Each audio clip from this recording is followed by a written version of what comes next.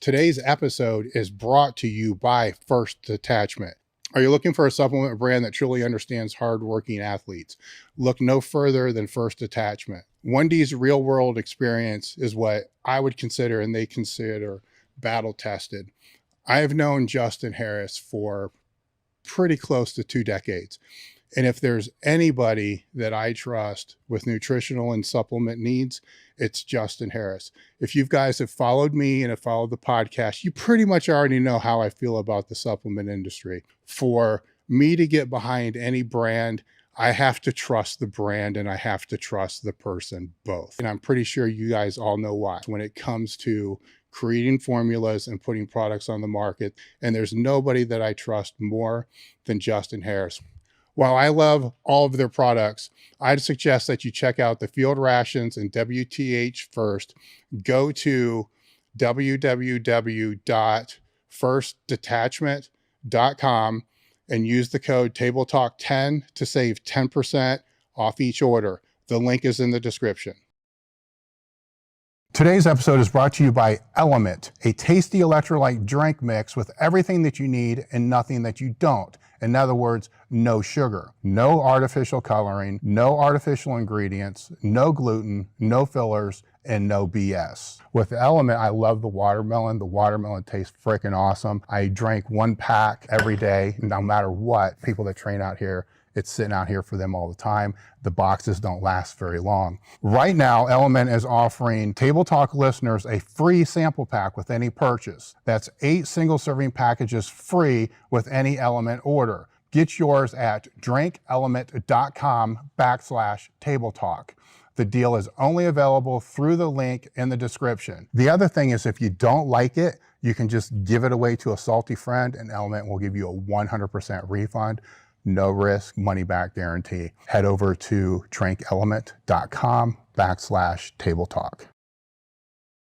Marek Health is a premium telehealth platform specializing in hormone optimization and preventative medicine. Are you looking to optimize your health in and out of the gym, improve recovery, sex drive, and quality of life? Have you tried speaking to your health professional about this and have gotten the cold shoulder, stereotyped, or just told it's part of getting older? You just go to marekhealth.com/Table Talk and you can create your own lab, or you can take labs that we've had set up for them, which are based upon the same labs that I've been doing over the last 15 years. Or you can use their guided optimization. With this, they'll put you in touch with a patient care coordinator, which is actually pretty cool because you get to sit down and speak to somebody that can understand what you're looking for from hormone optimization and the preventative medicine standpoint. After that conversation, they'll determine which labs that you should and which tests you should have done, and then from there, get the labs done. They'll review those labs with you and put you in touch with one of their hormone optimization specialists that can determine which supplementation that you should use over the counter or prescription. marekhealth.com/Table Talk. The discount code is Table Talk. Today's episode is brought to you by elitefts.com.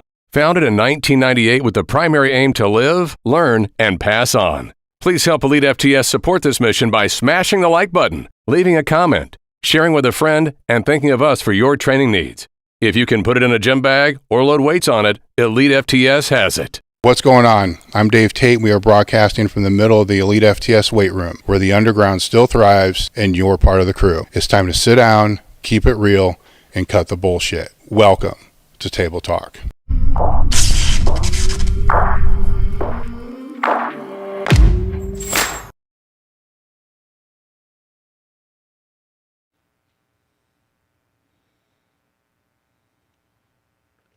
What's going on, guys? We are back with another episode of Table Talk. Today, my guest is Daniel Tinajero. See, look, I made it. I wrote your name. I wrote it even. Excellent. Look at how I wrote it. Very fitting. That way I could get it close, at least closer than what you told me, because one of them was funnier than hell. Daniel is a 4-time Olympia champion, competed in multiply, single ply, raw. I had to kind of come up with what your coaching is, because it's not a strength coach, it's not a powerlifting coach. So I'm just calling it a strength and movement coach. Seems to fit more along the lines of what you do. I'd say that sounds accurate, yeah. The one thing I want to compliment you on beforehand is when I was going through content to be able to build my notes for this, I heard you say, sometimes in order to productively move forward, you don't always need to know what went wrong. You just need to know how to do the thing right. And that's probably one of the best quotes I've ever heard, not just for training, but for life and everything else. And with it, I'll just jump into this. This wasn't when you were talking about your comeback from the knee, and I don't know, I think it was 2021, right? Your opener was 950. You missed the grand, and you don't know exactly why you missed the grand. And then when you were talking to, I think it was a Stay Hated podcast, when you're talking to him about that, that's when you made that statement. And then you went back and basically smoked the grand after missing it. Yeah, I mean, it's happened to me a lot of times over the years, and it's kind of tough to describe, but basically, if you put enough time into it to where something's autopilot, you've done something thousands and thousands of times, that doesn't mean that you can't make a mistake. However, it does mean you can probably rely on your instincts. So even though I didn't know exactly what I did wrong or where it went wrong, I trusted that I know how to squat and I'm capable of doing the weight. So, it more or less, that's a coping mechanism for me to throw all doubt out the window and go and take this next attempt as if I hadn't missed just before. Yes. As we go through the podcast, that quote will become more and more significant to the people who are listening to what we're going to talk about as far as the movements and what you're supposed to do under a barbell, things you should pay attention to under a barbell, what you should feel under a barbell. Somewhere else in one of these conversations I listened to you were talking about, having some of your clients actually lift, not blindfolded, but with their eyes closed, just to go 100% on feel, which kind of all still ties into this, because this is a deeper quote than it is just at that surface level. Knowing how to do the thing right, a lot of things play into that, which kind of is going through your path from the start to where you are now. But I have one question I got to throw out to you, because I had some people I reached out to that gave me questions to be able to ask you. Super. And the first one is, how many times have you taken a bottle of bourbon into a Chinese restaurant? I mean, it's less than 5. There's been a couple. 3 to 4. 3 to 4 times. And then same person let me know that you were a really good bowler, but that also usually includes whiskey with it as well. It's an essential part of the warm-up.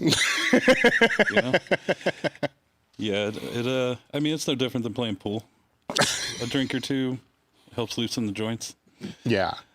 So the Chinese, now, what goes with this Chinese buffet story? I mean, there's a reason why that was the first thing that got texted to me from this person. I mean, I don't know why that was the first one, but yeah, I was helping coach one of my guys at a meet, and we went out for dinner afterwards.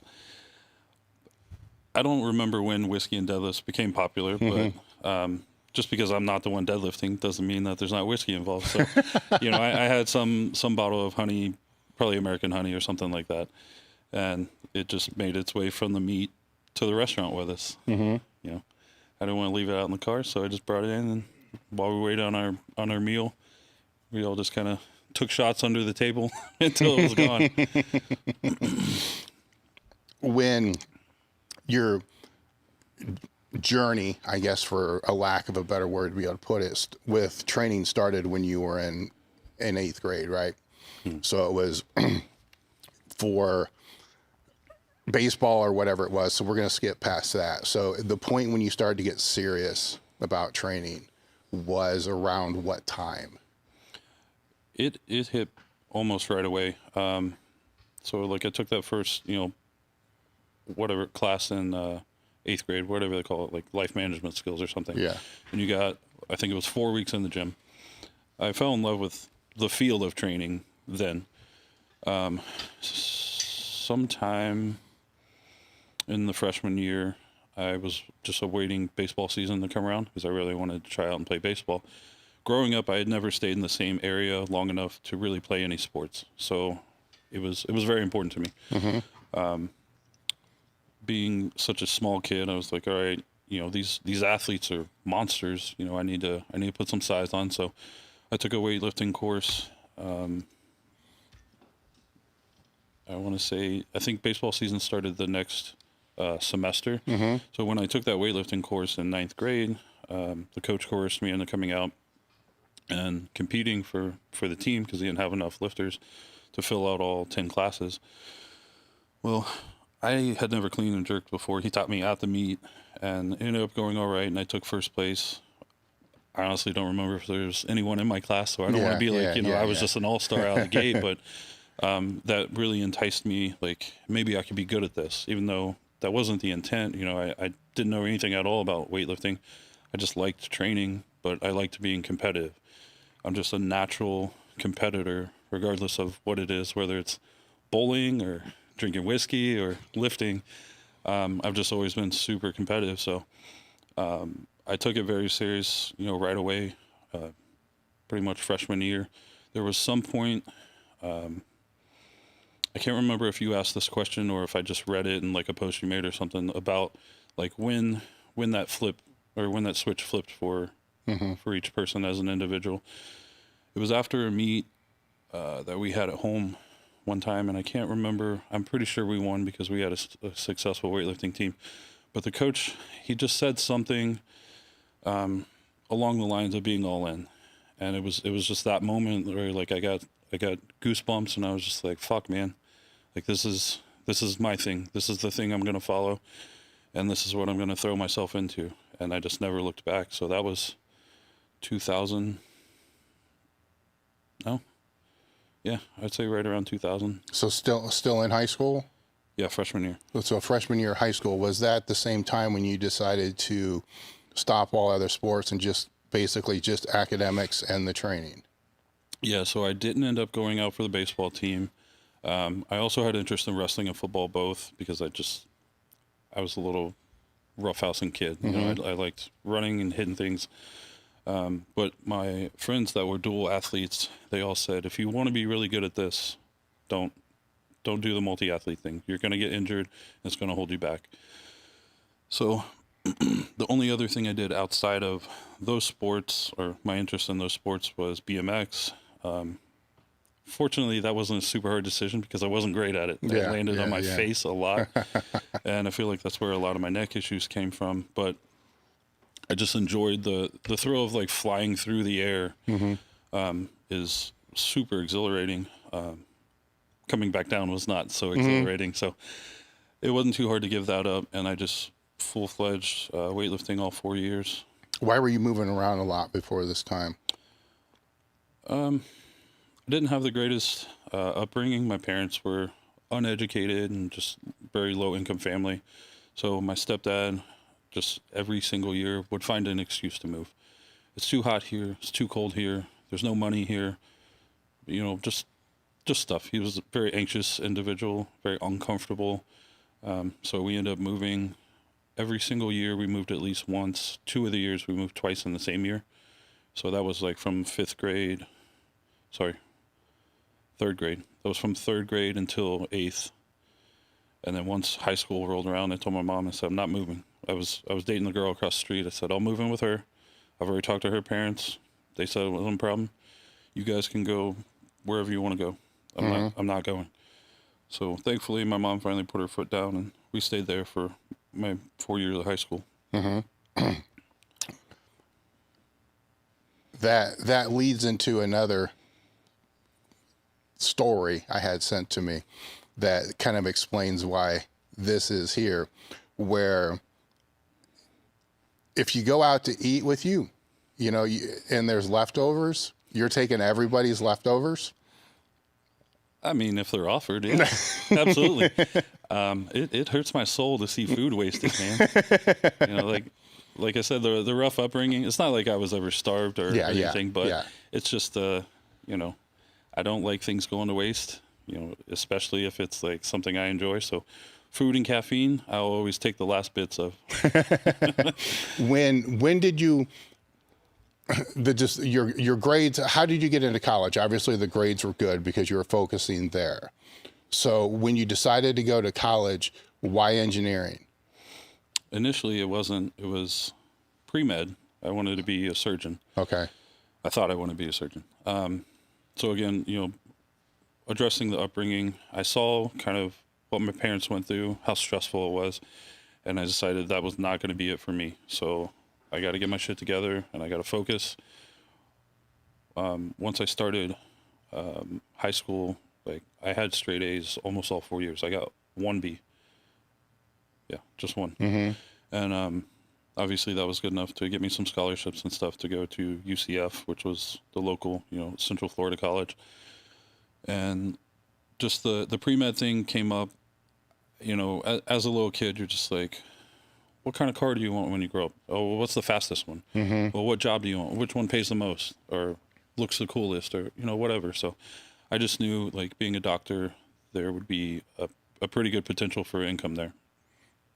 Obviously, I didn't know anything about anything else other than, like, you know, my mom worked in the deli and my stepdad was a painter. So yeah. I just didn't have a lot of experience. I didn't have the knowledge to really form a good opinion. And honestly, not a lot of kids that age do, you know, unless their parents are super involved in helping plan for their future, which I obviously didn't have that. Yeah. So starting pre-med, I went 2 years and I got, you know, into that program, and I just really didn't like the feel of the courses was not grasping my attention. It wasn't firing up any kind of passion whatsoever. And just trying to study through that material was sign enough for me, like that it just wasn't my path. Mm-hmm. So shortly after, I had a training partner who was a civil engineer, and being that I was naturally, I guess I'll just, for simplicity, I was naturally good at math and physics. Mm-hmm. So engineering being the most applicable route, unless I want to be like a math teacher or something, which I don't want to work with kids. I started down that route, and civil is just fucking boring, like the driest material you've ever tried to study. So I got one year into that. I think it was 2 semesters, and then I was just like, fuck, man, like this is not going well. Mm-hmm. My grades weren't bad, they just weren't good, and that, to me, that was indicative of how much attention I could pay in this area of study. So if my grades were slacking, it was because I was just not well suited for this. On the other hand, there was a lot of stuff going on outside normal college activities, too much drinking, partying, stuff like that. Ended up getting into some trouble. I got a DUI in 2018, so I had to take, I want to say, around 2 years off. You know, this whole time I'm still training, still working, but I took 2 years off of school so that I could pay my way through everything and get out of that whole mess. And that was pretty tough to get through, particularly being on my own. And lost my scholarships and stuff like that. So once I got back into it, I had actually a training partner who kind of fired me up. And I don't think it was supposed to be as productive as it was, but, you know, they said, like, some offhand remark, like, oh, you're not going to go back. Fuck you, watch me. Watch me. So I enrolled in the engineering program for electrical because I had a close friend that I used to actually tutor. He was 2 years behind me in school. So when I first moved out and I was in college, he would come over to my place. I would drink and tutor him doing calculus on my wall. I had a like 14 by 4 foot whiteboard on my wall. I lived in a trailer. Yeah. So it was basically the entire wall, and we would just do math problems all night. Anyway, he's still one of my best friends to this day. Without him, I honestly probably wouldn't have made it through the program. The program is fucking tough. But he was the hard worker and I was the brains, and then together, like, we just made a really good team. So where did the drive for the academics come from at the early age? Didn't want to be poor. Yeah. Didn't want to be poor. Didn't want to waste the potential. You know, it's no different than, you know, like athletics. Like, I could have done something comfy and lived a comfy life and being healthy and not hurting, but why waste what you're given? You know, it's our job to make the most of it. When did that pivot happen? Or was it always that way from the start?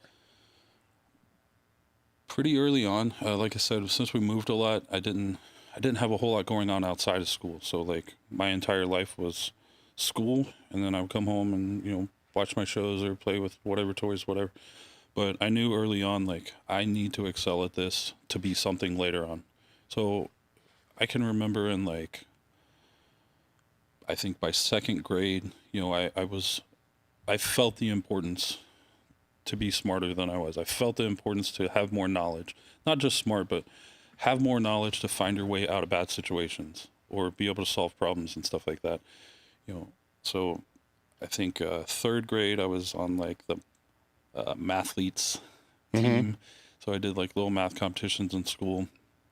And fourth and fifth grade are a little blurry. Those were the 2 years we moved twice, so I don't remember a whole lot back then. But early on, like, I just had a very big focus on maintaining the highest GPA that I could, because even then I knew, like, getting scholarships and going to college wasn't easy for someone in my shoes. So I had to look very good on paper. So Then so the weightlifting is going on when you're in high school. Then when you go to college, now you're not training at the high school obviously anymore, or were you training at the high school at all during the time you were in high school? yeah, so when I was still at high school, I almost exclusively trained at the gym at school. So when you go to college, where did you go then? Shortly before graduation, I linked up with some of the guys from Orlando Barbell, and that's where my powerlifting roots started. You know, being I think it was like less than 10 minutes away from UCF. So, and as far as powerlifting gyms go, at that time, you know, I mean, you know how it was powerlifting back in 2005. It wasn't really a thing, especially in Florida. So, or at least in Orlando. So that was naturally the only gym that was realistically an option. So, and who were you training with at that time? I will always give not all credit, but my good friend John Land is the one that talked me into pursuing powerlifting after high school. After high school, I kind of was at the fork where I can either pursue Olympic weightlifting or I can pursue powerlifting. I knew no one in Olympic weightlifting. I know a handful of guys in powerlifting, and they were assholes, but they're good dudes. So I got drawn over into that with you know, Brian Schwab obviously being the owner, and I know you know Brian well. Brian Tincher, also an excellent lifter, and it really inspired me that these guys were not giants, but they were lifting giant weight. So, you know, that goes back to kind of what we were talking about shortly before this, where it was eye-opening to me that you don't have to be so big to lift so big. So those handful of guys that I started with really, John Land was a 165, Schwab, you know, 148, 165, and Brian Tincher at his biggest, I think he did a couple meets 198, but for the most part he was 181. So like it was a very lightweight dominant gym. You know, we had a couple big guys, but for the most part, like the big names were smaller guys. All right, and then where were you competing at that time? What federation would it have been in? Was it APF or was it? God, I don't even know. It would be because there's so many. You know what I'm saying? It expands and contracts and expands and contracts. Yeah, to the best of my knowledge, at that point, almost all of us were like solely APF. I know a couple guys that did the smaller, like APA and different things like that, but those were very low budget, terrible productions. So primarily APF. At that time, was the WPO at the Arnold, or was that not a thing yet? Yeah, I do remember seeing some of the videos, and I think Schwab, you know, went to a few of them. So I want to say yeah. Yeah. Well, what I'm wondering is, in the environments that you're in, you got guys that are competing at national, world level, and the WPO or whatever it is. So the natural instinct is going to want to, you know, compete where they're competing. Absolutely. You know, to be able to go to that spot because it's right in front of you. Like, if they can do it, why can't you do it? You know, and I don't know what time because the worlds were like the biggest thing for the real long time. And then the WPO came and it became like this weird thing. Like, do you do the worlds or you do the WPO? Which one really matters more? And then the WPO kind of faded away. And then it became like the Pro-Am. And you came in during that Pro-Am period is when you really started to come up. Is that right? When I started gaining more momentum, yeah. Yes, sure. more momentum. Yeah. So you were competing before that. So competing with the goal, with competing to want to be in the biggest show, which would have probably been, that's what I'm trying to figure out. Was that the WPO or the Worlds at the time? The way that I saw it? Yeah, how you saw it. On a non-pro level, seniors Yeah. was the big show. Yeah. I went to Worlds a couple times. It was a fucking shit show. Yeah. I'll never do Worlds again. But you don't know that till you go once. Yeah, at least. I learned the hard way, so Yeah. I learned a few times. But yeah, seniors was like the big non-pro, and then obviously WPO being on the pro level. That was the number one long-term goal that I made. All right. So when that momentum started clicking away, and we'll just say seniors to seniors to seniors, how are you training at that time? I'm just going to make a general assumption here. Probably the way most everyone who wasn't at Westside thought Conjugate was ran. Yeah. So it was just kind of like the Wild Wild West, weekly pissing contest to see who could do the most impressive, whatever. I was 18, man. I could recover from anything. Yeah. And especially like I would go out party and then come in and we had heavy bench day and I would have great bench days. And then Sunday would roll around. I would be recovered, have great squat Sundays. And it was just like, I didn't realize how detrimental those things were or how I was training at that time because I could get away with it. So it was, I don't want to say it was reckless, but it was way too intense too often. Did you start to figure out or I call it auto-regulating training. Did you start to figure that out before 2018 or did it take 2018 for that to happen? That's kind of the bittersweet part. Around 2015 is when I got very big into the like biomechanics and assessments and proper movement patterns and stuff like that. Auto-regulating the training, probably a bit before that. So, I wasn't so reckless. Let me see. 2012, I think, is when I did seniors. Probably by like 2014, I was definitely scaled back quite a bit on the intensity and stuff like that, for sure. And why did you do that at the time? I think I started getting dinged up. Even though I was still relatively young, but I had already been competing for 14 years. So within reason, it doesn't matter how young you are. You beat a stick hard enough, it'll break eventually, right? Expand on what you mean by dinged up, because I know what you mean, but people who listen to this may not know. All right, so not every pain and ache we have is a true injury. Yeah. Like not everything is a small tear or a small fracture or anything like that. But that doesn't mean that it can't be, it can't have a large impact on how you perform. So like if I can come into the gym and still hit the training that I wanted, but feel like dog shit the rest of the time, the rest of the week, or the entire training cycle, like those to me were indicators like I'm not doing this correctly. I'm still getting stronger and I'm still performing well, especially on the platform where it matters, but there's a better way. I just don't know it yet. Yeah. So it's because I've heard you speak in other podcasts about, it's, others around saying that it's part of the game, right? Which is a rant that you like to go down because it's not actually part of the game, but it kind of needs to be defined, when that dinged up, like that's not like muscle soreness from the training. Yeah. It's things that are out of the ordinary that don't go away or they never completely go. It's like a wave. Yeah. Right. And then over a period of time, the wave just gets bigger and bigger, right?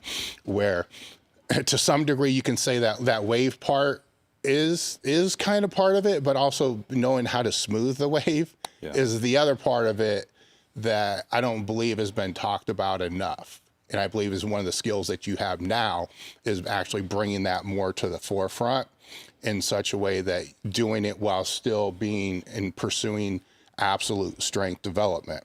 Because the way it would be discussed before was you need to remove all the other shit. You know exactly what I'm talking about because you've navigated that whole scene to be able to see that. And so, but before that even happened though, and one of the things I try to push out over and over again is there's a point where you have to start listening to your body to figure out how to regulate your own training. You're doing it at a whole different level now, which we'll get into.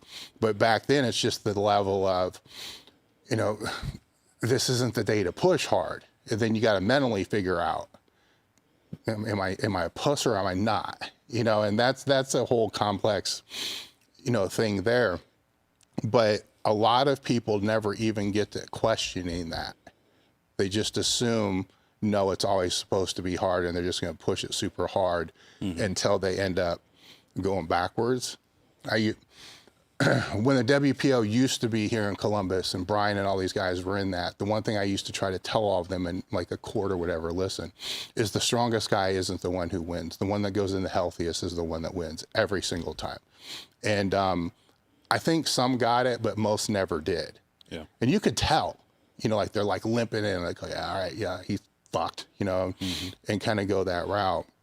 So you figured that first big chunk out before the other, before the knee blew off, right? Yeah. You were mitigating the knee for years beforehand. Yeah, I mean so this one comment I wanted to make about that, as far as like the peaks and valleys of the pain and everything like that. Yes, muscle soreness is always going to be there. Probably some residual stiffness, maybe some inflammation of the connective tissue and stuff like that. But if it's something that cycle after cycle after cycle doesn't get any better, to me, that's when it's a bad sign. Like this is a problem that needs to be addressed. You know, if it gets worse in the midst of your heavy training and then gets better, and we're like you were saying with the wave pattern, as long as it's not so bad that it's affecting my quality of life, to me that's okay. I'll work through that. But yeah, with the knee, it had been a solid 10 years of like bad knee pain. Like I remember sessions where I would be squatting. This was at CTX over in Orlando. In between sets, I would have to floss band my knee just to be able to do the next set. And then I would do it again after every single set. You know, it's like, looking back, giant red flag. Oh, yeah. I should have known. But, you know, asking the bigger names, you know, well, this is part of the game and this is just how it goes. And, you know, so I'm like, all right, well, I mean, I'm able to work through it. I'm still hitting PRs and it sucks a lot. It's bad pain. I can't walk right after 2 days. You know, by the third day, maybe I'm starting to normalize. I just didn't know. You know, the information that's out there now wasn't, the social media wasn't what it is now. There was just no pain, no gain mentality, you know, was finally starting to fade away. But at that point, that's kind of what we were all taught in the beginning, right? Yeah. So that's back there somewhere. That's still part of what we're, you know, ingrained to believe, and that's how we operate. My brain's kind of like spinning, you know, like one of them tops that spin really, really fast and won't stop, because I'm trying to figure out, because I've been around this shit for forever, since like 82, that if you have to floss your knees between every set to be able to do the next set, I have a hard time of trying to, and don't mention trying to think of who in the fucking right mind is going to say that that's normal, because it's not. You know, I mean, I don't know that I gave them that specific example, but I did try to stress, like, this is like super, this isn't, and I don't want to say I have a high pain tolerance, but I'm highly acclimated to dealing with pain. You know, it's not like I was new. It's not like I had some trauma to it. Like, this was long-term building up chronic issues, compounding over the years. But yeah, that was, I'm still not very happy about that conversation. Yeah. Well, one interesting thing that you said that I'm going to circle back to later as well is that if it's this come and go type of thing, you know, you got to train through that. But what resonated with what you were saying is, you know, I know some lifters that every meet that they're training for, right about that 6-week out point, it's always the same thing. This is what you're saying can be mitigated and should be mitigated, you know, that Absolutely. Because that's not this in and out type of thing. This is now a reoccurring thing that happens at the same point around, you know, the same point, the same block, I guess you could say, of every meet training cycle, which has got to be indicative of a bigger issue that's not being taken care of during the off season or other time periods of the year. Those are the ones that are more important than the others. Right, it's hard to build a hierarchy, right? Because you never really know with that. Yeah. When you, it was, I also cracked up when you said the patella, not tendon, but the patella ligament, right? Because that's something that's always kind of bothered me a little bit because I don't quite understand. I've slightly stepped back away from that rant a little bit. Because I did see a diagram where it was trying to more or less say it was a continuation of the quad tendon. I'm like, whatever. I'll choose another battle. Yeah. So that blows on in 2018. Yep. Okay. So at that point, what's the first thing that's going through your mind after you're off? It was in the gym, right? So usually something big like that happens. The first thing that's going to come to a lifter's head is, how long is this going to take? You know, or, you know, I'm done, you know, so you're at that point, like 14, 15 years in, 18 years in. Well, of competitive lifting. So yeah, like 2 decades in. What was going through your head at that time? Was there a big part that this is probably it? Or are you thinking, no, I got to figure this out? Never a doubt that I would come back. Yeah. It was super unfortunate timing because that was the year WPO came back, and that was my year. I waited 18 fucking years, and then it was snatched away from me. Yeah. So it was very tough to swallow. You know, like I said, I'm not a super emotional person, so I feel like that helped a lot. That helped me keep my head in check and not, you know, take it out on everyone around me. So I kind of dumped myself into my training and my rehab stuff. And I don't want to say worked quietly because I posted about it, but I just focused on goals. I leaned out, I increased my bench press. You know, I just focused on my controllables and keeping moving forward. But yeah, of course, with WPO coming in October and I blew my knee out in July, it was the week before my birthday. So, can I heal up in 3 months and go to WPO? Yeah. Obviously not. You know, it took much longer than that. But that was the first thought, was like, I wonder if I can just take a token squat at WPO. Yeah. And then still bench and deadlift, which isn't a thing, but that's just, you know. Yeah. No. I at the moment, that was the most important thing in my world. So. Well, it is. It's like I said, normally it's, from what I've seen, it's how long is this going to take? You know, what's the next step? And how far out is the meet? You know, processing and all that kind of crap. Like, can I get this fixed before the meet? And there's like, well, probably not. And then what can you salvage? Then there's that. And then there's, how long did you have to wait for the surgery? It was only a week. I actually got my surgery on my birthday. Yeah. And, I mean, I've had comments like, oh, you know, that's a shitty way to spend your birthday. That was the best gift I got. Yeah. You know, I got a second chance. So I wasn't upset about it. I don't remember a whole lot about that day other than being nauseous from the pain meds and stuff like that. But 1 week after I got the surgery, and then it was an extended long road after that. I think that period, following your story, that period after the surgery, fired you up. That's probably not the right word for yourself, but pushed you harder into trying to figure out this movement thing, because your rehab, if you want to call it that, for the first couple months was kind of fucked up. And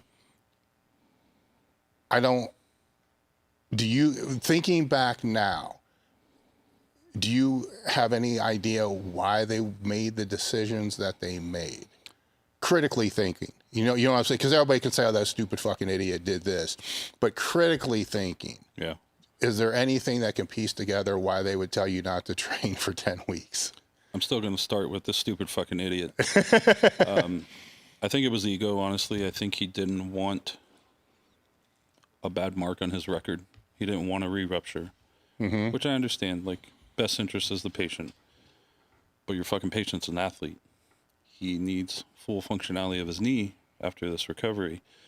You don't make them wait 10 and a half weeks.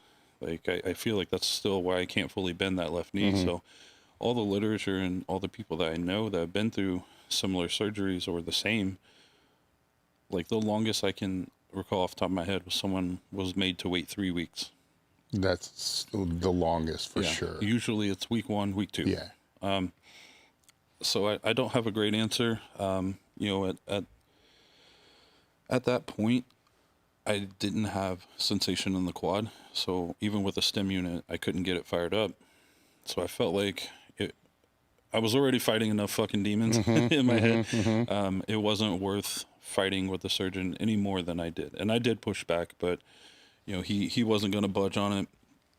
And he said even his physical therapist within his office, he didn't trust to not push me too hard to re-rupture. So I don't know, maybe he knows something I didn't know about my particular case. I do think just in general, the shape that my body was in made mine a lot more sensitive. Because like I said, I know these other guys, 4 weeks, they were back to 90 degrees. And it took me, I want to say it was over 4 months, 16 plus weeks to get to 90. The lack of the sensation's a weird thing for me. I was convinced this guy like severed something it wasn't supposed to. I'm like plotting out his death. Like, This guy fucked me. Obviously he did a good job with the repair. I just think the rehab process could have been more wisely drawn out. So there's multiple facets of that rehab process when it happens under the weights and when it happens to lifters in this sport. There's the physical side, then there's the psychological side, which the psychological side, just through the only shit that I've been through, just needs to be embraced. The physical side needs to be figured out. Have you kind of found that same thing? Yeah, I would say that's a pretty accurate way to put it. Yeah. Because because people would ask me when do you get over it? And I'm like, well, you don't. No, you don't. Yeah. When do you forget that trauma? You don't. Yeah. Were there any things that helped? The mental side. I think just like I said before, when I hard focus on something, it's easy to push everything else out, and that's probably why I like training so much, because I'll have these guys or girls where I lost focus during this set, so I messed up this rep. I'm like, what do you mean you lost focus? You couldn't, like 3 reps or 2 reps, you couldn't keep focus? I'm in the gym for 4 hours. I didn't think about a single other thing outside of the weight I was touching in that moment. So like I have a very good ability to block everything else out when I'm hyper focused on something. So before a lift, of course I remember it. During the lift, yeah, I remember it. But I'm just focused on doing what I'm supposed to be doing to the point that it just allows me to still do what I need to do. So I'm so focused on hitting that lift and hitting my cues that it doesn't matter what happened. I want it more than I'm afraid of it. But it's still there. Like say there's the hard focus. Like, describe that a little bit more. Because your hard focus while you're under the bar is different than your hard focus 2 minutes away from being under the bar. Or is it not? I don't think it is. Not for me. I'm very aware of my body, so I'm just always kind of, does this feel off? Does this feel like it's tightened up? That seems a little weird when I'm walking, but it doesn't feel weird when I'm squatting. So Yeah, maybe the focal points themselves are a little bit different. But when I'm under the barbell, I'm still thinking like, are my knees staying out? Are my hips traveling where I want them? Is my torso stacked the way that I want it? So it's not entirely different for me anyhow. All right. So I think you just said a key thing. The focus points, right? So if you're resting between the sets, what are the focus points? In between the sets? Yep. Fuck, man, I'm a coach. These are my focal points. Yeah. I mean, everyone else. Yeah. I got no idle time. Yeah. Exactly. Then under the bar, the focal points become specific to your technical cues. What are the focal points under the bar? For me specifically? For you specifically in general, because I know it can change and we're going to get to that. But in general. Maintaining the stacking that I want. So I'm trying to keep the shoulders over the hips well so that, I don't overstress the lumbar, making sure I'm not sitting back too far, but I'm not sitting forward. Just the balance of things so that I can optimize my force output. Because if you can optimize force output, you're going to decrease the stressors, the extra stressors on everything else. And that's when you get fucked up. Yeah. Whenever something gets extra stressed to a point that it can't tolerate it, which is normally when you're out of alignment somewhere. So the goal being, we're going to minimize the stress on the group as a whole by lining everything up correctly so that this doesn't happen again. Yes. So in a squat that you're not walking out, right? So you approach the bar. Where's the focus start? As soon as you grab the bar, does it start with your feet? What's the first point of focus for you? Probably grabbing the bar, like most of the guys from our generation, terrible shoulder mobility, years of aches and pains through the cuff and the bicep and all that fun stuff. So how I grab the bar, number one, because that's your first contact, right? Mm-hmm.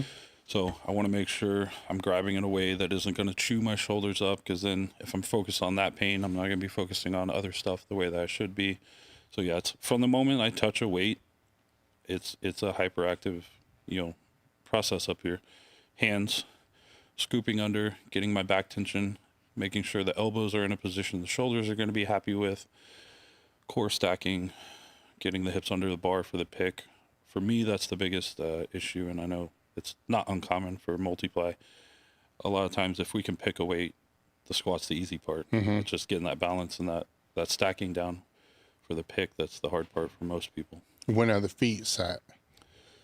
I used to go feet first, so I would grab, set the feet. At this point, I don't know if it's just because I'm getting less mobile or getting thicker or both, getting older, less mobile that way. I've been doing, sometimes I'll step under 1 foot at a time.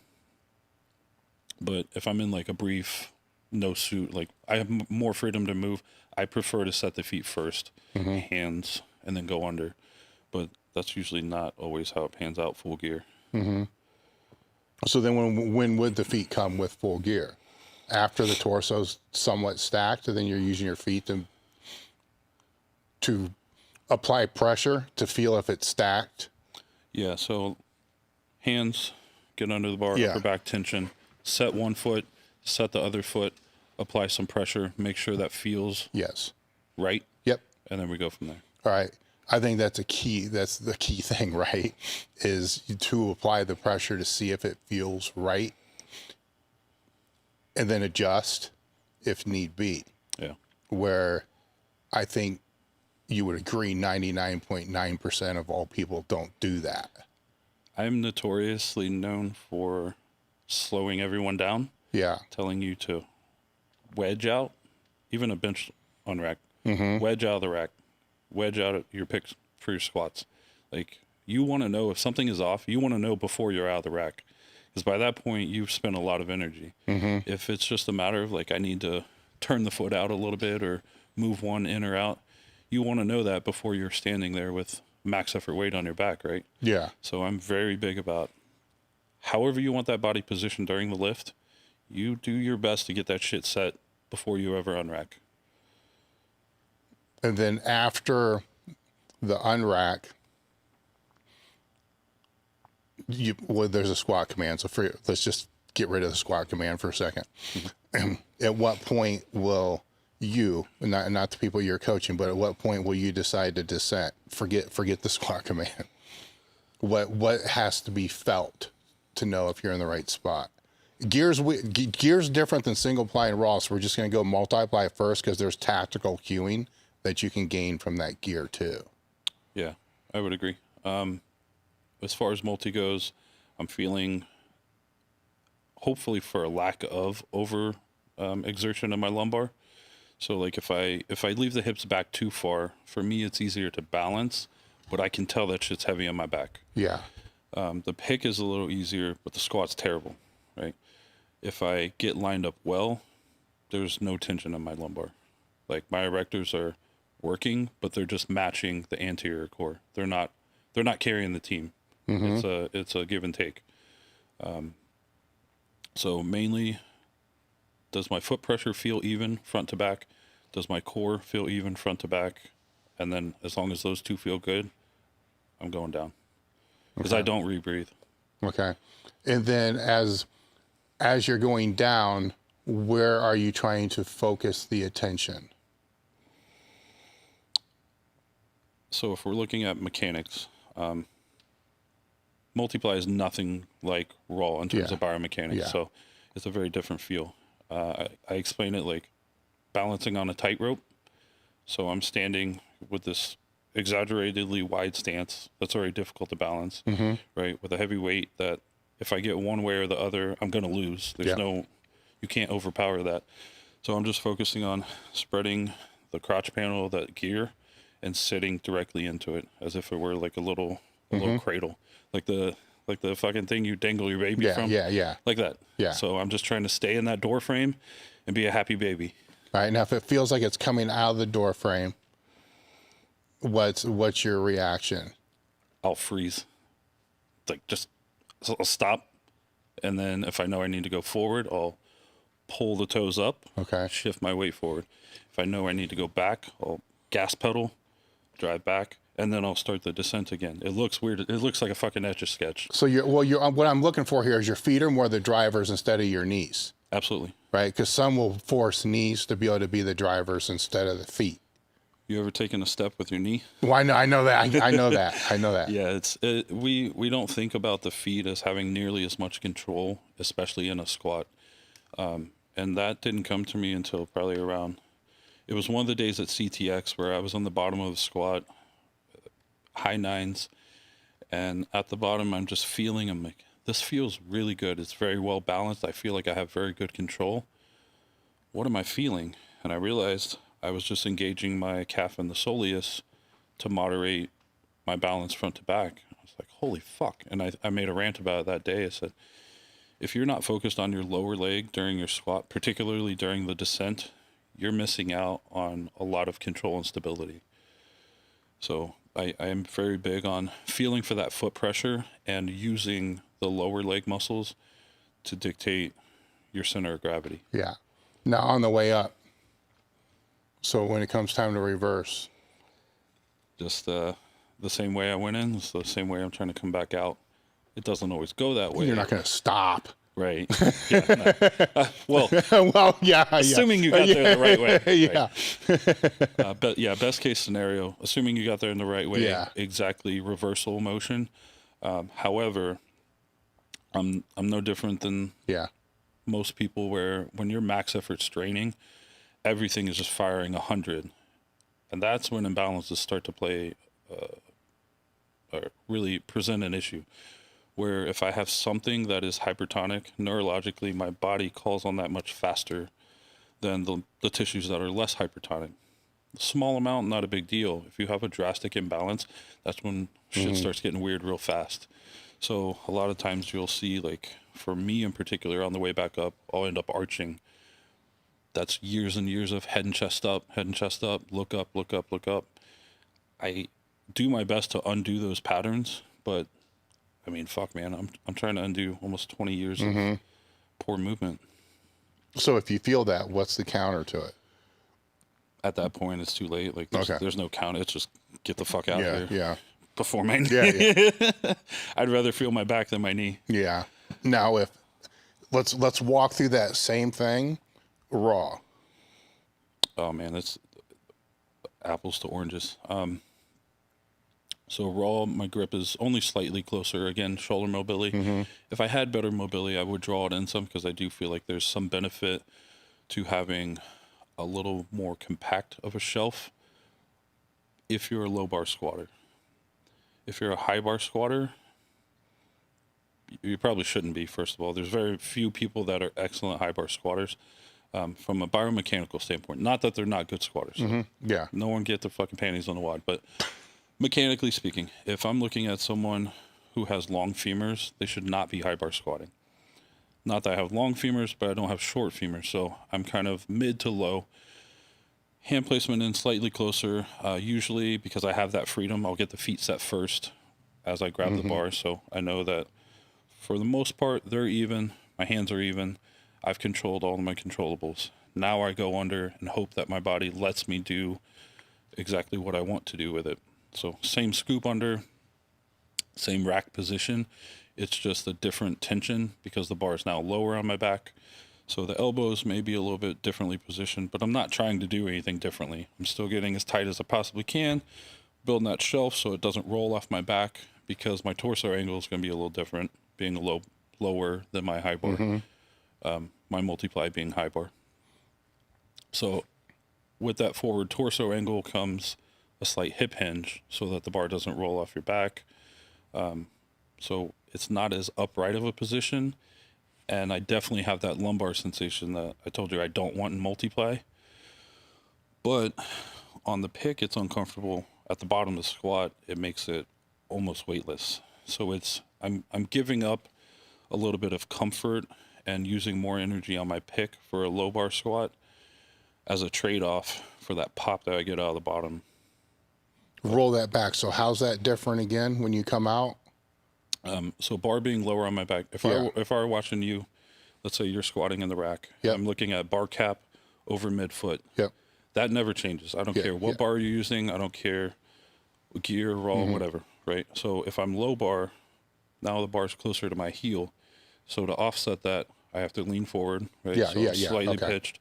So I'm going to maintain that forward lean. That's where that extra sensation comes from in the lumbar. But by the time I get to the bottom of the squat, the bar is positioned in a way, and my body is positioned in a way that no longer feels heavy on my back. So it's just a little trade-off that this is going to feel heavier right off the bat, but in the middle of the lift, where it's typically the hardest raw, it's going to feel lighter. Okay.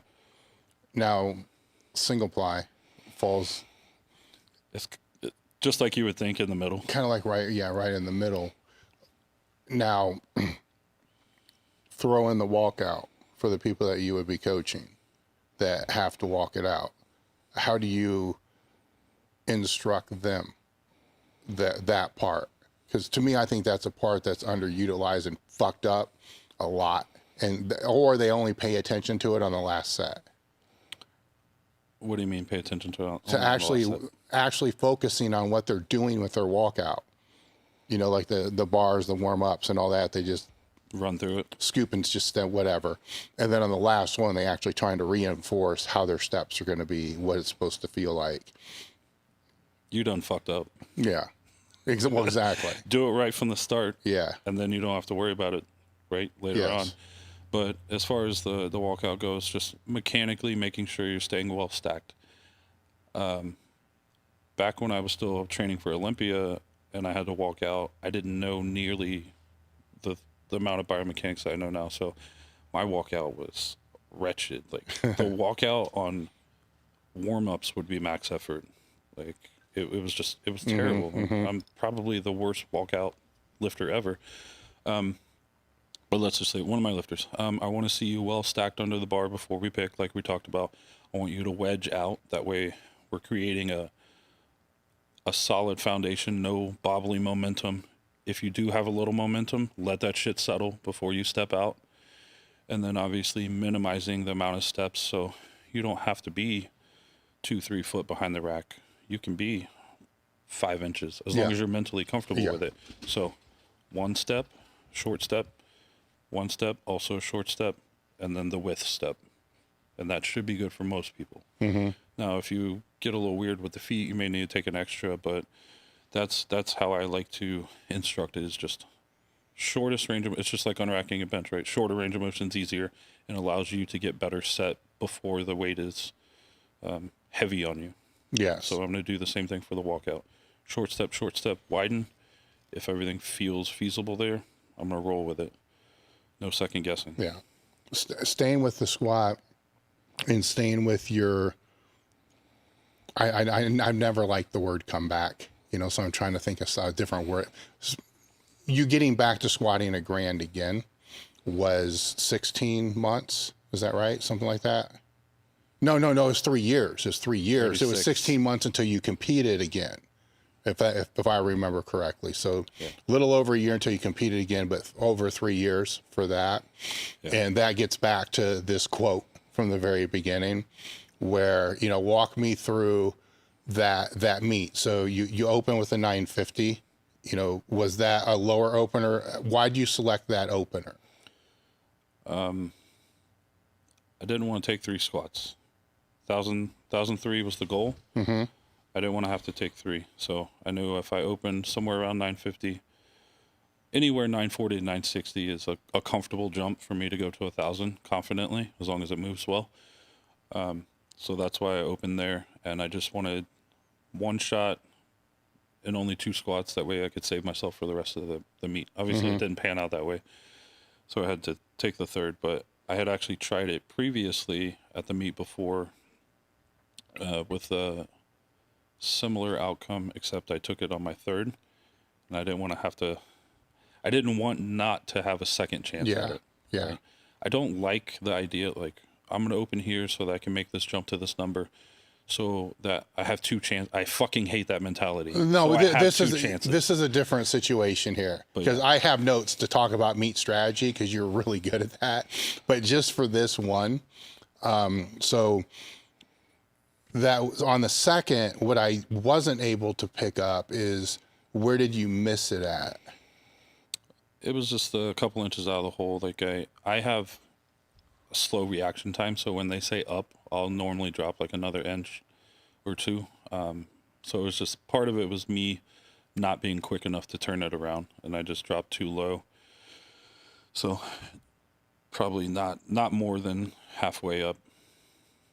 Then the 3rd, as already noted in the quote, it's just focusing on the things that you knew how to do, right? Because you got to be a little pissed. You can't bullshit me on that one. I mean, you missed it in the meet before, right? Mm-hmm. And did you try it before that meet before too? No, that was not at another meet. Not at another meet. Okay. So then you missed this. So after you let yourself be pissed for however long, 5 minutes, 8 hours, whatever it's going to be, mentally, you're telling yourself just do it right. And then how did that 3rd one come up? I mean, it was super smooth. Obviously, it's still 1,000 pounds, but it felt like a different lift. Mm-hmm. It doesn't look a lot different, other than one to fail, one to hit. But I mean, it felt worlds different. All right. So then after you rack it and you see the white lights, what do you emotionally feel? I mean, it was just a giant sigh of relief. Like, not that I didn't know I was capable of the comeback, whatever you want to call it. Like, when you were asking what ran through your head, shortly after the injury, or even that moment, like, that was my solid evidence. I can do this. What? I knew it here. Continue on. Okay. And still progress and be better than I was. I know it here, but that's not good enough, right? Because no one gives a fuck about this. Yeah. I mean, you're close friends and family, but I needed it on paper, that I came back to that number that tried to kill me. Yeah. So. Who was there? Seth and Joe were helping handle me. My old training partner from CTX, Alan Pilley, he was like my closest training partner when I injured the knee. So it was a handful of just So guys that saw me through the whole bullshit. thing. Yeah. So that had to mean something as well. Oh, for sure. Yeah. I mean, I think Seth was probably happier than I was. Oh, I'm sure. He picked me up and threw me around like a rag doll. Yeah. Fucks your bench up in the process of doing that, right? But yeah, I mean, it was great. Like, I had a handful of clients that were there, and they all saw, you know, I've had people that have been with me through the entire time, so, you know, everyone knows how intense and how important it was. What just out of curiosity, what did you weigh in at that meet? I couldn't tell you. What class? I mean, what class? It was either it's fucking 220 or it's 242. WPO. So like closer to, what do you think you were weighing at that time? Was it your heaviest then, or was that already passed? My heaviest meet? No, the heaviest you've weighed, because I think the heaviest weight you've been is 260, right? 64. 264. Thanks to Lou. Was that I assume that was before this meet, or was that after this meet? Yeah, so that was 2017 when I was that heavy, but Yeah. that was just like a Bob Evans and fucking Louie Simmons. No, I get that. My normal walk around weight, on average, is going to be between 240 to 250. Most of my meets, even though I lift at 42, I'll cut to like 35, 229 to 35. There was one meet coming back that I think it was either WPO or semifinals. I made the cut to 220. Yeah.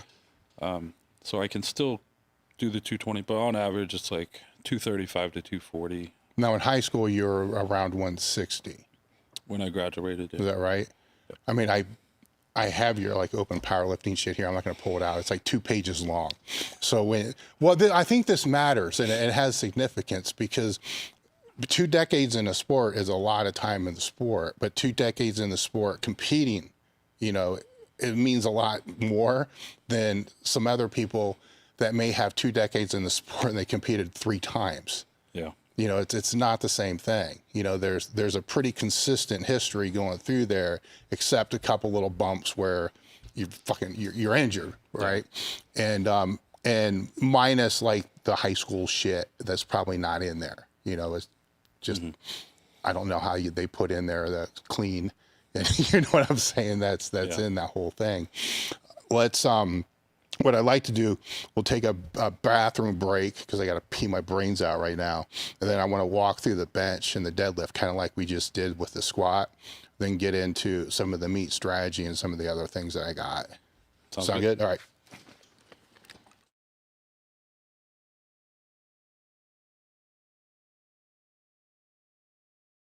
Today's episode is brought to you by First Detachment.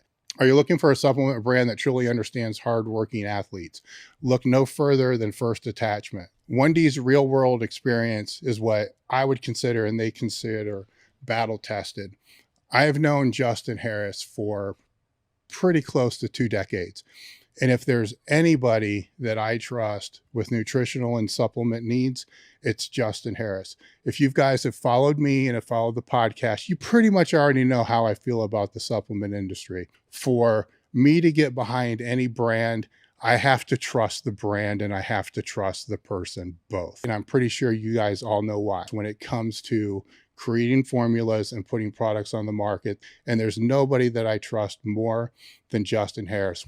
While I love all of their products, I'd suggest that you check out the Field Rations and WTH first. Go to www.firstdetachment.com and use the code TableTalk10 to save 10% off each order. The link is in the description. Today's episode is brought to you by Element, a tasty electrolyte drink mix with everything that you need and nothing that you don't. In other words, no sugar, no artificial coloring, no artificial ingredients, no gluten, no fillers, and no BS. With Element, I love the watermelon. The watermelon tastes freaking awesome. I drank 1 pack every day, no matter what. People that train out here, it's sitting out here for them all the time. The boxes don't last very long. Right now, Element is offering Table Talk listeners a free sample pack with any purchase. That's 8 single-serving packages free with any Element order. Get yours at drinkelement.com/Table Talk. The deal is only available through the link in the description. The other thing is, if you don't like it, you can just give it away to a salty friend, and Element will give you a 100% refund. No risk, money back guarantee. Head over to trankelement.com/table talk. Marek Health is a premium telehealth platform specializing in hormone optimization and preventative medicine. Are you looking to optimize your health in and out of the gym, improve recovery, sex drive, and quality of life? Have you tried speaking to your health professional about this and have gotten the cold shoulder, stereotyped, or just told it's part of getting older? You just go to marekhealth.com/table talk, and you can create your own lab, or you can take labs that we've had set up for them, which are based upon the same labs that I've been doing over the last 15 years. Or you can use their guided optimization. With this, they'll put you in touch with a patient care coordinator, which is actually pretty cool because you get to sit down and speak to somebody that can understand what you're looking for from hormone optimization and the preventative medicine standpoint. After that conversation, they'll determine which labs that you should and which tests you should have done, and then from there, get the labs done. They'll review those labs with you and put you in touch with one of their hormone optimization specialists that can determine which supplementation that you should use over the counter or prescription. marekhealth.com/table talk. The discount code is table talk. Today's episode is brought to you by elitefts.com. Founded in 1998 with the primary aim to live, learn, and pass on. Please help Elite FTS support this mission by smashing the like button, leaving a comment, sharing with a friend, and thinking of us for your training needs.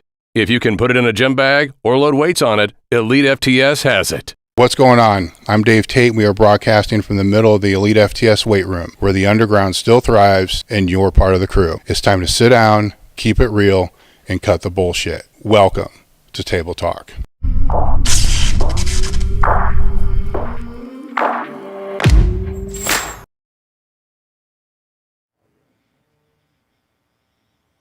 All right, and we're back.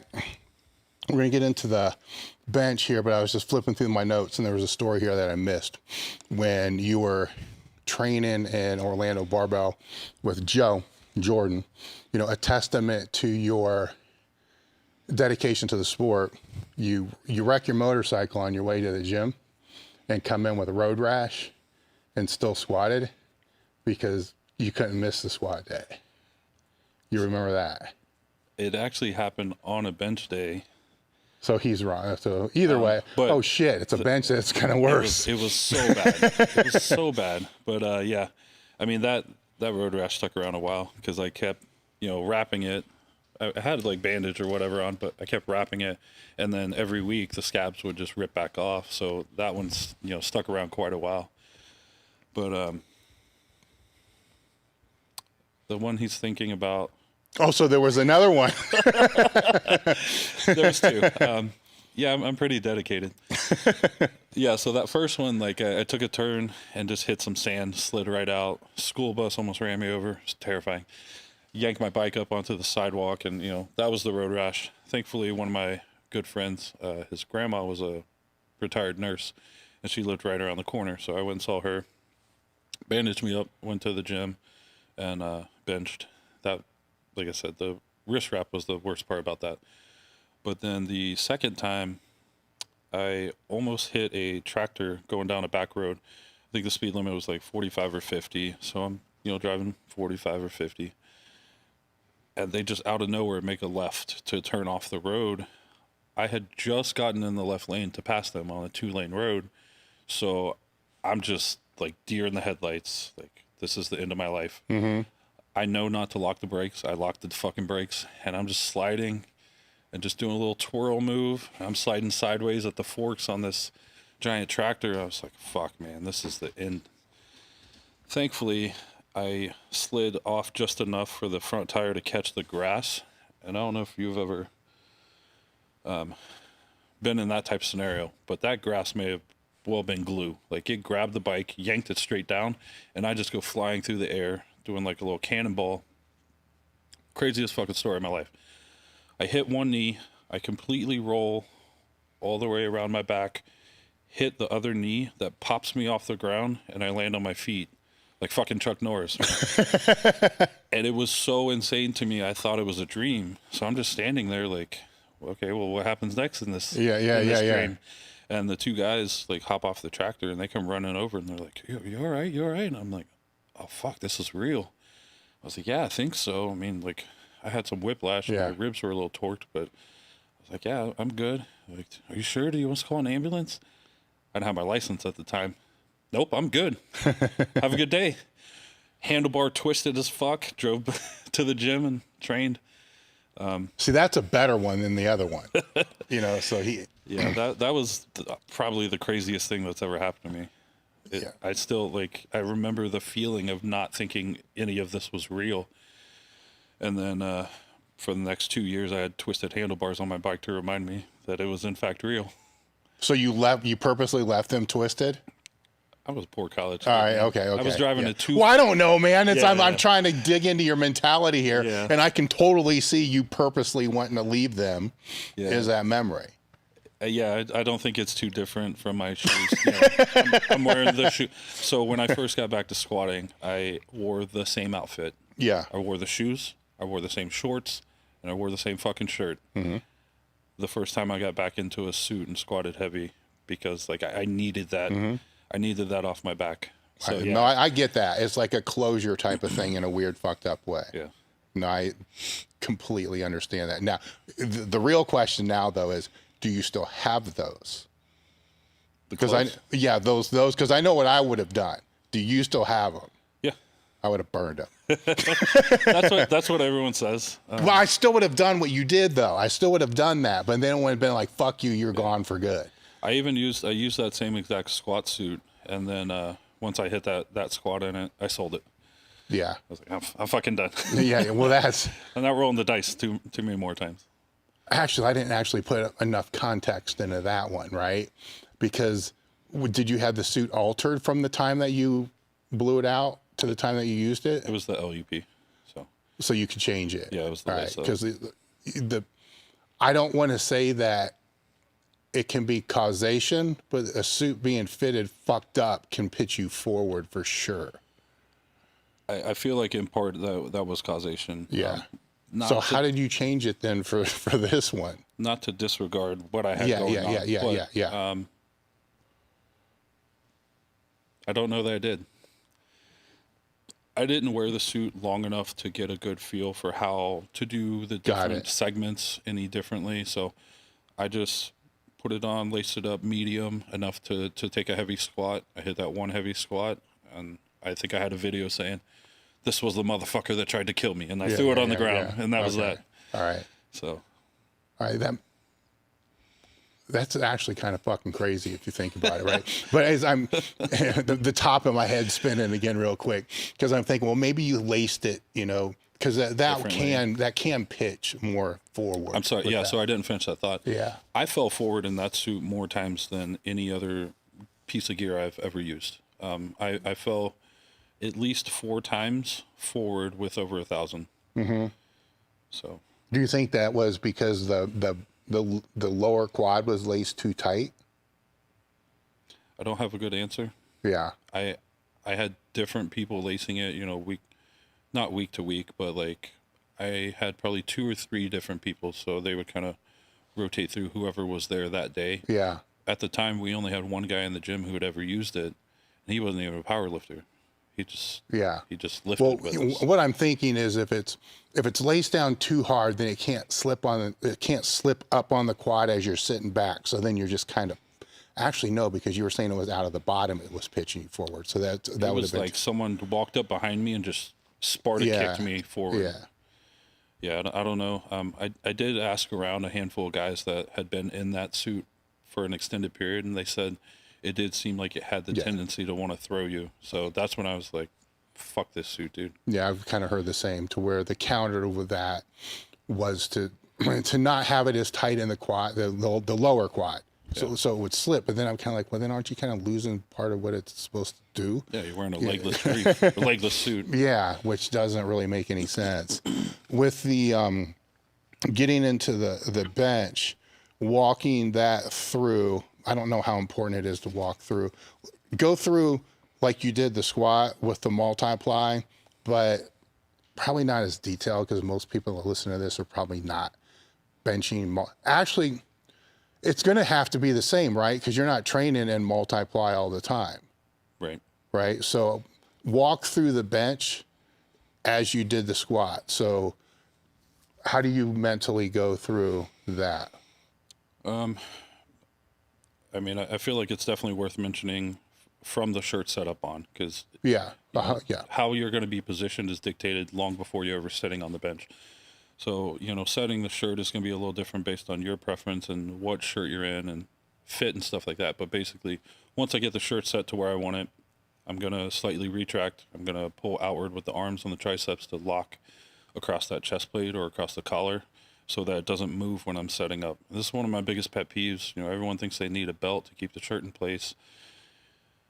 I've seen just as many shirts slip with lifters wearing belts as without belts. The belt doesn't hold the shirt in place. You have to learn. It can help, of course, because you're going to get that feedback, like, oh, the belt's being tightened by the pull of the shirt. So, yes, it can help you learn early on, but the belt doesn't hold the shirt. It just helps you learn how to hold the shirt. So anyway. So you set it, and then you're basically just driving your elbows back to kind of keep it in spot. I'm gonna keep it locked in. At this point in my career, it's easier for me to get set up. I hate to say it, but I just feel like I'm getting old, so I'm less mobile. So it's easier for me to set up with the feet on the bench to get up onto my upper traps and everything. I used to set the upper traps first and then walk my feet back.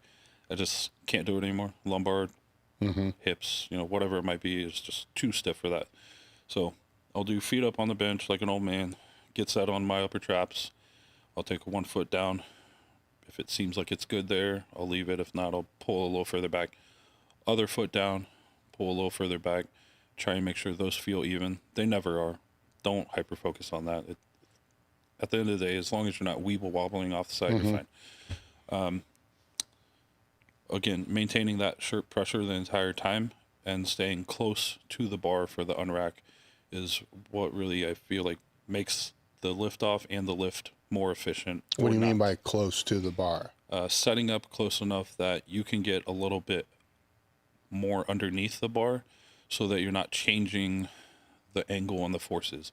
So you could imagine if I were set up very far toward the end of the bench and I'm really outstretched reaching. Yeah. Oh, yeah. Now I'm no longer under the bar. I'm doing like a huge lat pullover. I'm not getting things loaded as quickly as I can. And this is important.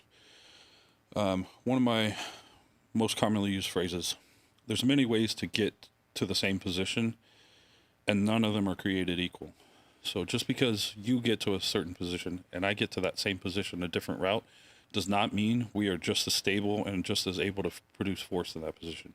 If you got there in a fucked up way and I got there very smoothly, guess who's going to come out of the hole better or come out of the bottom of the lift better, right? So getting set up for like your squat pick or your bench unrack, it's super important to get everything locked in and tensioned the way that you want it during the lift to the best of your ability. So when we talk about tight lats, you're not going to have tight, compact lats if you're far outstretched overhead, right? That's a lat stretch. So I'm going to set up pretty close under the bar so that it's just a minimal, like 2 inches probably at most on rack. If you're unracking further than that, you're probably losing some of your shirt and you're losing your leverages. And the shirt's more likely to move around, of course. So I stay very close to underneath the bar so that there's not a big shift in leverage or just like tensions on the triceps, on the chest and everything.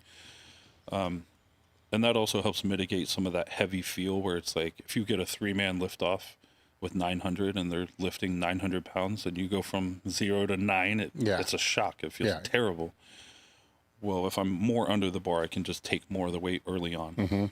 From an energy standpoint, of course, there's limits there where it becomes detrimental, but for the most part, if you can decrease that contrast from like how much you're being loaded initially to full bar, you're going to get less kickback from the body. So bringing the bar out, I like to stop over the shoulders. Again, that's my biomechanics side. That's not really what I was taught. And I know a lot of guys like to teach to hold the bar over the belly. If you don't like your shoulders, I think that's a good method. I will say the only benefit to that is I always touched easier when I held the bar over the belly, because it was just a straight shot down. There was no groove down toward the belly. It was just, it's already there. And then we drive back toward the face on the way back up. But I didn't like the way that that felt in my shoulders early on. And this is what I'm talking about. Like, just because we got to the same touch point did not mean that my body was triggered the same way. Whenever the body is overloaded with something in a bad position, it throws red flags. It locks you out of positions. It doesn't allow you to move the way that you would otherwise be able to move if you avoided the nasty areas in the first place. So even though my touch point might be the same, if I have that low over the belly hold, it always felt terrible on my shoulders, and my drive coming back out was just like molasses. Didn't matter how good and how much pop I got from the shirt. If I was in that type of position to start with, my body was just guarded, and it didn't want to fight through the lift. It was trying to stop me. Yes. So anyway, on rack, bar over shoulders. At that point, I'll let the weight sink into the shirt, so I no longer have to spend energy to pull. Yeah. And then it's just balancing that tightrope the whole way down. I'm not pulling. I don't want to engage the back in that sense. Like, I'm not doing a fucking lat row, right? Yeah. I don't like that cue. I'm not pushing, obviously, because I want the bar to descend. So I'm just stabilizing this way as I gently come down to wherever I want to touch. And that's, different for everyone. But basically, making sure the forearm stays vertical is a pretty golden rule. Now, are you watching the bar, or are you keeping your eyes back? I'll still watch, but I won't lift the head. Okay. Biggest pet peeve, if you want to lose your thoracic extension, lift your head. But for the most part, the metal militia days are long gone. We're not dumping the bar to belly button and throwing it back, right? So you can still see without lifting your head, unless you just have a giant. Well, I think one thing that gets misinterpreted with that lifting the head too is your upper back and traps may not allow you to actually keep your head completely flat on the bench either.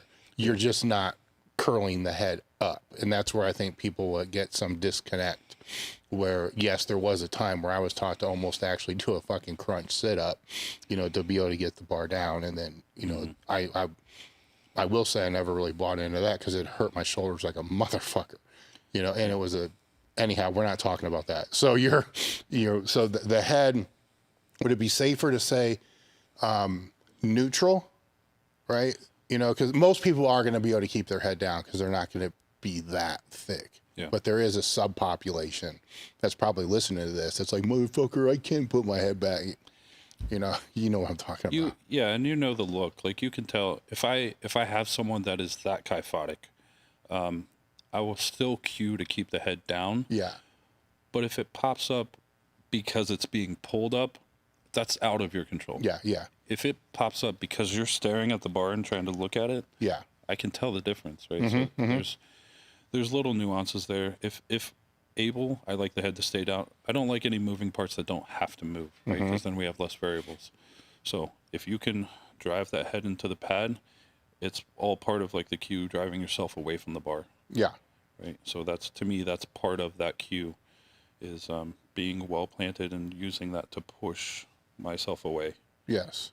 Now, on that pushing yourself away, are you at some point trying to flare, or are you trying to push straight, or are you just letting it go wherever you want it to naturally go? All. So it depends. Like, if I had to tuck a lot to get down there, I'm definitely going to want to flare on the way back up. Now, if I'm in a loose shirt or a very stretchy shirt and I didn't have to tuck, then there probably won't be a lot of more flare than I just kind of stayed. I think you just made a huge point right there, right? Because that's where cues become a little fucked up, right? Because if you have to tuck more, you're going to have to flare, right? Hopefully, obviously, right?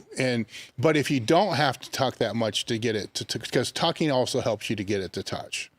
But if you don't have to, I used to think I actually got more on my shirt the less I had to tuck, because more material was stretching. It's like as soon as you had to tuck you're kind of lowering how much material would stretch.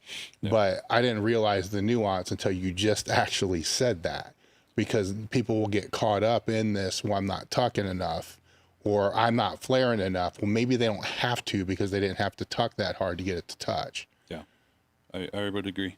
It's tough to teach because we like to think in black and white. It makes it easier. It's easier to execute one or two. It's in the middle it's difficult to moderate early on. Now, in the long run, that's your golden range, right? Yeah. We are going to operate optimally somewhere in here. It doesn't have to be this or this. But it takes a long time to figure out what that is. And then, of course, based on your gear and fit and everything like that, and if you're extra bloated or extra light, whatever. But I liked what you just mentioned about the cueing, because that was one thing I wrote down this morning I really wanted to touch on. One of my biggest pet peeves is trying to explain something to someone and they're like, okay, well, what cue would you use for that? Motherfucker, I'm trying to teach you. I don't want a cue. I want you to learn. I want you to focus on this. That way you understand the concepts, because you'll execute better biomechanically if you understand what's going on, rather than just having a blanket cue like knees out. Now, a cueing system is nothing more than directions. If you're standing over there in the corner and I'm standing over here in the corner and we're both trying to get to the same point in the room, you're not going to follow the same directions I am, right? So same thing for lifting. Like, if your knees are already out, I'm not going to cue your knees out. It's a stupid fucking cue, right? It's pointless. If your knees are going too far out, like Seth, for example, you know, I'm not saying this was the cause, but in his case, like when the adductor tore, the fucking knee flew out this way. You're going to cue a lifter like that, knees out? No, you're going to cue whatever makes them the most stable. Whatever gets them from A to B in the most stable and strong fashion is the cue that they need. So whenever you're teaching someone something, they don't need a cue for everything. They need to understand the concepts. Now, in the moment, like in the lift, when I only have a split second to talk to you, I'll cue you. But in this moment, while we're having this discussion, you need to learn. You don't need a word or two. You need a concept. Yes. And optimally to feel what's going on. Because with the bench that we're talking about with the shirt, you know, there could be a time you're a little bit past midway, but gravity's starting to pitch the bar towards your face, and you need to understand at that time, if you flare, you can lock the thing out just by gliding. Where sometimes that's where that oversight shit can get in the way too. Because if the brain's too fucking then you can't feel what's going on. You can't feel the forces to be able to make those corrections with that. But it flips around too and becomes where people are going to be yelling flare, flare, flare, but they don't need to flare because it's already where it needs to be. Right. They need to learn how to, and you've stated this a bunch of times, and we're going to get into this when we talk about how you go about your warm up. That's a bad word for what you do. You're testing before you train. Yeah. You have a word for it. Assessment. My brain just freaking died. Clients fucking Well, it's an important concept because you're also teaching them what to feel. Yeah. Right. With that. So then with the other part with the bench, there's a part that we skipped, or maybe we didn't because you don't. Holding it before you lower it to let it settle. Do you do that? Yes. Primarily, I'm super imbalanced, so I have to take a moment to find my best neutral. I have like one side that dips lower, one side sits higher. So I'm just taking a moment, aside from the fact that I rebreathe after the unrack because I want to pack as much air in here as possible. So I'll take my breath, but then I'm also waiting for my uneven body to balance out, to settle, because otherwise it's ugly. It's sketchy as hell. Yeah. And that's kind of true on the squat too. We kind of skip that one because the way I kind of frame it, just in my meathead way, is you got to let the force dissipate through your body to the floor before you go, because the bar can be fucking moving still too. Everything's got to settle, in there. Where with the bench, it has to you got to compress you, and then the pad, and sometimes the pad, sometimes there's more pad to compress than other pad.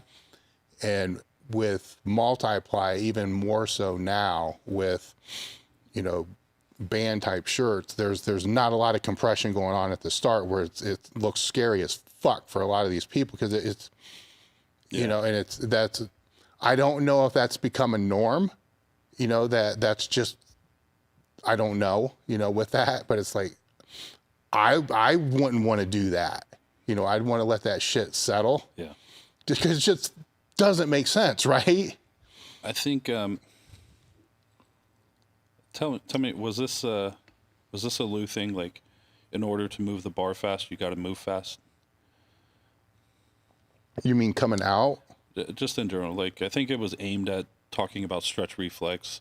It was like, you know, that's why I kinda. I don't like giving anyone speed work. I won't label. I refuse to say speed work. Yeah. Because these assholes are dropping through their sternum and trying to throw it back up. I'm like, I would rather see you tempo the descent and explode fast coming back up. I don't like fast descents in anything. Yeah. One, you're not using any stabilization at that point. If you're using momentum, the body's not required to stabilize nearly the same way as if I'm controlling a descent. Right. So I would say, yes, he did say that, but it's a different time, right? And also, this is the way that I would explain it. He never would have somebody flopping around on a bench like a fish, you know, which is what a lot of the speed work ends up looking like. It's just a clusterfuck. You know, every rep really, if you were to watch it, should look like a competitive rep. You know, in how it's applied. You know, did he want it to drop faster than what a competition lift would? Yeah.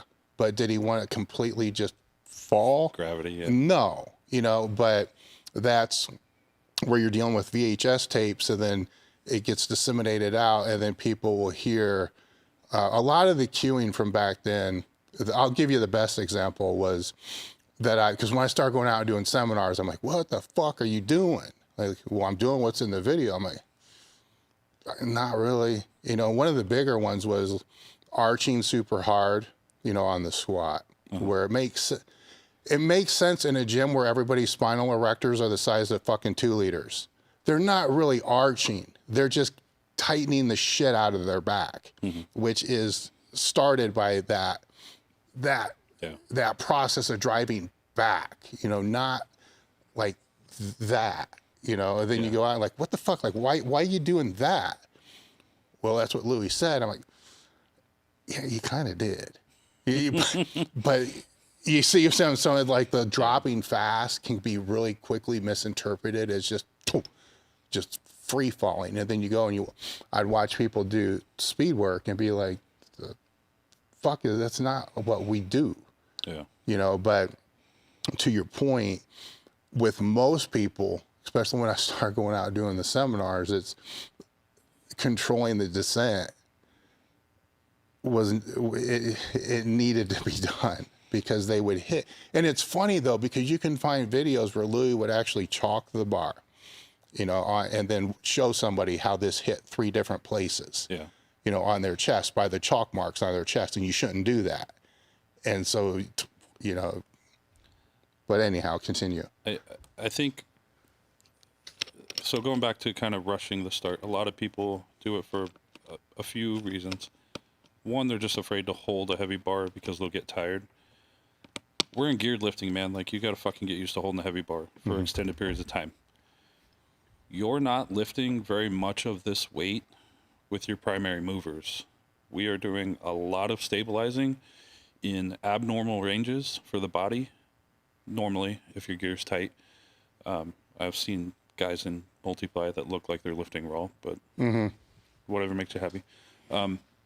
So you're not really using a lot of energy that's being taken away, that's taking away from the performance of that lift by being a little slower if you're in gear. And I don't care if that's a band shirt. I don't care if it's even just knee wraps. I don't care if it's bench shirt, whatever it is. Like, even knee wraps, they store energy. The band shirts store energy. The gear, the compression that it applies to the body, without getting super technical about it, to me is still stored energy, right? Now, there are different methods and different materials and stuff like that, but it doesn't matter. It's not like you're just holding that weight for an extended period of time on your muscle. Yeah. We're holding a lot on the bones and a lot on the connective tissue, but we're not holding a lot in the sense that we're going to get super tired from it. Mm-hmm. So there's no reason to rush lift. Number two, stretch reflex, again, applies to muscles, not all this other stuff. Mm-hmm. So none of that really makes any sense. Yeah. It's just, I think people get nervous about holding heavy weight for an extended period. I've almost always been a very slow lifter, so it doesn't bother me. Yeah. It's just naturally how like my brain is like a fucking IBM computer sometimes, especially when I'm lifting. So it's very slow. Yeah. I do everything slow. How would any of this change with a raw bench? Unfortunately for me, it doesn't change a whole lot. I'm still super slow with the descent, but that's The setup, just the stacking, the setup, it's all pretty much the same still, right? my setup. Yeah, aside from the fact that I don't have to create that tension early on to hold the shirt, my bench setup is the same. Mm-hmm. In these later years, I've had a lot of elbow and shoulder issues where I've had to go long periods with reverse grip being my primarily used grip for raw training. Mm-hmm. So when I bench that way, the feet are out wide. They're not tucked underneath me. That's mainly the only difference. My touch point is very similar. My cueing is very similar. I still want the elbow staying under the wrist. I want the joint stacking. I want the stability, the back tension. All that stuff is the same. Yeah. This is kind of going to go down a different rabbit hole, but it's obviously my bias comes through geared lifting because that's the age I came through, 82 or whatever it was all the way through 2004. But there are some things that kind of drive me nuts, and I'm wondering what you think, what your thought is on this. Is when I came up, it's not like the single ply I had when I started was the single ply today. Mm-hmm. The single ply was like splitting in the ass, and it was not. It would be like, I've seen some singlets by some brands now that if you wore them tight enough, a little bit better than what that was. So I'm not going to say they didn't help much, but like 20 pounds or some shit like that. Right. So it wasn't really always that way. But you've competed in all three. So the one thing that drives me nuts is they'll say that the training and the mechanics of the lift have to be different. And in some cases, maybe a little bit nuanced, which we talked about in the squat a little bit. The bench is pretty much the same. But they'll say the differences have to be because the gear, helps out of the bottom, right? And so thus, from what they say, the sticking point for the gear with the squats always at the top and with the bench is always at the top as well. And I think, motherfucker, you've never used gear. Where I've seen everybody miss, right, is trying to fucking touch at the bottom. So exactly the same place where a raw bencher would miss, right? Mm-hmm. And maybe definitely for different reasons. One, because the stabilizers may not be strong enough to be able to support them trying to actually get the bar to touch, which now we're dealing with musculature that isn't normally triggered in what you would see in a raw bench, right? So I could say there's actually more stabilizer activation going on in that because it's heavier weight. Yeah. And they also missed the squat. Positions. Yeah. So they missed the squat in the bottom for two reasons. One, because they don't squat low enough, right? And they're fact, right? Or second, because they get pitched forward or backward. Yeah. So it's that whole argument, it's bullshit. It's like that doesn't play into this because the sticking points are the same. Where maybe I just wanted to, maybe that wasn't even a question. I just wanted to rant about it again because it drives me fucking crazy because it doesn't fit, the narrative in real life application. I think, for me, they weren't too dissimilar as long as I had good single ply gear. Like, other than the walkout fucking sucks. So there's a difference there for sure. My stance never quite got to where I wanted it, but I did do a single ply meet out of a mono, and other than just squatting less weight, it didn't feel different than multi. There was just less stuff on me, but mechanically speaking, I would say they're the same lift, as long as we're talking supportive gear compared to supportive gear. Now, I'm not talking about like my Z suit that I started in, right? If I tried to squat the way I do multi in that, I would have been blown apart. Oh, yeah. But in terms of if you're well supported, I don't think the dynamics of the lift are very much different. Was the single ply just because of the Olympia? Is that why you did that? Not solely because of Olympia. I just wanted to compete in all three divisions. Okay. Well, the reason I ask is because going through the history of the sport, and by the way, anybody can do this. Open Powerlifting is an open database. It's really easy to go look this shit up. You know, it's multiply was never the most popular, right? It was always because there was single ply, multiply, and raw really wasn't a thing, but single ply was dominant, right? Because that was the ADFPA, the IPF, where multiply might have made up like 20%. And then over the years, it's like now single ply has become the very ugly stepchild. You know, That's literally how I word it. It's the redheaded stepchild. And I don't really know why. You know, when I first started back then, I didn't realize that single ply was very big or popular. Being in the APF, I didn't know anything about IPF, USAPL. Other than I knew they existed, but I didn't have any idea like volume wise. So I didn't think it was really a big following. Once I got to, you know, interested in going to Olympia, and I eventually went, even that felt like a very, I don't want to say a very big letdown, but it was kind of a letdown. Like I go to compete, regardless of what division I'm in. I'm looking to compete with someone, and not to say I didn't have some decent competitors. It was very easy to rise to the top very quickly in single ply. Yeah. Whereas, well, most of it was drug tested, you know, because that's all the USAPL was before Raw was all single ply, because that was like the only route to the IPF worlds. Was that, you know, outside of that, there were, man, I think outside of the Olympia, there were, and God, I can't even think of another one. There were no other ones that were untested. You know, so that kind of could explain a lot of it. Like if, say, the APF had a single ply division, which I don't think they ever would because it was created by Ernie, right? So it was the multiply. Yeah, they do. They have a single ply division. I started lifting single ply APF before I went to Olympia. I want to say around 2010. I forgot that. I did not know that. So now I don't know why. I don't know anyone else who lifts single Yeah, I know. other than like the occasional, you know, old man who he benches, squats, and deadlifts in his squat suit. Well, that's because he's using a suit from the 70s, man. He's using the same suit. But yeah, it's not super common. But it was a bit of a letdown. You know, I like competing, so it was cool to step out and do something different. But it wasn't nearly as exciting, other than the fact that I didn't know if I was going to die or not every time I walked out. You also had to walk out of a monolift, right? Which is just weird. No, they had squat racks. Okay. But my training, I was walking out of my monolift, and I have one training video. It was 12 seconds from the pick to the point where I started my descent. It took me that long to walk out, and it was just the weights rattling, and you know, I got two girls on this side, one guy on this side, and he's ducking around a table, like, you know, it was in a garage gym. So it was just like looking back at these videos, man, I'm lucky to be here.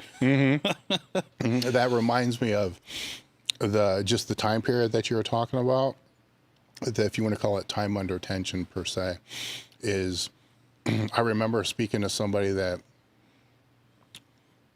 wasn't in the sport, but was a strength coach, you know, speaking about time under tension for, I think the squat was the example they were using. And they threw a number out.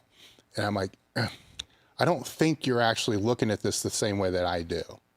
And it's like, well, what do you mean? I'm like, well, so I could show them a video of you. Say, okay, here's what I want you to pay attention to. Right when he grabs that bar, that arm is under tension. So let's start the clock now. Right? Just by the time you actually get set before your pick, there's 5, 6, fuck, it might even be 10 seconds. You know, I'm slow. Well, we get one, but it ended up being 5 times longer time under tension than what this person thought it was. And I'm like, now when you're basing your training protocol under time under tension, but you're not taking these other factors into consideration, you're going to have a very, very undertrained athlete when it comes to the ice attention or that they're under. you know, if it's isometric, static, or whatever, before the fucking lift even happens. It's not 3 seconds. It was something like that. It was like 3 seconds. I'm like, dude, what the fuck? 3 seconds? Right. Like, what the hell? You know, what are you talking about? A leg press isn't even 3 seconds. Right. But get in, going. Let's roll in. Did I miss anything in the bench? No, I mean, as far as you know, comparing the raw versus the gear, like I said, just having to kind of ride that tightrope down to me is the main difference, but it's also a gigantic difference, right? It makes the lift feel completely different. What would that tightrope be when it's raw? What are you asking your lifters to focus on there? I mean, the tightrope analogy I only use for gear, because it literally is a balancing act. As far as focusing, okay, so I didn't address this earlier. I don't like how slow I descend, so it's definitely not something that I try to teach, but I do want it just to be fully under control. Yeah. So that nothing spazzes out. So the main things I'm telling them to focus on, keeping your joint stacking. So I don't want to see the elbow tuck in so close to your ribs that it's narrower than your wrist. So if I have a very wide grip, I don't want to be super tucked. If I have a very close grip, I don't want to be super flared. Yeah. You know, so it's just biomechanically keeping this stacked so that this stays well balanced in terms of stress. The more I tuck or the more I flare dictates how much stress gets placed upon the bicep, dictates how much stress gets placed upon the rotator cuff. So we can kind of cater to your particular weaknesses or strengths or sensitivities in that moment by messing with those things. And we all kind of know that. Yeah. We just don't know specifically why. It's like, I have to bench this way because my shoulder hurts otherwise. But that's what you're doing, is just you're changing the stressors and how much gets applied upon each of your stabilizers. And you're finding the route that either you're able to produce the most force or at the very least is the least painful for you, because that's where you're probably going to be the most productive. It's hard to produce force when you're in pain. Even if you're it doesn't matter how tough you are. When the body feels pain, it'll downregulate because it's a survival mechanism, right? It doesn't want to push through and rupture, right? So it'll just flatline you and you'll just get pinned, but that's much better than something going boom and being able to push through. Yes. Right. We're going to come back to that. That's why I made a note of it. Now on the deadlift, right? So it's there. Gear makes it harder, in my opinion. I was just about to say, am I the only one that feels like it's harder? No, yeah, gear kind of makes it harder. Fuck, man. So it's yeah, it makes it fucking harder because it's, for me, it's this is how I look at it, and you may look at it a little bit differently. The only thing I really think it does is it helps the lifter to be able to set their hips a little bit higher, but they still should be able to do that raw anyhow. But the gear provides this tactical feeling, maybe of your nuts being ripped in half, or, you know, whatever it is in the suit, which just because it's so uncomfortable on your nuts or whatever it is, you might not drop your hips this much more. So then you're in a little bit more advantageous position to be able to start a wedge, if that's what you know you're doing, which I don't think most do. No. Where many think that they're just going to get this rebound, which is kind of fucked up because it doesn't have a rebound. Well, you think it's like the squat. Yeah. Especially, so the way that I was taught, like I said, head and chest up. So I started every deadlift staring at the ceiling, ceiling tiles at Orlando Barbell. Because I was that mobile and I was that upright and I was arched through my back and I was anteriorly tilted the fuck out of my hips. Terrible positioning. However, I excelled at it for many years, so I didn't know it was wrong. Well, you know, MRIs later, hip injuries, and this and that, I found out it was, and it turns out I have a piss poor core because of it. But at that time, I didn't know. You know, like I said, the information wasn't available. So my deadlift very much mimicked my squat. So I did get good pop out of the bottom. As long as I could carry that momentum through, it did help. But once that momentum, like the weight was just a little too heavy for that momentum to carry me past my knee, I would instantly get stuck.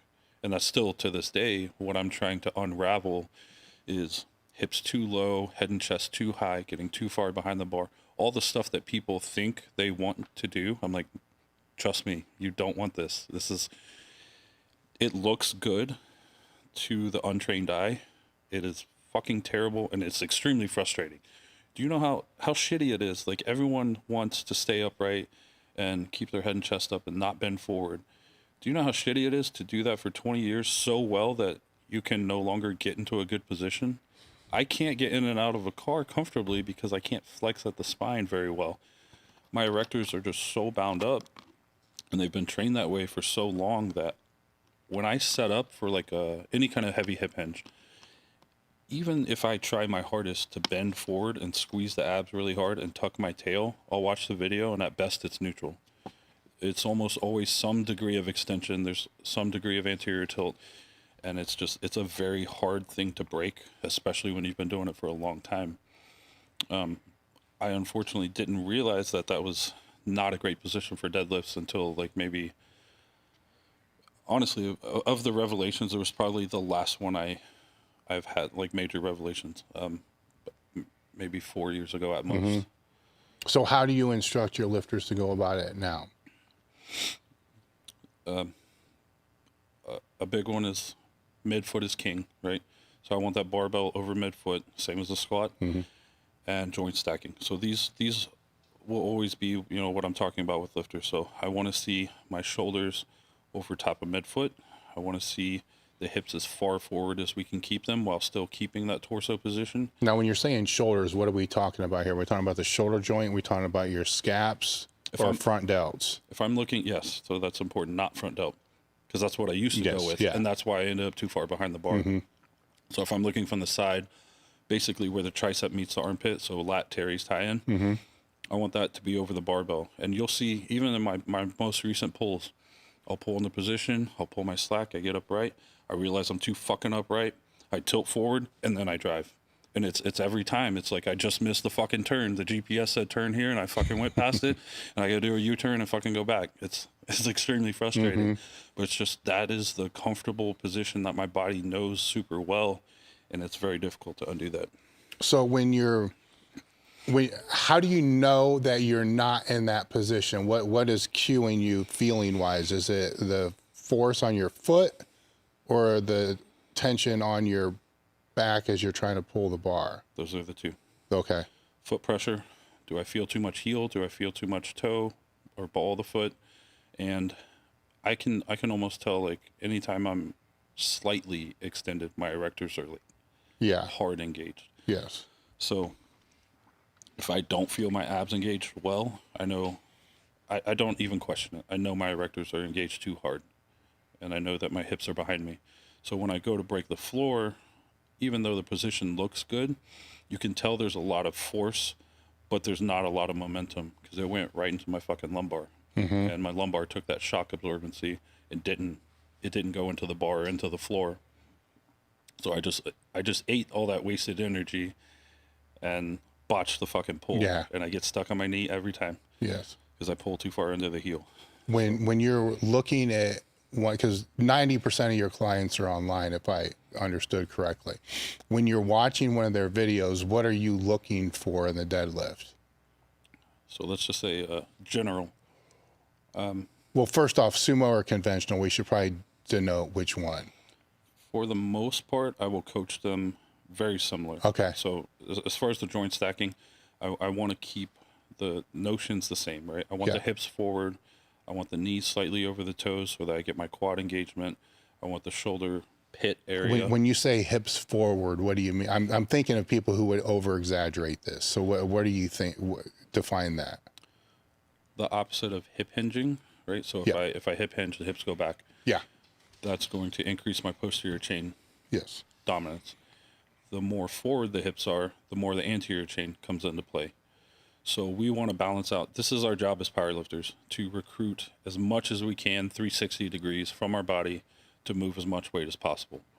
Now, some of us will have a little offset, like we're just naturally posterior chain. I fucking hate the word dominant, but I get it. My posterior chain is much stronger than anterior, or you have the guys that are opposite anterior much stronger than posterior. So you can, small nuance, cater to your strengths, shy away from your weaknesses within reason. Doesn't mean we're not going to fucking train your weaknesses till they're not weaknesses. But, okay, we're not all the same, right? So there is some wiggle room there as far as that goes. But rule of thumb, the closer I can keep the hips forward to the bar, the less I'm going to feel that weight on my back. For a conventional puller, like, that's the ticket, right? We want to minimize, because you're always going to have it through the erectors. But if you can mitigate some of that and draw it into the quads, you're going to get better pop off the floor.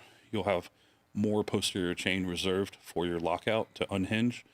And that's just the all-around best sequence, right? I don't like for it to be black and white, but if I had to put it super simply, I want you to put the body in a position where you can pop the weight off the floor with your quads. So hips forward, knees forward. And then I want you to finish after you clear the knee with the hips, so posterior chain.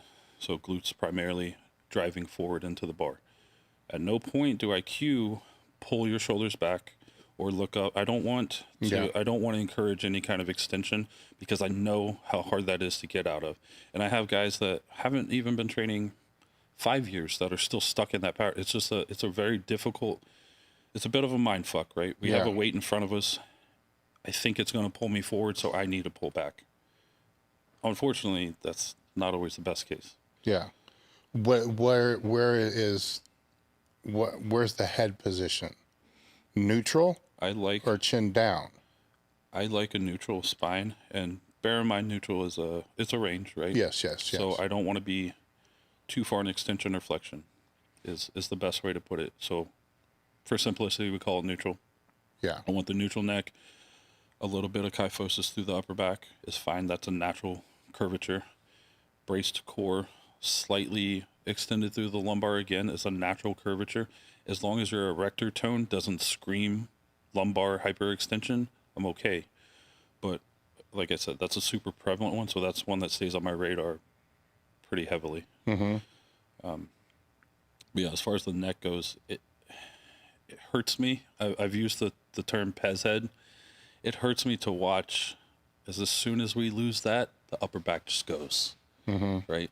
I lost all of my T-spine extension because I gave it up by staring at the ceiling and did nothing for my lift. So where would I'm still looking at the head from that neutral position, right? Because I'll see two extremes. I'll see the one that you're talking about, right? Then I'll see the other, which there's a lot of people have been coached to actually keep their head down, like way down, right? Instead of, and it's just, to me, it's like more of a chin tuck type of thing. But I can become very nuanced, where it's when you have that degree of nuance. I'm trying to put my head into the people that are listening here, trying to figure out where it should be. And I almost want to say, don't even worry about it. If the other ones are where it's supposed to be, it shouldn't be that big of a factor, as long as it's not to either extreme. right. Would that be where you would fall with that? For the most part, yeah. If it's someone, like I said, if I had someone like me, if I were coaching me, and I have this known tendency of hyperextension, I will cue myself head down. I get it. Because I know my case. I have some, let's just say blank sheet. I have someone who's biomechanically, they're very functional and they're healthy. I want neutral everything to the best of their ability. Yeah. Well, I think you make a good point there, where, and if I'm teaching somebody through one of the clinics that I have out here, I go out of my way to tell them, whatever I'm going to cue you may not actually be what it really is. It's just going to be what's going to get you to do what you need to do. Set of directions. So like what you're saying there, it may actually be, somebody, if it's me, I may be look down, and somebody could watch that being filmed, be like, what the fuck? Like, it's not what's really happening. It actually ends up being neutral, because not an overcorrection, but it's the cue that works for that. Where I think the takeaway is, what do you feel?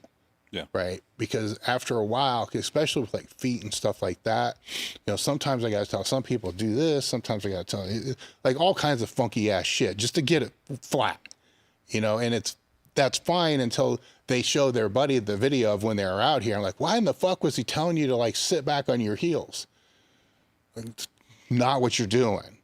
Right. But I think that becomes important. Because especially if you're coaching people, and you're using cues like that, they need to understand, for like the fourth time so far that we've said this, and it's going to become a bigger thing. They need to know what it's supposed to feel like. Yeah. And then the cue actually won't even be needed anymore. And I reference this a lot. I'm sure I get on a lot of people's nerves, but I'm like, I need you to create retraction tension, but I don't want you retracted. So don't retract your shoulders, but tension as if you were going to retract your shoulders. And that's just like early on, you can see like it's like does not compute. Yeah. I'm like, it's just something you got to keep in your mind for later. Go feel. You have to feel it. One of my biggest deadlift cues just a couple years back was think less, feel more. I'm tired of people worrying about the head, worrying about this and that, worry the shoulder. Go feel. Tell me what you feel, and then we'll go from there.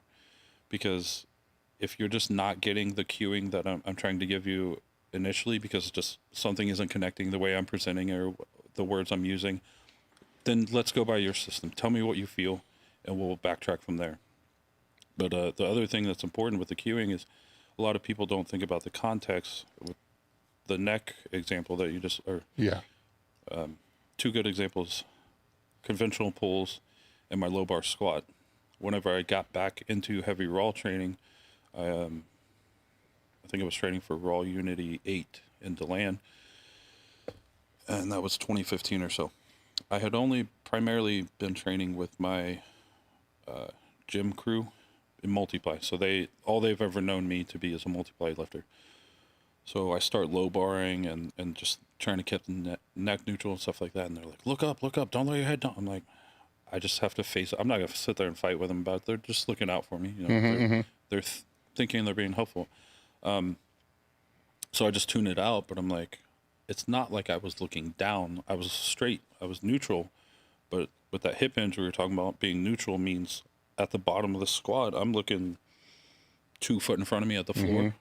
Conventional start position, I'm looking 2-3 foot in front of me at the floor. Now my sumo start position, I'm looking across the room at the wall. My neck position isn't different. It's just that my torso position was. So they're like, oh, I thought you wanted my head up for deadlifts. I'm like, I didn't want your head down on sumo pulls. I don't want your head up for conventional pulls because your torso says floor, but your head says like ceiling. Like, we need this to match up, and that's what's important. Yeah, your segments need to match up if we're going to create like a fully functional and a fully solidified core. Core being anything neck to nuts. Yeah, upper body included. When you go to your clients in 3 years ago, as you said, and you said, "Tell me what you feel." I'm really interested to know what those answers were at first. Fuck, man.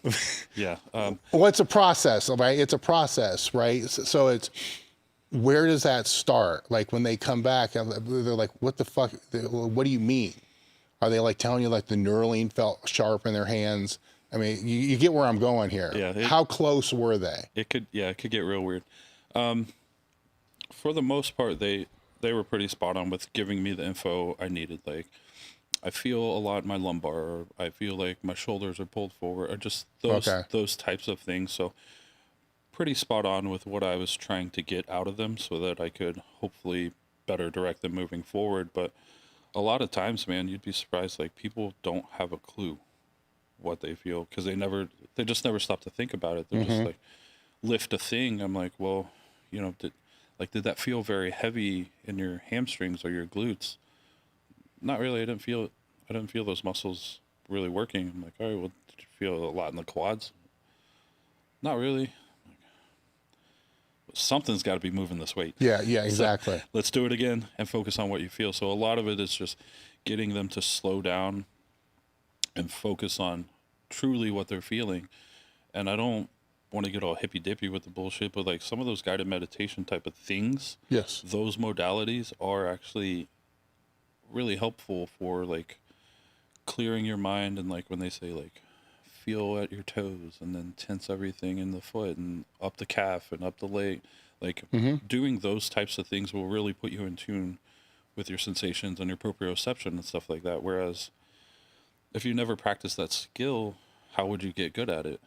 Right? Some of it is biologically natural, but natural for me might be different for you, different from the guy with a fucking traumatic brain injury. You know, we've all been hit in the head plenty of times. No, you're not going to get pushback on me on that one, because it's, when I was in high school, I went through this flotation tank thing, this visualization type thing, and all this meditation type thing as part of an experiment for the University of Toledo as a lifter. So a lot of this was exposed to me very, very young. When was that? When I was in high school, you know, so 17, you know, something like that. And I started competing when I was like almost 13, so like 13, like 2 weeks away, so whatever. But unfortunately, I just ended up that way, to where, or in this thing where visualization, all these things that would have been, you know, foreign, actually still are foreign to most people, became part of that, you know, and how things feel became a big part of that, which helped me to connect something just with the gear before things started to just physically get whacked. I mean, it's whacked out. Point was, I call it tactical cueing. Like I know where the same things that you were talking about, kind of doing the same things, but based upon like, where did this feel tight in the suit? Like the suit doesn't feel like it's supposed to in this spot. I need to move here. So I use this tactical, and actually I think a lot of multiply and even single ply lifters unconsciously do this. And then when they go raw, their lifting goes to fuck, because it goes to fuck all, because they have no feedback loops. And then after a couple months of training, it goes back up again, and then they'll credit it to X training program. And it's like, no, man, you just reestablished these feedback loops, but had to find new feedback tactical cues. It's because the two sports are so very different in feel, they can fuck with one another. And that's a good point, actually, that I was talking to Amy about just a couple weeks ago. The difference in raw lifting versus gear, other than what's on the surface, because like raw lifters just think like, oh, you throw on the gear, you lift more weight. Oh, yeah. And, you know, we have that debate and this, that, but on like a deeper level, like what is actually different there? Like we're having to engage different muscles. We're having to pull ourselves down or try and coerce a bar down. Whereas raw, it's just like gravity does the work. Yeah. I do the unwork. And it's just that black and white, sort of. Yeah. In gear, it's all of a sudden now things are backwards, right? I have to work to get down. What the fuck is that? Yeah. Oh, yeah. You know, Yeah. it's a bit of a mind fuck. But like you were saying about the tactile feedback and stuff, I've also known guys that lifting in gear helped them learn to get in better positions raw, because they didn't know what it was to drive the knees out against something. So having that brief on or suit on or whatever it was they were using, like gave them like, okay, there's something here, I can spread the floor now. Whereas spreading the floor, knees out, whatever other cues when they were lifting raw just didn't work for them. They couldn't figure it out. See, that one, I can see it with that, and I can see it with some other things. I can't see it with like the binding of the hips, you know, in the front of the hips, especially with the gear as you go down. It's kind of like a broomstick being, you know, wedged in your hips to know where you're at. Yeah. You know, that's not going to be there raw unless your unless you're fucking Dan Bell, I guess maybe it would be, right? Depends on how tight. Yeah, it depends about how big that is. What other surface differences have you seen between the multiply and the raw? Because I see more similarities than I actually see differences. I mean, like if we're talking specifically, like let's just say squat descent, or even deadlift setup. That's the easier one. Raw, we get into position, we wedge, you know, we're creating some tension, spreading the floor, knees out, whatever you want to call it. But you don't have to pull yourself down there, right? So I'm not hard engaging hip flexors just to get down there. I'm not hard engaging erectors just so the suit doesn't fold me over forward. And that's why deadlift is the one that's particularly tough for me still, is like once I get the straps up and everything's so tight and it's tough to get down, when I'm wedging in, my shoulders just want to push back against the straps of the suit, and then I end up arched. And it's like, without the suit, this is so much easier of a process. And that's why I totally agreed with you. Like, it just feels like it makes deadlift more fucked up and harder. But very similar, like in the squat descent, let's say you're trying to hit depth with a light opener and you can't quite get down there. Never in a raw squat, even if you can't hit depth in a raw squat, you're not pulling with your psoas and TFL and all your other hip flexors to get down to depth. That would be unheard. You probably get hurt, but that's unheard of, right? So it's just a very different thing. You're activating antagonist muscles that aren't meant to be naturally part of that lift raw. So now we're changing firing patterns, and it's just, I think that's why a lot of guys don't do crossover, aside from the fact that walking out sucks. I think a lot of the multiply guys, they don't want to do raw because of the difference there, and it takes too much time and risk of injury, and the raw guys don't want it. Same fucking reasons, just a bunch of excuses. What it comes down to is it's just very different, and you got to take time to fucking learn it, just like anything else. Yeah. Before getting into the assessments, I want to talk about your meat strategy, because this was something that Seth threw out at me, actually, that with a lot of the meets that you've done well in, you weren't, and I don't know how people would say you projected, like who the fuck is project? Like, say you were projected, and I think that's what he said. So there's a lot of meets where he would projected to be like ninth, but then he ended up third. I don't know what the whole projected kind of means, because you don't know who's fucked up, who's going to bomb out, who's not going to bomb out. But this plays into the meet strategy, right? If you sit back, so walk me through your meet strategy now, not what it was as you started, because we all kind of learn along the way, and not this 1,000-pound squat here. So it's, say, the last WPOs that you've been in.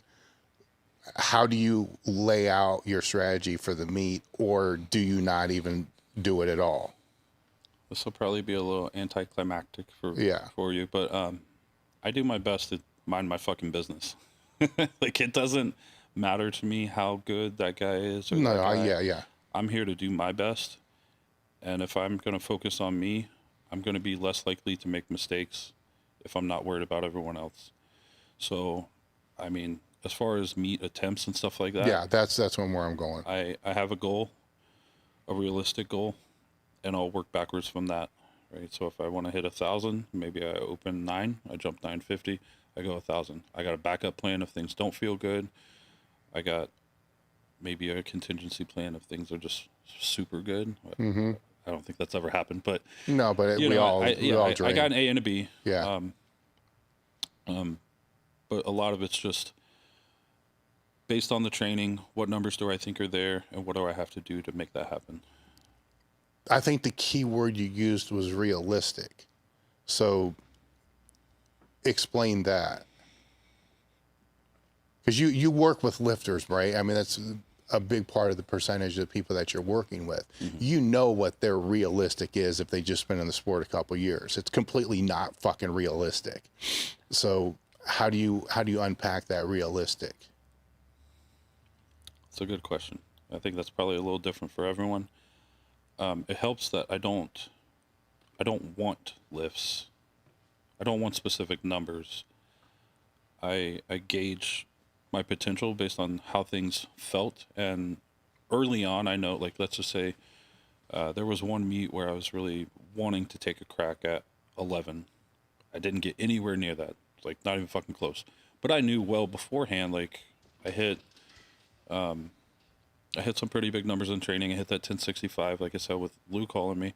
And I was like, all right, like this is, maybe I can do this. And I forget what the band setup was, but he's like, when AJ hit this, he squatted whatever was 11 something. I was like, all right, well, fuck, if Lou says maybe I can. You know, fast forward the next 5 or 6 squat sessions. I was just like, I can't pick for shit. Like at that point, I think we had just gotten my mono over to the gym, so it wasn't, my pick was still rusty because I had only been on a mono X amount of time. I'd been picking out one of those little swinging J racks. Yeah. And I could just never get a good pick. So even though I felt very strong, I didn't feel capable of taking the shot at 11. So I never planned on it. I just went for a small PR, tried 1070 and missed that. So it's less so about, I'm going to choose a number based on what I think is there, not what I want. I don't even consider what I want because that's just hopes and dreams. You know? Yeah. And as far as how I dictate that number, just, I guess, years of experience. So does that change when you get through the subtotal and now it's the deadlift? At that point, are you paying attention to where everybody else is and starting to pick numbers based upon that? Or your hand, that's not when it would be you, it would be whoever would be handling you. Are they, or do you not even give a fuck about that? So I've only done that maybe 3 meets total. And I think I've done right around 50 meets. Yeah. So 3 total, where 2014, I went head to head with Manuth at the Arnold. And it just so panned out that after subtotal, I think we both pulled our openers. He was a little ahead of me. We both pulled our seconds. He may have missed. I can't quite recall. I was just a little behind him. If he missed his third and I got my third, I would pull ahead for the win. If I didn't hit my third, I wouldn't even place. Yeah. So like that to me was one of the most exhilarating meet moments for me. Having head-to-head competition, but also knowing I won't even podium if I don't pull this lift. So I did play the numbers game there, and that panned out in my favor. Another one that was very similar, the first time I squatted at Grand at the Westside Invitational that Donnie held, I was going head-to-head with Jimmy Pacifico. We ended up tying, and he won by 0.1 body weight. That was fucking heartbreaking. But I played the numbers game there, and I even dropped my third. And I don't know, this might just be an excuse or whatever. I feel like I thought it was going to be easier than it was. And I maybe didn't set up as well as I should have, and I lost my grip. Had I left the number heavier, would I have pulled it? Probably fucking not. Yeah. But now it makes me question it, and I regret it. Right? I should have just gone for the fucking heavier pull. If I missed it, I still wouldn't have ended up any different. Yeah, right? yeah. So I don't like playing the numbers game. I like to just focus on what I know or what I think is a realistic potential capability for me at that meet, and then I get as close to that as I can. All right. Now with your clients, you know, it's a weird name for, I don't like that name, but with the people that you're helping, right? How do you teach them the selection of their attempts for the meet? It's my hope that over time they'll kind of adopt a similar system. I don't think everyone needs to believe what I believe and think the way that I think. I think that's why I said teach. I was trying to be very meticulous. Yeah, there's plenty of room for variance and still make a productive environment and make someone who's going to make wise decisions moving forward. So, but I'll treat it very similarly. I'll say, what is your goal? Because they'll say, where am I going to open? Well, let's talk about your goal. Well, it depends on what my first and second. No, it doesn't. What is your goal? Well, I don't really know. I'm not asking you what you think you can hit. What would make you happy at this meet, but still seems realistic, right? We need those two to meet, and then we build a plan around that. Because I don't care what you want if it's not realistic, and it's not something you need to know right now. We have weeks to test that out, and that'll tell us if it's a realistic option or not. So maybe that is part of the answer to the question as far as figuring out what's realistic. I'll test attempts leading into the meet. That way I know. I may not take my third attempt goal straight weight, but if I take it with like a reverse monster mini and I barely grind it out or I miss it, it's no longer a realistic goal, is it? It's off the fucking table. Yeah. I don't care. Even if I'm having a bad day, if I take a reverse monster mini taking 100 and 110 pounds out of the hole and I miss that lift, this cycle, that's not an option. I don't care who you are. So we'll build the plan backwards, like what will make you happy, and also other little factors like, are we going to have competition? How much do we need to fine tune your thirds to make sure that you come out as best lifter or first place or win the cat, whatever it is for that particular meet. So I think just getting them to develop a system that works for them is the goal, and how you do that with each person is a little bit different, but I just kind of start with the way that I do things, and then I help guide them with their own system. Okay, I get it. What with staying with the clients and what I liked going through your stuff and speaking to you now is you seem to be more oriented into teaching the people that you're working with, right? To not coaching.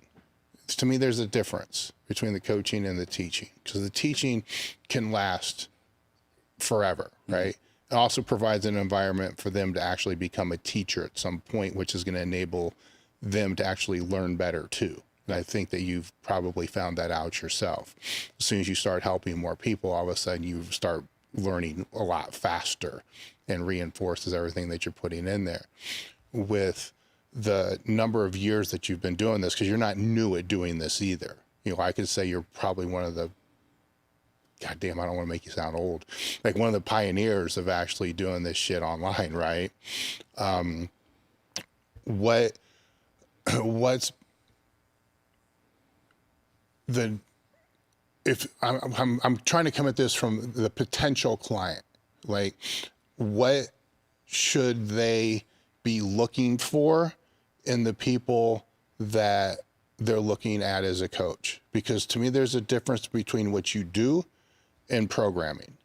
Like programming to me is just buy the fucking ebook, to be honest, because basically what you're getting is just somebody sending you each week from somebody else's ebook each week anyhow, you know, compared to what you do.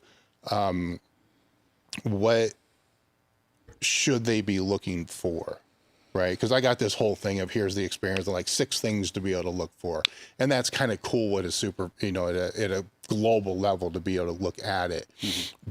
But you've been doing this for so long, you've had people that you jive with and people you don't jive with. People that would probably be better working with other people that are going to be better working for you, where there's going to be certain commonalities that are going to stick out. Mm-hmm. Or what are some of those that would come to your brain? As far as people that I think that would gravitate more towards what you do, because that's gonna, even if we can just use you as an example, like what's the optimal client for you, optimal client relationship for you, because that means it's working on both ways at a high environment. That's gonna be the same if it's them working with somebody else. It's the same environment, it just may not be you, it may be somebody else. Does that make sense? Yeah. Okay. So you gotta have an open mind, you gotta be willing to learn. You got to be willing to get uncomfortable doing things that you were probably taught different. There's a reason you came to me, right? Obviously, you heard through the grapevine, or you saw something that you thought you could benefit from. So you have to trust that. If you just come to me and you don't trust my modalities, or you don't trust the things I'm saying, it's not like I'm not willing to explain the things, but if you don't trust it, it's not going to work, period. So you have to, I don't want to say follow blindly, but sometimes it might feel that way. I want them to understand biomechanics. You don't have to understand everything. You don't have to know everything I know. I just want you to understand the little things that will help make your particular situation more optimal. So let's say you have a hip thing. I need you to understand a lot of hip mechanics. Do you need to know how the little toe moves? Probably not, right? So we focus on the things that are most important to you. And if I'm talking to you about your hip health and your back injury that's related to it, and your eyes glaze over and you lose interest, it's not going to work, right? So I need you to hold interest in something that's going to benefit you, because I'm pouring my all into you. And if you don't respect that, why would I want to do that? Right? So being a forever student is what I like to call it. Like I'm a forever student. I don't know everything, but I'm pretty fucking good at finding things out, and I won't sleep right until I find the answers to the problems. And I feel like that's part of what makes someone a good coach is they don't have to know everything. They don't even have to be the best at presenting or executing the cues or the information. It's you have to care enough to get to the final destination no matter what. Like, you can't give up as a coach or the athlete, right? You have to work together. You can't just be like, oh, this is something I fucking hate victim mentality. Yeah. This is just something I have a bad back. You had a back injury. There's a difference. You have a bad attitude is what you fucking have, right? Even if it still hurts, I'm not saying it's not a problem, but you have to think about how you think about it. And if you can't come out with a positive outlook on whether it be training, injury, stress, like all the things that affect what we do and how we recover, you just have to have a positive outlook on them, because I'm not going to be your fucking cheerleader, right? That's just not my type. If you need someone like that, go see someone else. I'm here to present the info. I'm going to be very clear and direct. It doesn't mean I'm not going to fucking cheer you on, and I'm not going to tell you when you do a good job. Like, I do all those things, but it's just not in my personality type to be overzealous about it. Right? I'm very analytical. I'm very, like, you did good here, but here's where we can get better. Yeah. Here's where it was inefficient. That was really fast and powerful, but it was just a little inefficient. If you do this, this, and this, we can probably get 5 reps there instead of 3. Or you can make that look like an opener. You know? So you got to be willing to take the feedback more objectively and detach emotion. If you have a lot of emotion, probably not going to go well here. Yeah. At least with our exchanges. Now, I've had people where there were periods where it was rough and it's completely smoothened out. It was just me getting to know you, you getting to know me, and then us getting a feel for how each person handles words or tone or presentation of the information, whatever it is. So I will bend over backwards to try and work with anyone of any type of learning style, as long as you're not an asshole. Yeah. I think one of the bigger things that you touched on there was, is the coach open to new ideas? Just throughout the things that we've talked about thus far, there's been several things that you're like, man, I was kind of like way fucked up and wrong on all that, and if you weren't open to new ideas, then you wouldn't have, some of these things are radical changes that you were talking about. I mean, big pivots from what you were taught and what you were doing and probably wholeheartedly believed, at that time.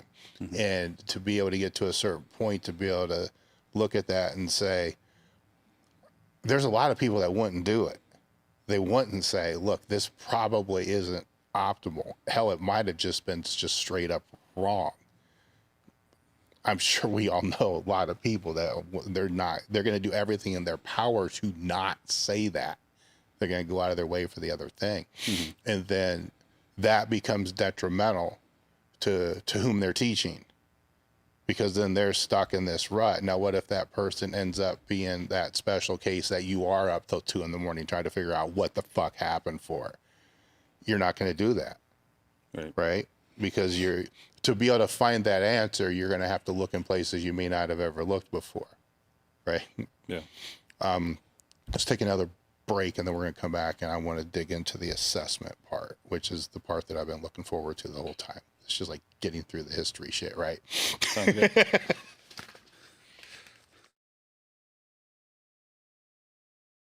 Marek Health is a premium telehealth platform specializing in hormone optimization and preventative medicine. Are you looking to optimize your health in and out of the gym, improve recovery, sex drive, and quality of life? Have you tried speaking to your health professional about this and have gotten the cold shoulder, stereotyped, or just told it's part of getting older? You just go to marekhealth.com/table talk, and you can create your own lab, or you can take labs that we've had set up for them, which are based upon the same labs that I've been doing over the last 15 years. Or you can use their guided optimization. With this, they'll put you in touch with a patient care coordinator, which is actually pretty cool because you get to sit down and speak to somebody that can understand what you're looking for from hormone optimization and the preventative medicine standpoint. After that conversation, they'll determine which labs that you should and which tests you should have done, and then from there, get the labs done. They'll review those labs with you and put you in touch with one of their hormone optimization specialists that can determine which supplementation that you should use,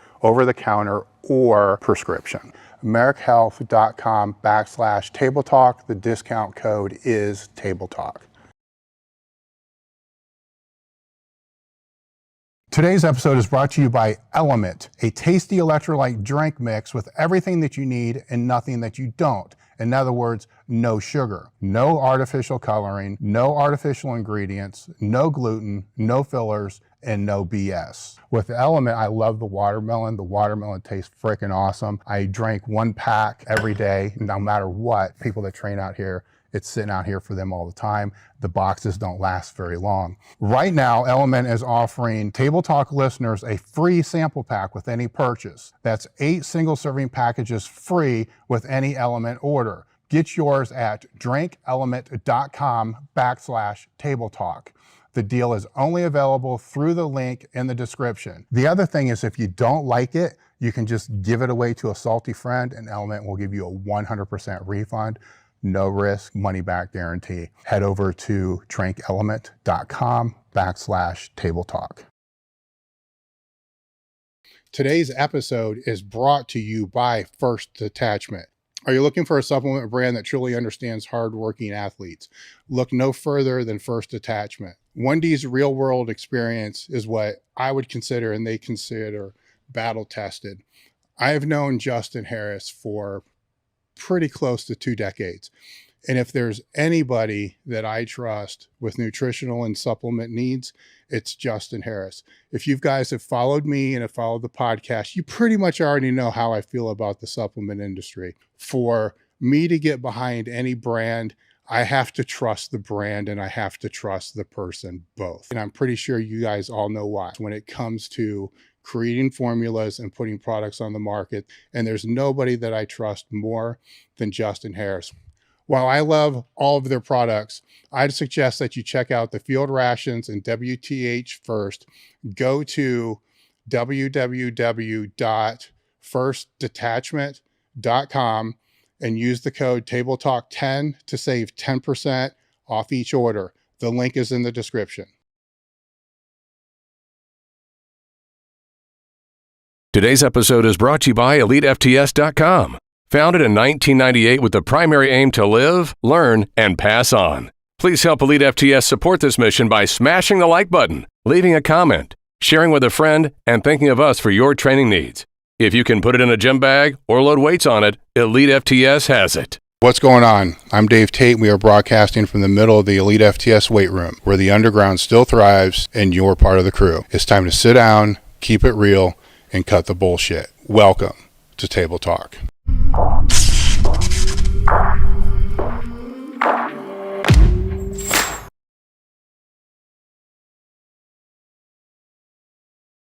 Today's episode is brought to you by First Detachment. Are you looking for a supplement brand that truly understands hardworking athletes? Look no further than First Detachment. 1D's real world experience is what I would consider, and they consider, battle tested.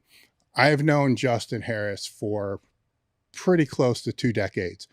And if there's anybody that I trust with nutritional and supplement needs, it's Justin Harris. If you guys have followed me and have followed the podcast, you pretty much already know how I feel about the supplement industry. For me to get behind any brand, I have to trust the brand and I have to trust the person both. And I'm pretty sure you guys all know why. When it comes to creating formulas and putting products on the market, and there's nobody that I trust more than Justin Harris.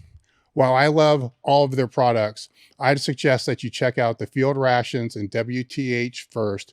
Go to www.firstdetachment.com and use the code TableTalk10 to save 10% off each order. The link is in the description.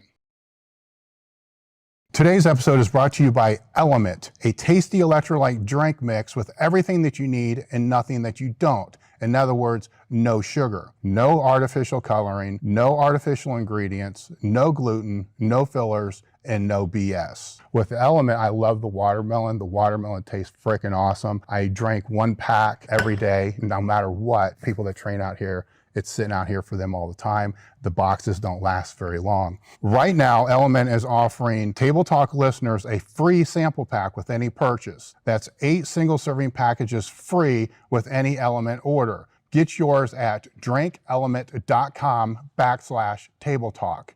The deal is only available through the link in the description. The other thing is, if you don't like it, you can just give it away to a salty friend and Element will give you a 100% refund. No risk, money back guarantee. Head over to drinkelement.com/Table Talk.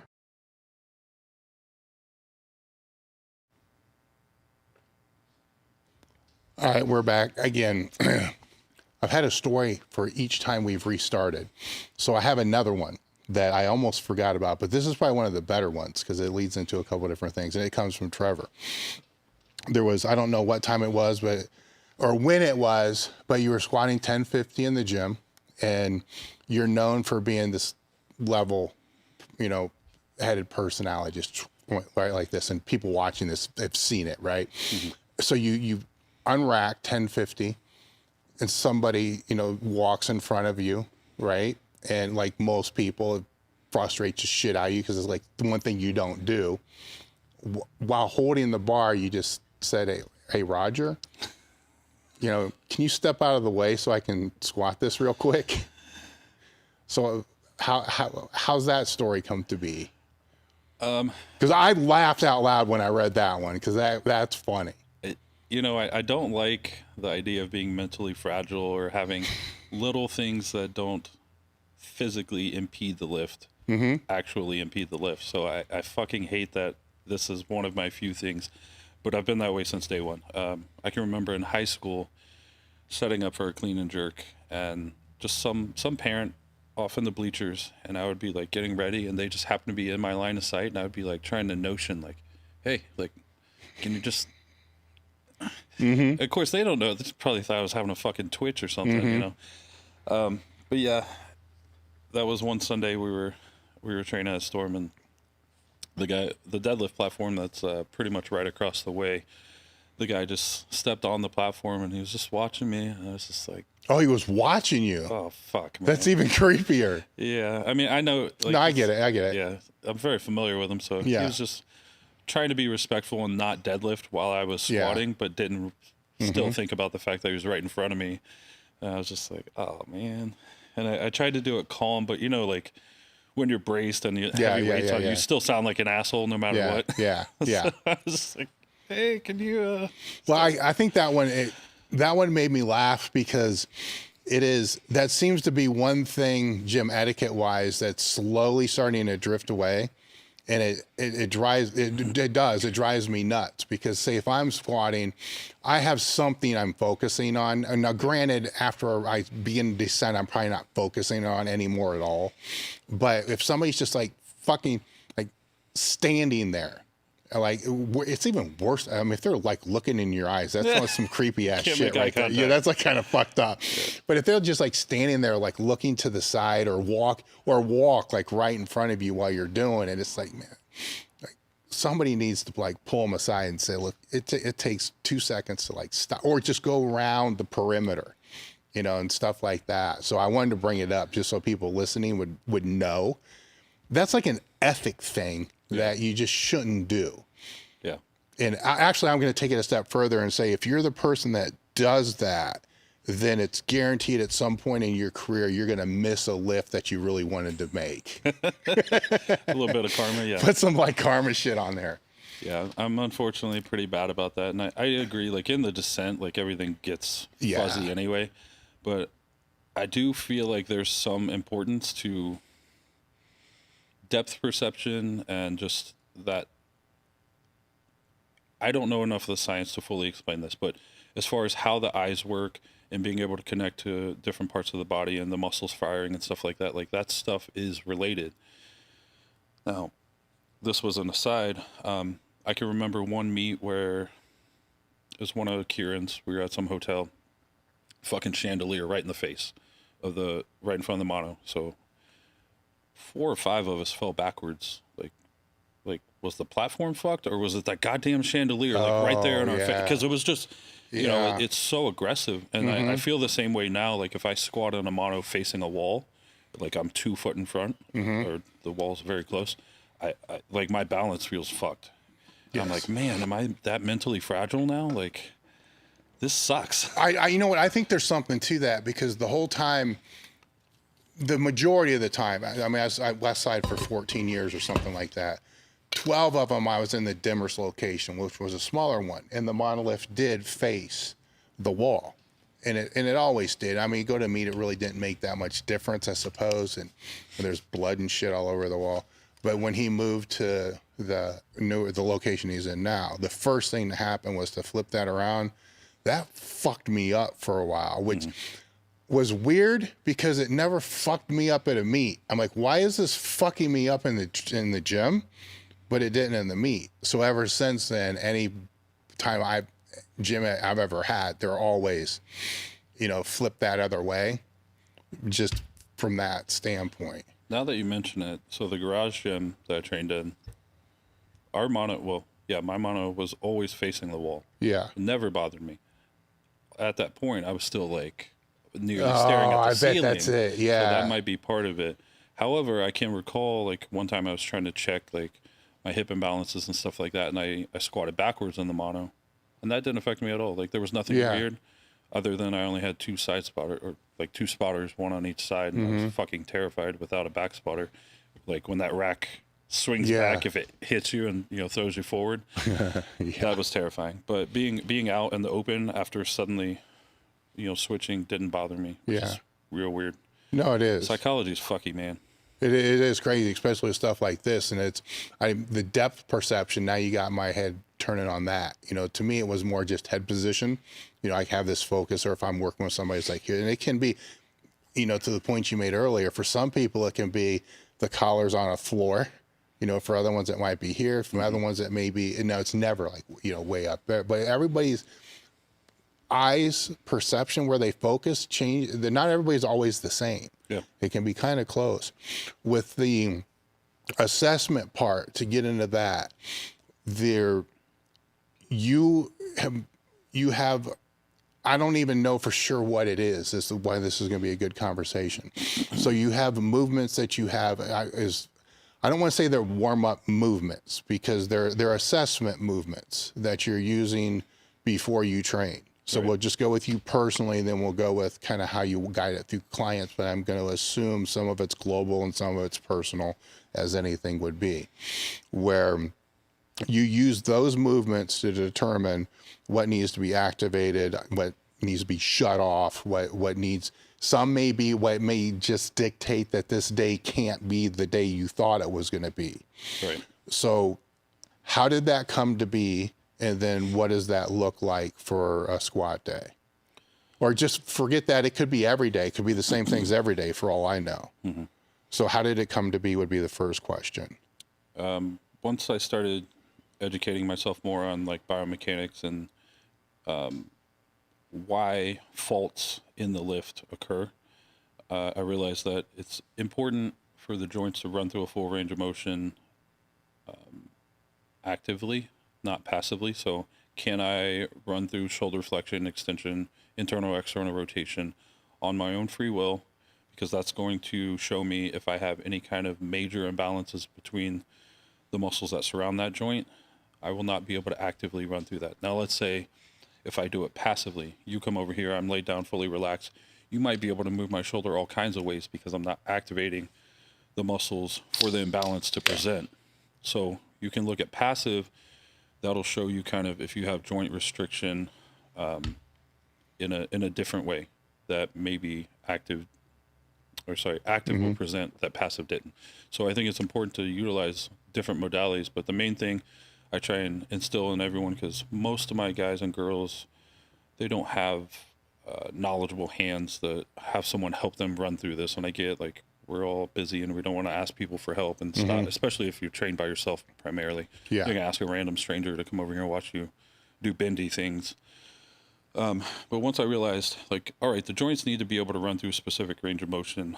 One, just to stay healthy and be able to do this for a long time. But two, to actually do the movement that I'm training that day.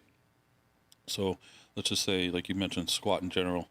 I know that I'm going to need some shoulder mobility to get under the bar. I know that I'm going to need some hip mobility to be able to hit depth, or else I'm just going to be squatting high. Or another worst case scenario, I'm going to be forcing that depth in a range that the body can't own. And when I use the word own, I mean, am I able to run through this range of motion without an external stimulus forcing me into it? Yeah. Can I squat to depth with no weight on my back or holding a weight? If you can't, I'm not saying you can't squat and you can't excel at the squat. I'm saying your squat isn't optimal. I don't care about your feelings on the matter. That's just a fact. Number two, you're putting yourself at higher risk for injury. Why would I want to do that if I can do a few exercises, mitigate the issue, and not have to worry about it, right? And then chances are, three, I'll be able to produce more force whenever I own positions that I need to travel in and out of, right? So for a very long time, like I had chronic quad tightness. That's what ended up leading to the knee, chronic hip tightness. You know, my mobility was very subpar at best, even though under a barbell, I look very mobile. I can do the movements, no problem. Like, better than people should be able to do them that are as immobile as I am. I think that's just from so many years of forcing my body to do it. I can still do it under the barbell. But you ask me to do something very basic, like cross my foot up to my knee, I can't do that. Yeah. Which sucks. Joe Jordan can do that. Right?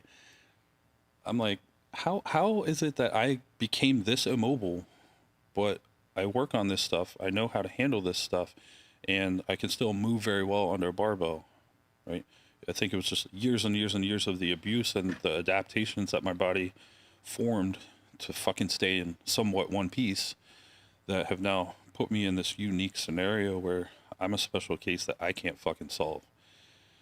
Well, it becomes a weird case too, right? Because if you've laid down compensation patterns to protect you, then there's a risk of unfucking that compensation pattern because then you're not protected. Right. So that becomes the interesting part that I'm waiting to hear about is like, how's this play out? Yeah. So that's definitely a part of the system. Yeah. So in general, let's just say all the major joints. So we're going to be looking at like neck rotation because neck and back problems are super prevalent. Yep. Shoulder, hip. Ankle. If someone presents with an ankle immobility issue, so like your squat sucks because of your ankles, Yeah. or your deadlift sucks because of your ankles, then we definitely address that. Yeah. Or it shows up in your accessory work, like you lunge like shit, but you squat perfectly. I still want to work on it. And that's where I lose a lot of folks. Like, but my lifts are going well. I'm like, I understand that, and that's fucking fantastic, and you need to enjoy that while it's lasting. But this is still a problem. And this, just because you swept it under the rug, isn't going to go away. It's only going to get worse over time because as you get stronger and stronger, those imbalances just become greater and greater. So it's important to address these things. And as early on as you can, it's going to be a little bit easier to unfuck them than you're looking at me, poor movement patterns for 20 years. It's very difficult.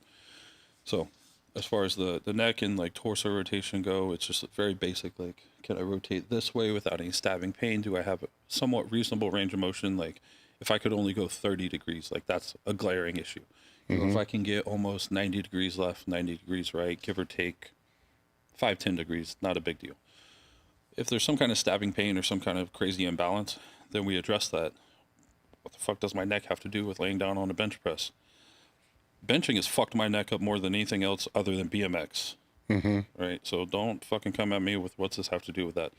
I know a lot of guys that have nerve damage in the neck from benching. So it's not far-fetched. But anyway, rotation-wise, we do the same thing for the upper body. Across the arms. Can I rotate the torso this way? Can I rotate that way? Does it feel relatively even? As far as restriction go, does it feel the same on the left and the right? Those aren't super common ones for us to be dealing with a whole lot, unless you're just like, I don't know, like you had fucking whiplash and they're like your body is hard guarding, because it doesn't take a lot of rotation to do what we do. However, that doesn't make rotation unimportant. The spine needs to be able to rotate, flex, extend, right? And then our core muscles to help stabilize the spine. So all of those little things, even if you're not actively doing them, they still play a role in keeping the joints healthy and protecting the spine. So as you're doing this, you're looking for balance and pain. Balance between the two sides. Yes. Pain and also limiting factor. So All right. like if I rotate this way and it's like, oh, my right trap is seemingly the limiting factor, and then I rotate to the left and it's still the right trap, that's weird, right? That's not the same thing. So we're looking at things like that. Shoulders and hips being like the super most common issues. Overhead flexion, like if I'm bench pressing, why do I need to worry about overhead? Again, because it dictates the way that your shoulders can move. Just because I can do this with this side and do this with this side doesn't mean they're actually moving the same way, right? So we check straight arm overhead flexion. That's just going to show us is the cuff muscles and the lat and the pec and upper, all the muscles that surround the shoulder, allowing it to move in an adequate range of motion. As a human being, we should be able to reach overhead. Can I? Not so great right now, but I'm working on it, right? And the important thing is that you're just actively trying to keep tabs on these things so that you can improve upon them. It doesn't mean you shouldn't train that day. And that's another rant. But we're establishing a baseline. Right. Okay. So that I know week to week, is it at least getting a little bit better or not getting worse? Yes. Right? Because pain isn't your only indicator. If you start losing mobility, pain will follow. Yes. So once you get below the waist, what are we doing here? Like lunging, or are you doing leg swings? What? No. So all of this stuff will just be typically either on the floor or on the table. So Got it. Very like clinical. Rotate this way, rotate that way. Same thing with the hip. The hip and the shoulder are pretty similar.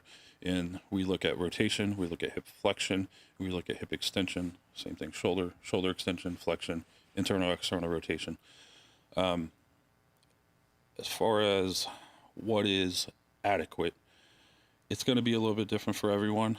I have very little hip rotation if I'm like in a clinical setting trying to demo it, but I have no issues seemingly during the barbell lifts with my hip mobility or anything like that. Like I have no problem squatting to depth. Even with a body weight squat, I can get down there well.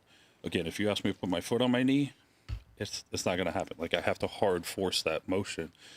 So they're not necessarily like, you can't lift if you can't do these things, or you're going to get hurt if you can't do these things. Again, it's just something that I want you to keep tabs on to improve from a longevity standpoint, but also to maximize our lifts. Yes. While we train.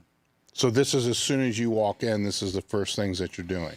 Right. So they're not walking on a treadmill. They're not doing anything first. This is straight up first thing. The warm up that I have set out is very thorough. So I waste no time on something that's not going to directly make my lifts better. So no, I don't give anyone treadmill or bike or anything. I used to do that. And it's not like it's a bad warm up. It's just that there's only so many hours in the day and I have a lot of stuff to work on before I touch that bar. Yeah. So we're looking at, like I said, hip rotation. If I can get, 45 external, maybe 30 internal, that would be like plenty adequate for anything that we're going to do under a barbell. Now, some of the accessory movements that are more guided at being agile and being athletic might require a little bit more, but because those aren't nearly as loaded, I don't stress too much about like, if I'm doing a curtsy lunge, am I going to blow out my hip? Probably not, because I just squatted 1,000 last week and it was okay. It's just a means to show us where we can get better, right? And if I'm having a particular painful area, it's also an indicator how I'm going to fix that pain, right? Because a joint that doesn't move is a joint that hurts. And if the pain is there, I guarantee something is either getting impinged or it's not moving the way that it should, so something else is getting overworked. So it's a little bit of a puzzle, and this is where like the engineering background comes in, because I like solving problems. So it's like, here's the problem area, here's the things that surround it, here's my range of motion in whatever direction, here's the 1, 2, or 3 areas where I'm struggling with that range of motion. I now select from those associated muscles which ones are responsible for either driving that motion or that could inhibit that motion. And then like those are our prime suspects. We go one by one, test it, either palpating, see if it's sensitive, range of motion wise. If I'm overly tight through the lat, like you'll see it, you can visually see it as the practitioner, or if you film yourself, you can see it. So there's different little things to check for, but this sounds a lot more tedious than it is. It might take, like I did a video demo / rant on this. It might take you 3 minutes to run through this. Now, correcting the issues and retesting might take another 10 minutes, 15 minutes. But either way, like, it's not like it's very difficult to do the initial assessments. A couple minutes, boom, done. If I find something's problematic, I might go and release it, retest, good to go. Okay, not good to go. All right, something else. Touching back on what you said as far as unfucking something and then being basically less stable because you took away that tightness that you had somewhere. That's the most critical element. I can't stress enough to people is like, I can usually get people on board to foam roll or roll on AccuMobility ball or palpate, or I fucking hate the massage gun, but sometimes they'll use that. That's fine. But we got to replace that instability. Otherwise, we're left fragile, right? We're left vulnerable in some area. So the body guarded that area for a reason. Maybe it was a trauma, maybe it was overuse. It doesn't too much matter what the reason is. The point is, when I take that away, I have to giveth from somewhere, right? Either an antagonist muscle, so like, let's just say bicep, tricep, very simple, right? One flexes the elbow, one extends. If I take away a lot of tension from my bicep, now I'm loose through the tricep because the tricep had been hypotonic, the bicep had been hyper. Now I just kind of have a loose joint, which probably isn't ideal if I'm going to be taking a max bench today. So we need to kind of counteract with either the antagonist muscles to provide that tension on the other side, or with one of the synergistic muscles that aid, like the hip flexors group is a good example. 5 hip flexors, maybe 2 are tight, maybe 2 are underactive. This one's doing whatever. Instead of just necessarily releasing my 2 hip flexors and activating my hip extenders, maybe I activate the 2 that were underactive, and now I've got a team working together, and that stabilized my hip joint instead of just going for the activation of the antagonist. So you got to kind of learn the system and how to work through it to decide what gets released, what gets activated.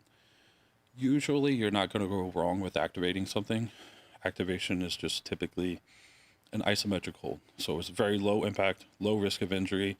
If something hurts, you can stop it immediately. Like, I mean, we're talking like glute bridge. Yeah. You know, just very simple, basic stuff. Isometric hold against a band. Something goes wrong, I let go of the band, right? They're very safe. They're quick and easy to set up typically. And using an isometric hold just gives you time to sit there and process, like, if I'm in this glute bridge, do I feel my glutes firing hard? Yes. Do I feel them firing evenly? Mostly. Is there a lot of hamstring involved? Not so much. Is my lumbar trying to jump in, like the erectors trying to fire off because my pelvic tilt is off? Yeah, a little bit. All right, so like you have to have time. If I'm just pumping out reps of hip thrusters, I'm not going to feel that. Yeah. Right, so you have to spend the time to connect to the body, get familiar, find out what's going on. Like, your body has a set tone neurologically, and I don't want to get super sciencey because this isn't an area that I'm qualified and educated to speak on. I just know through a lot of research, and I've been there. Neurologically, the tone is set by the central nervous system. Not all things are set evenly, right? Over time, like I said, injury, trauma, overuse, whatever, bad posture, the way I slept, I got punched in the arm, the fucking bicep doesn't work right, whatever it is. The tensions are set, and they won't just reset on their own. Sometimes it takes intervention. This is why, like, you hear the cases where people take time off and it doesn't get any better. Well, if I leave that door open over there and I go home and I come back in the morning, is the door going to be closed? No, it's still open, right? The body works the same way. You have to address these things to restore the balance, or else the body feels unstable and it's going to stay in that protective guard until you fix it. What is the mechanisms that you use for release? Normally it'll be like a pin and stretch. So I'll use a thumb, AccuMobility ball, pain pill. Some areas I do like the foam roller for, but typically I find the foam roller is not quite aggressive enough. Yeah. So those types of things, I will find trigger points throughout the muscle. So that's just where we're overly tight or overactive, bound up, sensitive, whatever you want to call it. Spend some, 30 to 60 seconds working that joint associated with that muscle through a range of motion. So let's just say the quad is an example. I could pain pill right here, pin into it. I'm going to straighten the knee, bend the knee, straighten the knee. So I'm elongating that muscle. I'm just getting that tissue to tone down some to get it to relax. And you can kind of influence that a bit with the breathing. Diaphragmatic breathing is very important for encouraging parasympathetic activity. So if you're like hitting it so hard that you can't like control your breaths and you're in that like clench mode, too hard. Like you've got to back off. It's going to be uncomfortable and it'll probably be a little painful, but you have to learn what's too hard and what's not hard enough. Yeah. Right. And the other thing too is anytime you can incorporate range of motion is going to be much better than just sitting there. Especially with things like cupping. That's one of my biggest pet peeves. You go, I went to my chiro, she did some cupping and she put my hip back in place. First of all, I don't like anything you just said. Secondly, did you move around while the cups were on? No, I just laid there. I'm like, motherfucker. All right, I'll do your chiropractor's job. Come here. Your hip doesn't fall out of place. The other thing is how you do the release. So let's just say if I want something to tone down, think about it like being gentle, coercing the body. Again, it's going to be a little uncomfortable, but you do have to coerce the body into believing it's safe to release. If I do something hard and fast, that's an activator. Yeah.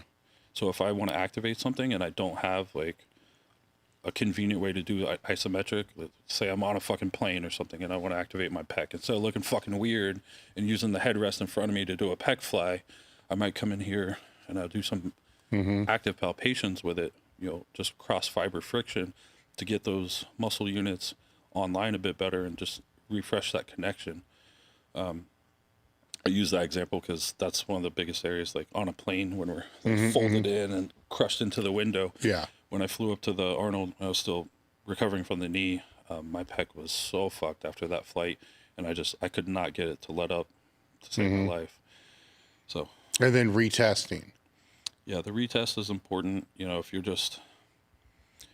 you assess, see that you're fucked up, you do some stuff, and then you never retest, you don't know if some stuff was effective, right? So you could be wasting your time. You could be going after the wrong muscle. You could be not activating the correct muscle. Like I said, antagonists or synergists. Like the retest is very important. Again, it doesn't take a long time, 2 or 3 minutes. So this whole process can take 5 minutes at the shortest, and 45 minutes at the longest if things are all fucked up. And you keep retesting and it's not there and you got to go a different route. That's seems fair. I am obviously I'm much more familiar with it, so I can run through it quickly. Yeah. But with practice, yes, as little as 5 minutes just to see what the fuck is going on today. How well am I moving? Because you can't just do that with a compound movement. Like you can tell if something's fucked up if it's not quite right, but you have no clue. Like barbell on your back, you go to squat and it's just like, something's off. Well, that doesn't tell me a whole lot. Right? I just know something's off. Yeah. Are the same tests every time you go in the gym, or are they different for, say, squat days versus bench days? And it will depend on the lifter. So again, like let's just say I first work with someone in person, I'll run through everything head to toe. That way I know at this point in time, this is the list of things you had going on. Now, 6-8 months later, like everything is clear and you just have like one shoulder thing, then we narrow down. Like I'm going to, shave away everything that we can and just focus on what's a problem currently and say maybe once a week or once every other week, run through the full assessments. The healthier you are, the less frequently you need to do it. The more banged up you are, you got to stay on top of this stuff or, it'll ruin the entire training cycle. Now, if it's an online client, it's going to have to be fewer assessments from the jump too, I would assume, because it's a longer process, right? The system isn't completely different. Like I'll just have them film everything just the same as if I were there in person. But yeah, as far as the activating and the release work, that does take more time especially if they're unfamiliar with how to do anything like that at all. Yes. Did you arrive at this, or how did you arrive at this? Like, what was the process? Because I can tell you some of the shit that I do, right? Which is not that, right? But it could be probably something you may have been doing 5-6 years ago, to arrive at this. So it's, for instance, if it's a squat day, for me. You know, I'm going to come in, I'm going to walk around. And then as I'm walking around, I am going to twist. Like I'm trying, just as I'm walking around talking to people, I am moving some things to figure out is this even? No, it's not. Okay. If this is not even, then do I need to do like push my knee against a rack as an isometric type of thing? And then after a while, I'll just body weight free squat on a box, you know, no suit sprees or anything like that. Can I apply, first off, can I do it without pain? Then can I do it without pain and apply force evenly through both? If I can't, like something's off, then I'll get on a foam roller or whatever it is. And I'm not rolling to roll things out. I'm rolling to figure out where it fucking hurts. Yeah. And it's like, oh shit, this hurts, right? It could be IT band, it could be adductor or whatever it is. The correction isn't that. You know, the correction may be, it's not a Theragun, it's a fucking percussor. So you can go different, you can go very low frequency, where I got stupid power plate over there that, you know, vary squat. And anyhow, I find whatever it is to be able to, then I'll go back and it's a ghetto version, you know, of kind of what you're talking about, which leaves a lot of, I can't grab a fucking bar. So I'm not really too concerned with my shoulder on that day, because I use safety squat bar, spider bar. This is what it is, right? But I do not want it to get worse, right? So I'm not, for those listening, I'm not neglecting it. It's not gotten worse since 2004. It's just not gotten a whole lot better, but I'm cool with all that. Then, you know, from there, I've been exposed to different things like RPR and all these other type of activations. So I may actually use, you know, a trigger wheel or something to kind of arrive at that same in a fucked up way. Like this, what you're presenting is a very structured way, which seems way easier, by the way. That is the goal. Like way fucking easier. Like 1, 2, 3, 4. No, here's this, here's this, here's this. Did you arrive at that through like a ghetto process like I'm using? Not so much. Not that I didn't do those things, because I did, but that wasn't part of what led to kind of the way that I handle it now. The main driving factor, I was applying for a job at Athletic Apex, opened up a gym in Sanford. Have you ever heard of that gym? Yes. So they don't have personal trainers. They have bionetics specialists. Before you do anything, this is exactly how I do it. Throw you on the table. They would run through those ranges of motion. They'll pull out the little goniometer. They 38 degrees. Oh, yeah, that's right. Yeah. So it's a bit more, however you want to word that, anal about the measurements than the way I go about it. So like my goal with all of this type of stuff, if I don't make it digestible and I don't make it a little convenient, the fucking lifters aren't going to do it. Yeah. So I have to teach them how to do it. I have to explain why it's important for them to do it. And then I have to be able to produce results for them to keep doing it. Right. Mm-hmm. So a lot of it is just education at first, and then getting them in the flow. And then once they see and feel the difference, like everyone that starts working with me is like, after 2 weeks, I feel so much better when I take my first warm-up sets. Like by the time I get to the barbell lifts, I feel great. I was like, fucking perfect, because that's what I'm going for. I don't like those first couple sets or couple reps where you feel like your joints are rusted and you're breaking the rust off to get them to move freely. I want to circumvent that entire process, because there are days where, and I've had those days where it doesn't matter how many sets you do at 135, the shit just ain't freeing up. Yeah. It ain't going to fucking happen today. All right. I guess I don't squat today, or I push it and I risk getting hurt. Who's going to not squat today? I know. That's the different discussion, which we'll have here in a minute. But yeah, that gym, Athletic Apex, was kind of the driving factor there. Once I learned, I didn't get hired. Fucking surprise. I'm not personable. Yeah. However, the girl I was seeing at the time did get hired. So thankfully, through her, like, we learned how to do all these types of things and what to look for. And then that just kind of opened up my window to a lot of different modalities that I just had to research and kind of find online. With Matt is very similar to like neurokinetic therapy, which is what I mostly align myself with as far as how I handle things. I don't think that any one system is best. I think that there's plenty of ways to handle these kinds of things. I like the lower intensity, lower risk, because it's easier to convince people in pain to subscribe to it than if it's something that's like, I know it hurts, but if you just work through this in a couple weeks, it won't hurt. That's a tough one to get people that are in bad pain to go along with, because they're afraid. Fear, the psychological part is very tough. But if I can get someone like, okay, you might have really bad back pain, we're just going to focus on working on your hip mobility right now. And then by the time we go back to whatever exercise at a light weight that was a trigger and it's not, they're like, oh, fuck, this shit works. And it's not that we did anything magical. We just took care of issues that created the back pain in the first place.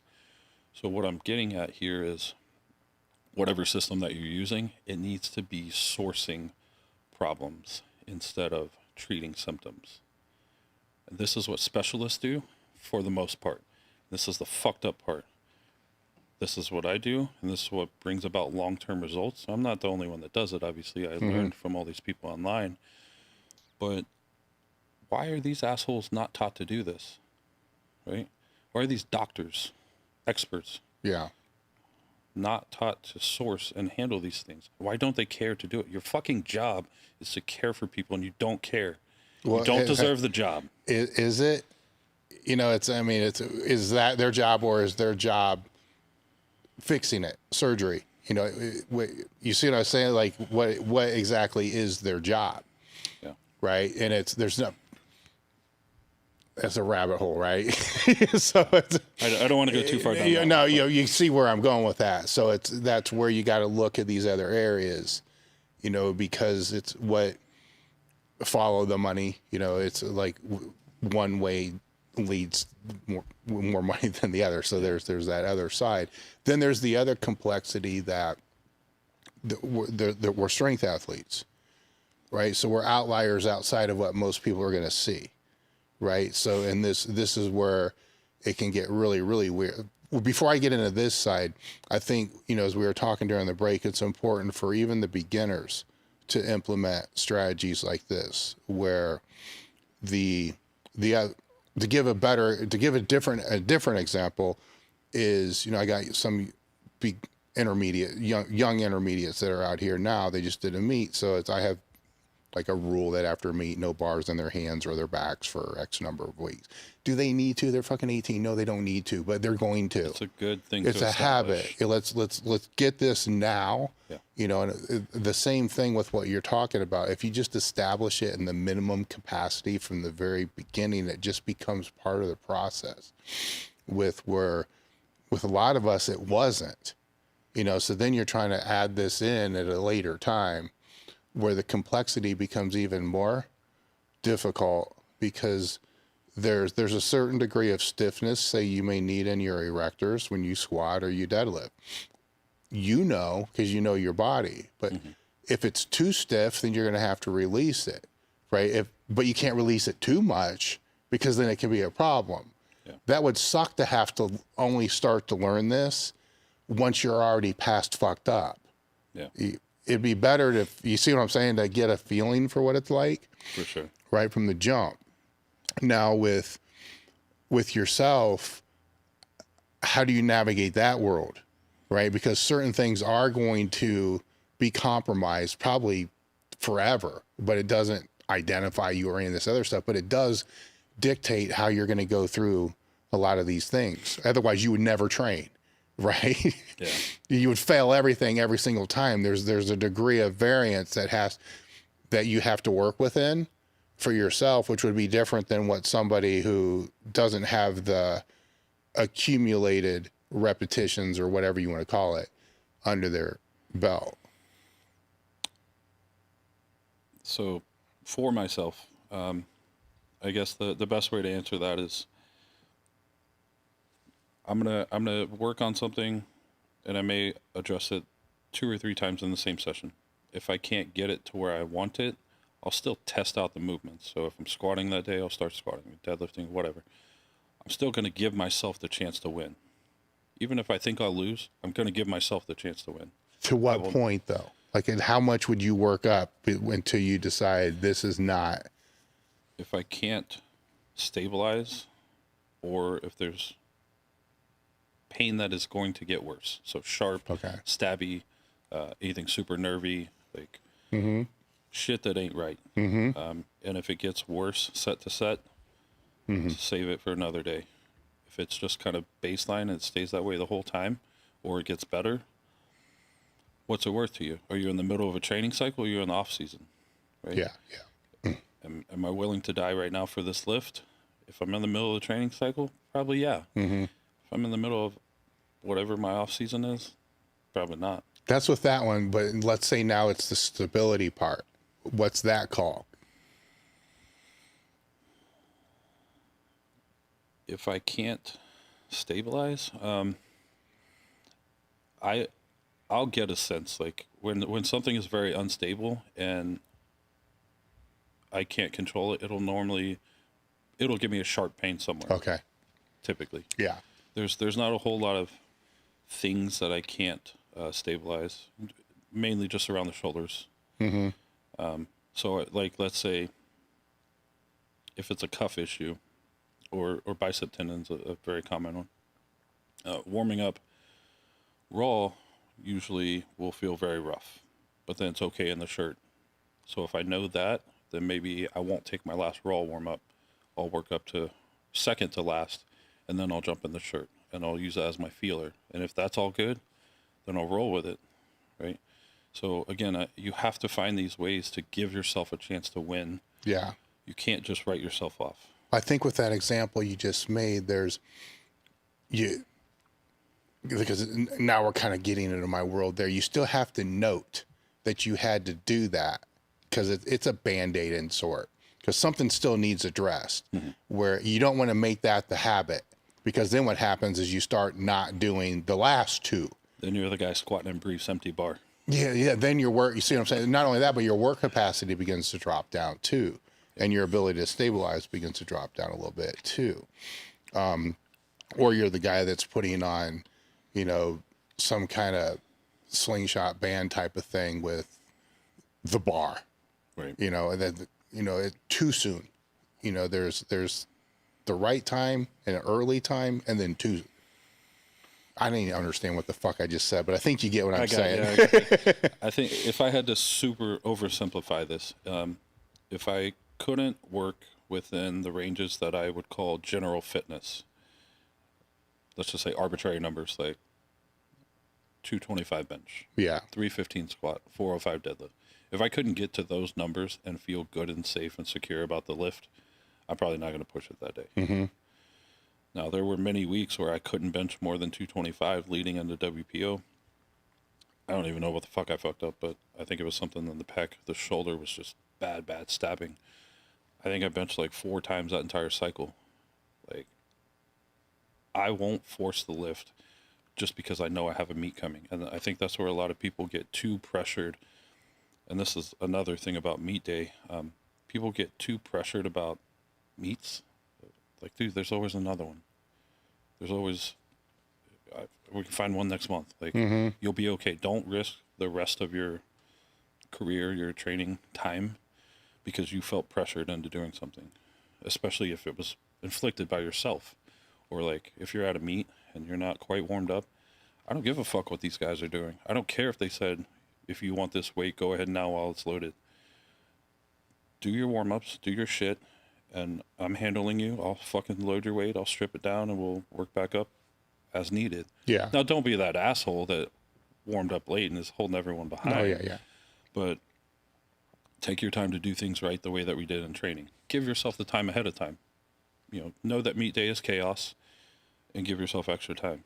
For 95% of the people, that's true, that they can just pick another meet. For yourself, that's not true. Not because so much. you're not so much, right? So there's less room, but that's which carries higher risk. So my only remark to that would be, I was comfortable going into WPO only having benched that many times. Yeah, I wasn't happy about it, of course. but I can't tell a beginner lifter to be comfortable with something like that. I can't even tell an intermediate lifter, they're going to be like 100 pounds off. Actually, I did get 100 pounds off my bench. Yeah. That was a different story. But No, but your goal, I mean, you're going there for competitive reasons, which are at a level that's the only place you're going to find that competition, where it's at a higher level. Yeah. Right. So not that 100 pounds off is a good thing. It's not, but it's a better choice at your level to do that than to go to the local meet 2 months later where there's no competition, anything else going on, in my opinion. Yeah. Where at that other level, it's a completely different story. Yeah, I would agree. Yeah. But the main point was just like, at some point with enough experience, you should be able to develop that kind of, I guess, confidence Yeah. in your ability. Not that you should be arrogant, but if you've done this 1,000 times, trust that you can do it 1,001. Mm-hmm. Oh, that's I've spoken to a ton of lifters that almost same situation. Like something's fucked up. So they could only squat once a month the last 3 months. And then a lot of times they actually do better, because of that. You're recovered. Which makes you wonder, what should the frequency really be at that point, in somebody's career at that level? Yeah. Does it have to be every week, under these heavy lows, or should it be spread out more? I'll throw that at you. What have you found for yourself? Definitely lesser frequent with the same movements of high intensity. So I don't feel the need to squat heavy every single week. I don't feel the need to bench heavy every single week. I love doing it, but it only sets me back. I might get 4 or 5 good weeks out of that, and then I start to decline. I'd rather not get that peak of happiness to be crushed. Yeah. I'd rather fucking hang out here where I'm content and I'm making gains and I can roll into the meet healthy. I think it's important to keep the CNS primed, but you don't have to do squat every week, right? If I'm heavy deadlifting one week, heavy squatting the next week, yeah, they're different movements, but they utilize a lot of the same body parts, and I'm still stressing the body with heavy fucking weight. So what does that look like because you're still at Perfect Storm, right? Mm-hmm. So I assume you guys are all squatting on the same day, right? So it just becomes a light day. You see what I'm saying? So you just don't squat, but you help everybody else squat and you pull on that day, because now you're dealing with a crew, right? That there's ebb and flows of that, and everybody's using slightly different programs. I get that too. But that also can become a trap for a lot of people, to where they feel like they have to, push extreme all the time. Or are you guys pretty good about? I think for the most part, just about everyone there has a coach, and especially like the ones that are mine, obviously I get to keep an eye on. Sure. Like, what the fuck is that? Yeah. But yeah, so I'll still lift heavy. I'm just alternating the lifts, right? So I'll deadlift heavy, and if I'm deadlifting heavy, yeah, I'm still helping the guys squat. Mm-hmm. If I'm squatting heavy and they're deadlifting, they're still helping me. So it's it's still a very much so team environment there, and the flow goes pretty well. But as far as alternating the lifts, like, I haven't really had any complications, except for where, there are days where it takes longer because you don't quite have enough hands to get 2 monos going at one time. Yeah. So there's only 1 mono going at a time. Yeah. But do you keep it at every other week where it's switching, kind of like a Liller Bridge type of thing? In general, yes. It depends on where my focus is. Like right now, I've really been struggling with my deadlift positioning. So I've placed more emphasis, more weeks deadlifting than I have squatting. I still will squat somewhat heavy. It just doesn't need to be max effort. Like, I'm just getting primed in that same pattern, but I don't need to be pushing max effort necessarily. So I might take, you know, eight to 9, and then focus on my form work for deadlifts. And then the next week, maybe heavy deadlifts, no squats. And then back to my squat week. If I feel good and up to taking the heavy squats, then I'll probably do that. But it's just not, at this point, it's not set in stone every other week. It was pretty much up until like these last 2 training cycles, where I feel like I have to place this emphasis on my deadlift, or I'm not going to fucking get it moving where I want to. Is there a secondary day during the week for the lifts? Yeah, I base my training around my work schedule, so it'll fluctuate a little bit, but it's normally either 3 or 4 days after the heavy day will be my secondary lower. Usually a lot of that is hypertrophy, but if I feel like I need the extra technique work, like for my pulls, then I'll definitely add in, you know, something for that, or I haven't squatted raw in a while, you know, so I'll add in something for that. I like to keep up.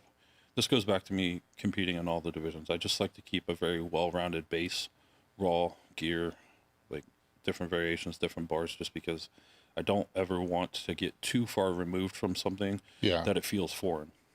Are you putting unilateral work in there? Every single session, there is something of some sort that's unilateral and offset, and particularly the more beat up I am, the more I'm going to focus on that. It's going to be less loading, so it's less likely to, you know, do damage if I have some kind of injury going on.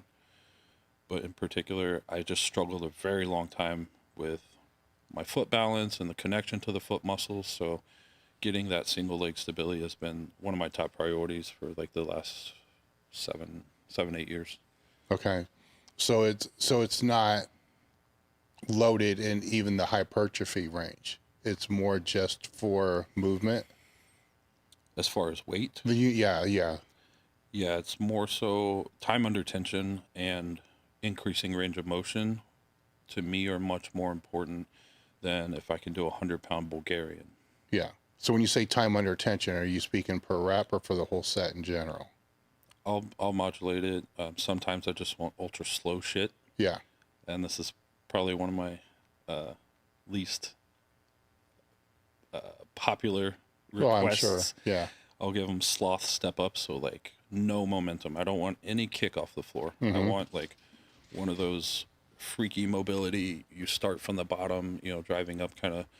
For most people that can handle it. Someone, you know, like you or I, probably not going to be feasible to do something like that. But for the ones that can, I want them to establish that early on, so that they don't end up going down the road that we did. Yeah.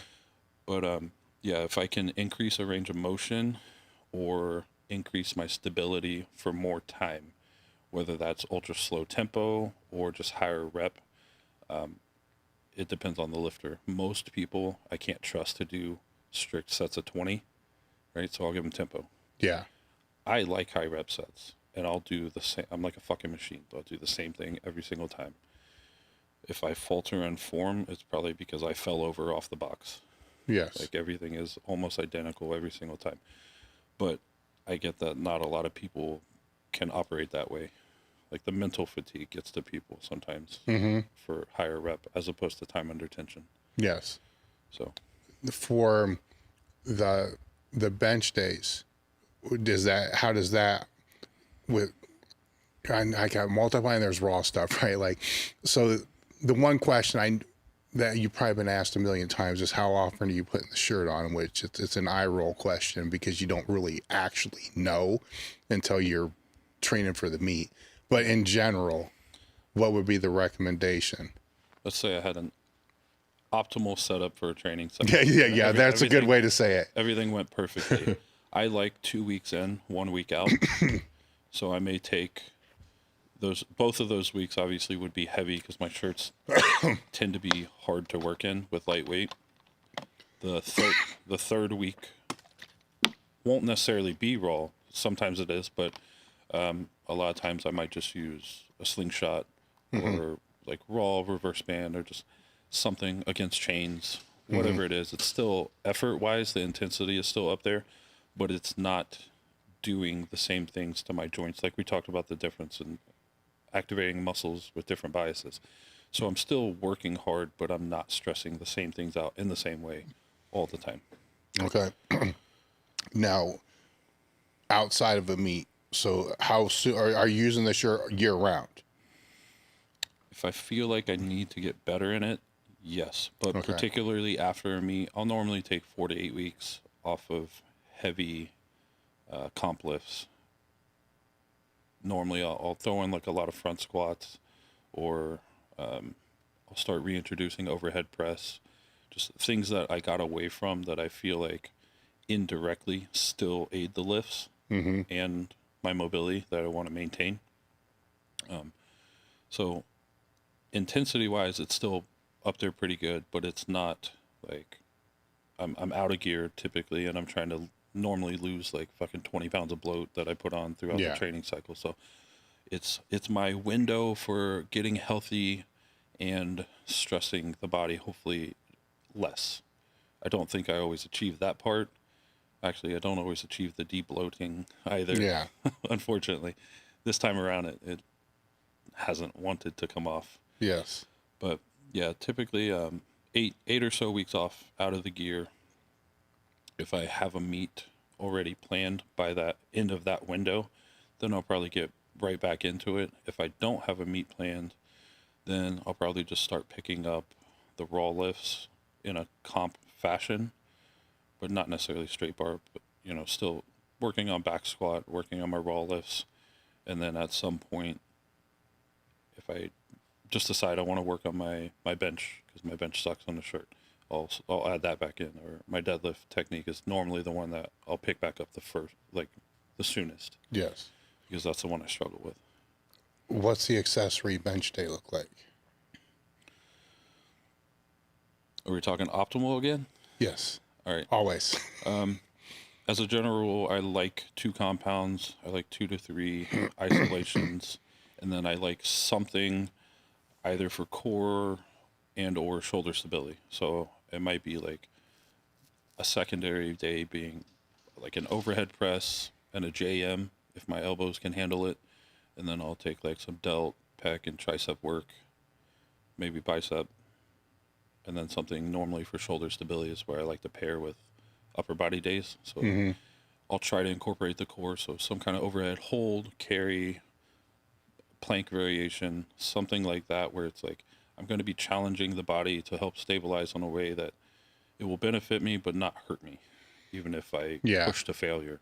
All right. Now with those assessments that you're doing, those when you're going through the initial assessments to be able to get into the training, will that change what those supplemental exercises are going to be for that day at that point? Or do you wait to reassess after that lift to be able to see? Obviously, if you're going to do like the JM and it's lighting your elbows up, you're going to pull out of that. But will you know that before you even get there from your assessments? The elbows, not usually, although at this point it's pretty much a given, so I know just because it's always hurting. But no, not too much necessarily from the assessments. Normally it'll be like, I'll know if something's going to hurt a shoulder or a hip, direct joints that we're testing. The elbow is a tricky little bastard because it's a hinge, right? But we also have a little rotation there. It's kind of like the knee. It's a hinge, but there's some rotation in there. So sometimes things you wouldn't expect can bother it. Like if your hip flexor's a little tight, suddenly I got this pain in my knee. My knee's not caving. I'm not walking weird. Like I can still do the lunge normal, but there's just a tension there and it hurts. You won't always pick things up like that. So a lot of times we just have to go like manually kind of tracing what the fuck is going on through the hip flexors, through the quads. Hamstrings might be overfiring or something like that. So it can get a little involved, and this is where it's tough to work with people from a distance. Like that aspect is very difficult, especially if they're not fully buying into the system at first. Yeah. At this point in your career, how do you lay out your long-term meet strategy? And by this, what I mean is you're coming up in the sport, you want to get to the WPO. like 18 years trying to get to the, you know where that is, right? So then you're there and you got that.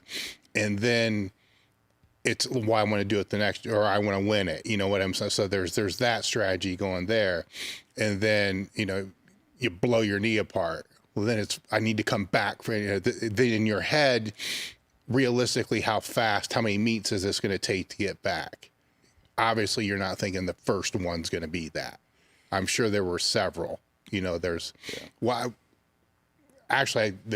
how many was it? Like, what was the first meet back and how much did you lift? Because I guarantee it wasn't coming back to squat a grand right away. Unfortunately not.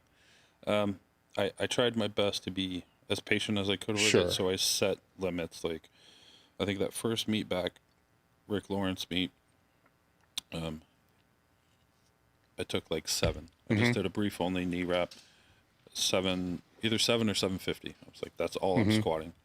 I don't even know. I think I just took 1 attempt and then moved on. The next meet, I want to say, was the one I did in Naples, and I think I set my limit for that one around 850. And there was probably, I can't quite remember, but it was less than a year apart, maybe 8 months or so. And then the next one after that, I just wanted to hit 9. So I was just incrementally working my way back up, more so for the mental aspect. There were some physical limitations there, like the Naples meet. I had like a real loud crunch on the way down with my second squat, and it swelled up afterward. And I was like, I mean, I'm obviously walking around. I didn't blow it out again, but something ain't right. And I just kind of let it naturally heal on its own, and it was okay. I think semifinals. No. So I got a 2 weeks out from WPO. I got the invite in 2019. I think it was 2019. But this kind of goes back to what you were talking about, not having a lot of time to train. I came in pretty healthy, so I did pretty fucking well. Honestly, I joked about it being the most successful two-week meet prep. I had the notion, so I was kind of prepping for it regardless. Yeah. So, but yeah, that was the ongoing joke. Like 2 week meet prep.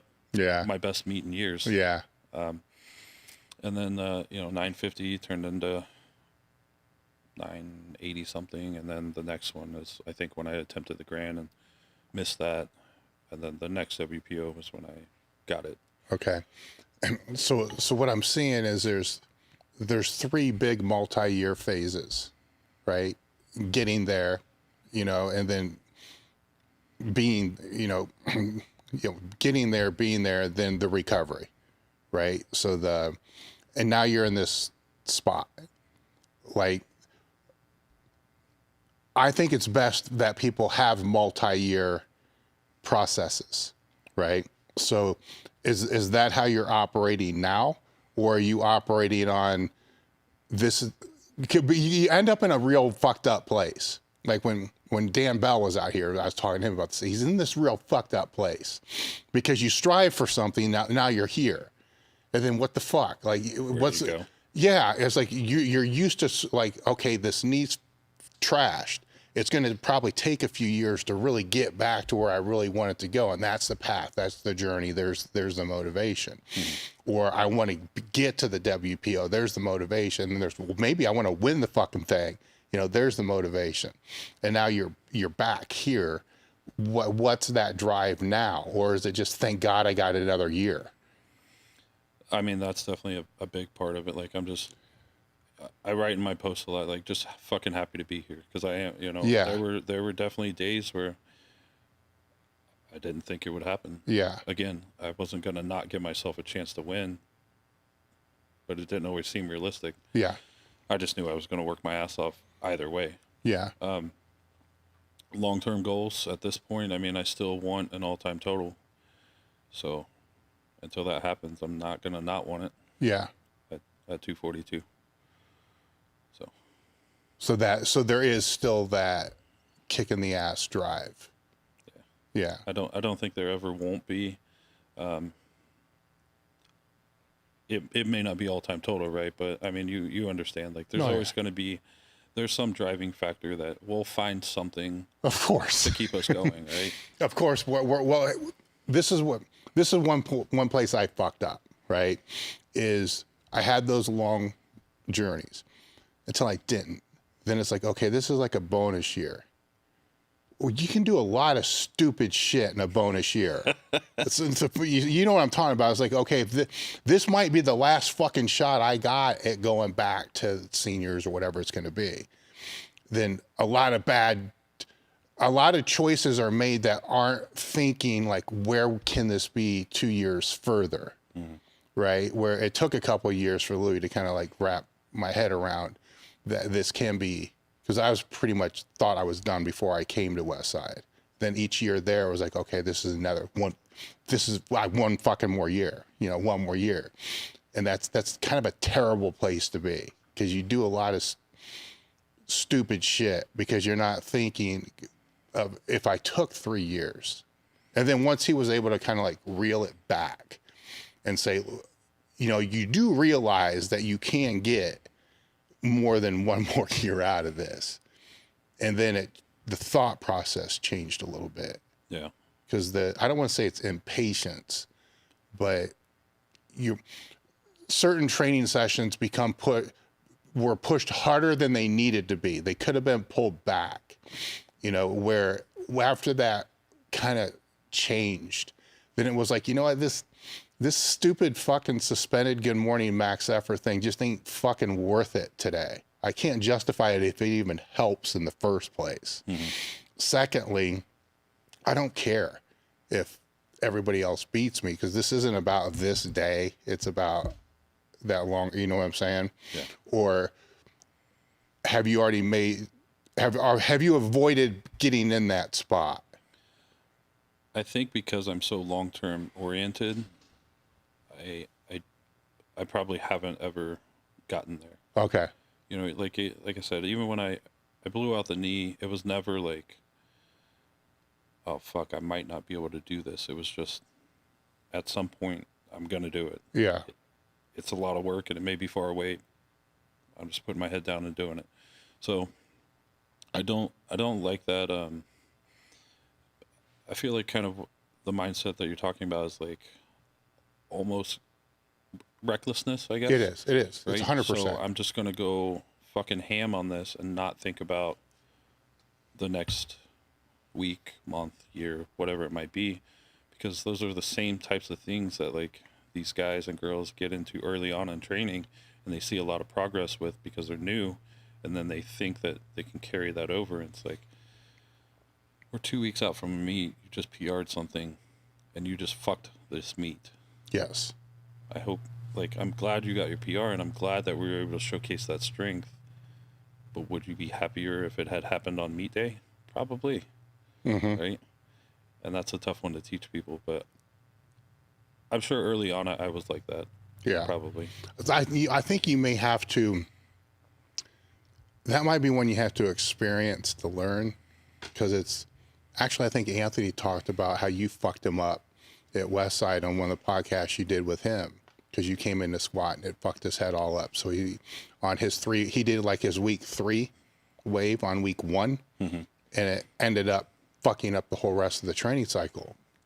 And that's a I really think you only learn that by doing it, because then afterwards you're like, was it really fucking worth that one day in the gym? Right. Yeah. Which I guess that can pivot into a question here. When you came in, because you were trained at Westside for a couple weeks, I gotta think of how to re-ask this question. What were the takeaways from you being there that you would still use now?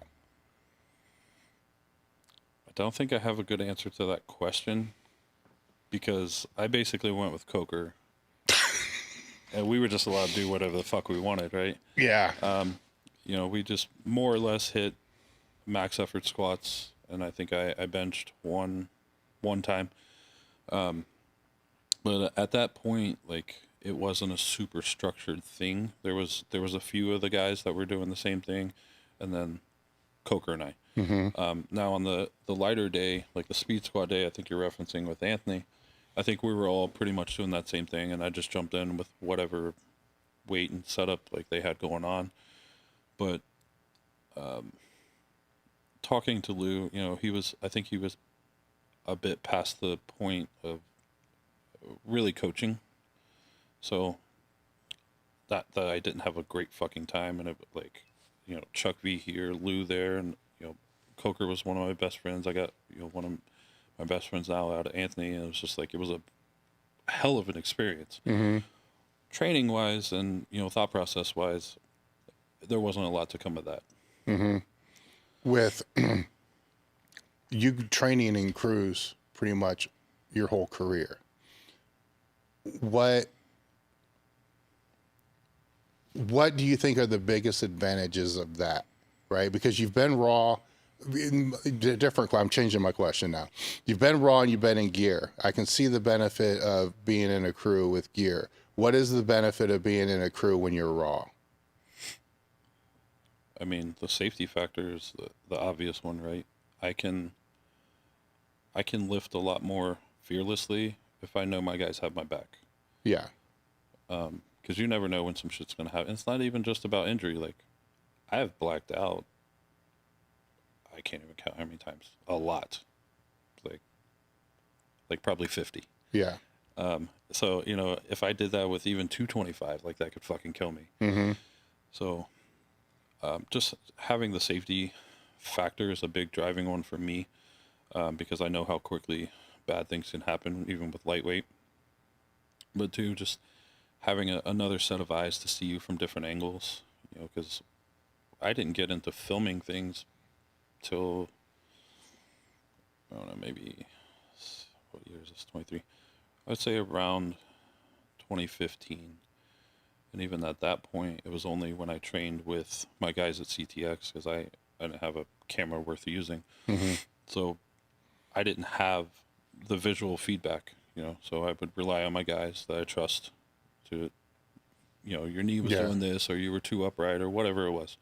You know, so just getting real-time feedback and not having to, like, look at a video and I can only see this angle from the video, whereas I might have 6 different guys that see 6 different things that I could have corrected or done a little differently or whatever. So there's a ton of benefit to having a crew. Honestly, the only thing I can think of that's not a benefit is just it takes longer to train.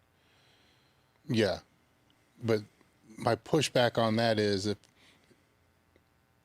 you don't have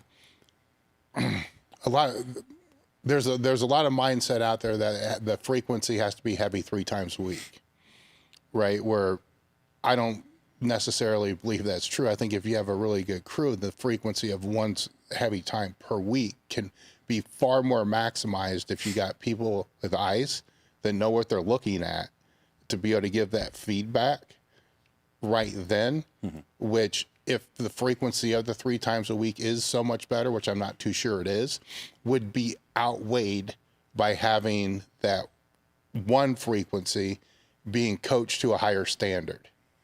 If that makes sense, you know, that's assuming that you have eyes that can at least point things out, right? That's not always to say that they're going to point out the right things, but if you're an experienced lifter over a period of time, just the fact that they pointed one thing out is going to make you question what that thing is, right? It may be the opposite. You know what I'm saying? They may be telling you need to pull your head up, right? But either way, you're going to be thinking, well, where is my fucking head? Right. You know, so you get where I'm going with that. So I think that benefit there on that time is, how are you going to measure the metric of that time if that time's 3 hours 3 times a week because of the higher frequency of the heavier loading compared to the 5 hours on one Saturday? Because to me, that'd be less time. Right. I mean, I can't even fathom trying to train heavy 3 times a week. But I can't either, but there's I know, but but I mean, I would imagine that's not a geared lifter. No. Right. So it wouldn't even make sense to do that and multiply. No, I would say it would be impossible. Yeah. But even if that was the thing, you could still train in a crew. Mm-hmm. Your crew may not be doing the same thing as you, hopefully, because they're smarter, but that doesn't mean that you can't train with a crew, right? Maybe 2 of the days your crew's there, and then the third day you're solo or whatever. Or you just find another crew to train with the third day. I don't know. But yeah, I don't like the idea of training alone. The energy's low. Maybe it's just my fucking energy. My energy's low by myself. I do a handful of my workouts, sometimes alone, especially deadlift, where I don't really need a lot of help.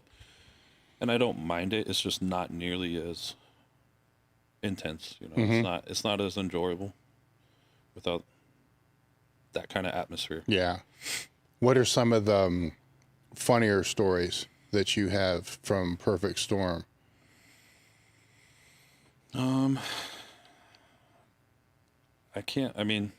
From Storm specifically, I don't really think of anything off the top of my head.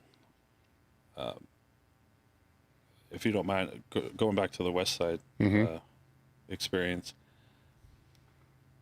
that speed squat day that Anthony's referencing, I had bloated up like 14 pounds in 4 days. So that's when I hit the 264. Obviously, that was uncomfortable. My fucking back pumps were through the roof, and my gear didn't fit, right? So the only thing I brought was my deadlift suit, and I was trying to do my speed squats in that. And it's a stiff-ass suit, which is now too small because I'm 264. So we're halfway through these speed squats, and I'm like, this Bob Evans is about to come out, and I'm stuck. Like, I can't get out of this suit. So I look over at Anthony. I'm like, bro, you gotta give me a fucking hand now.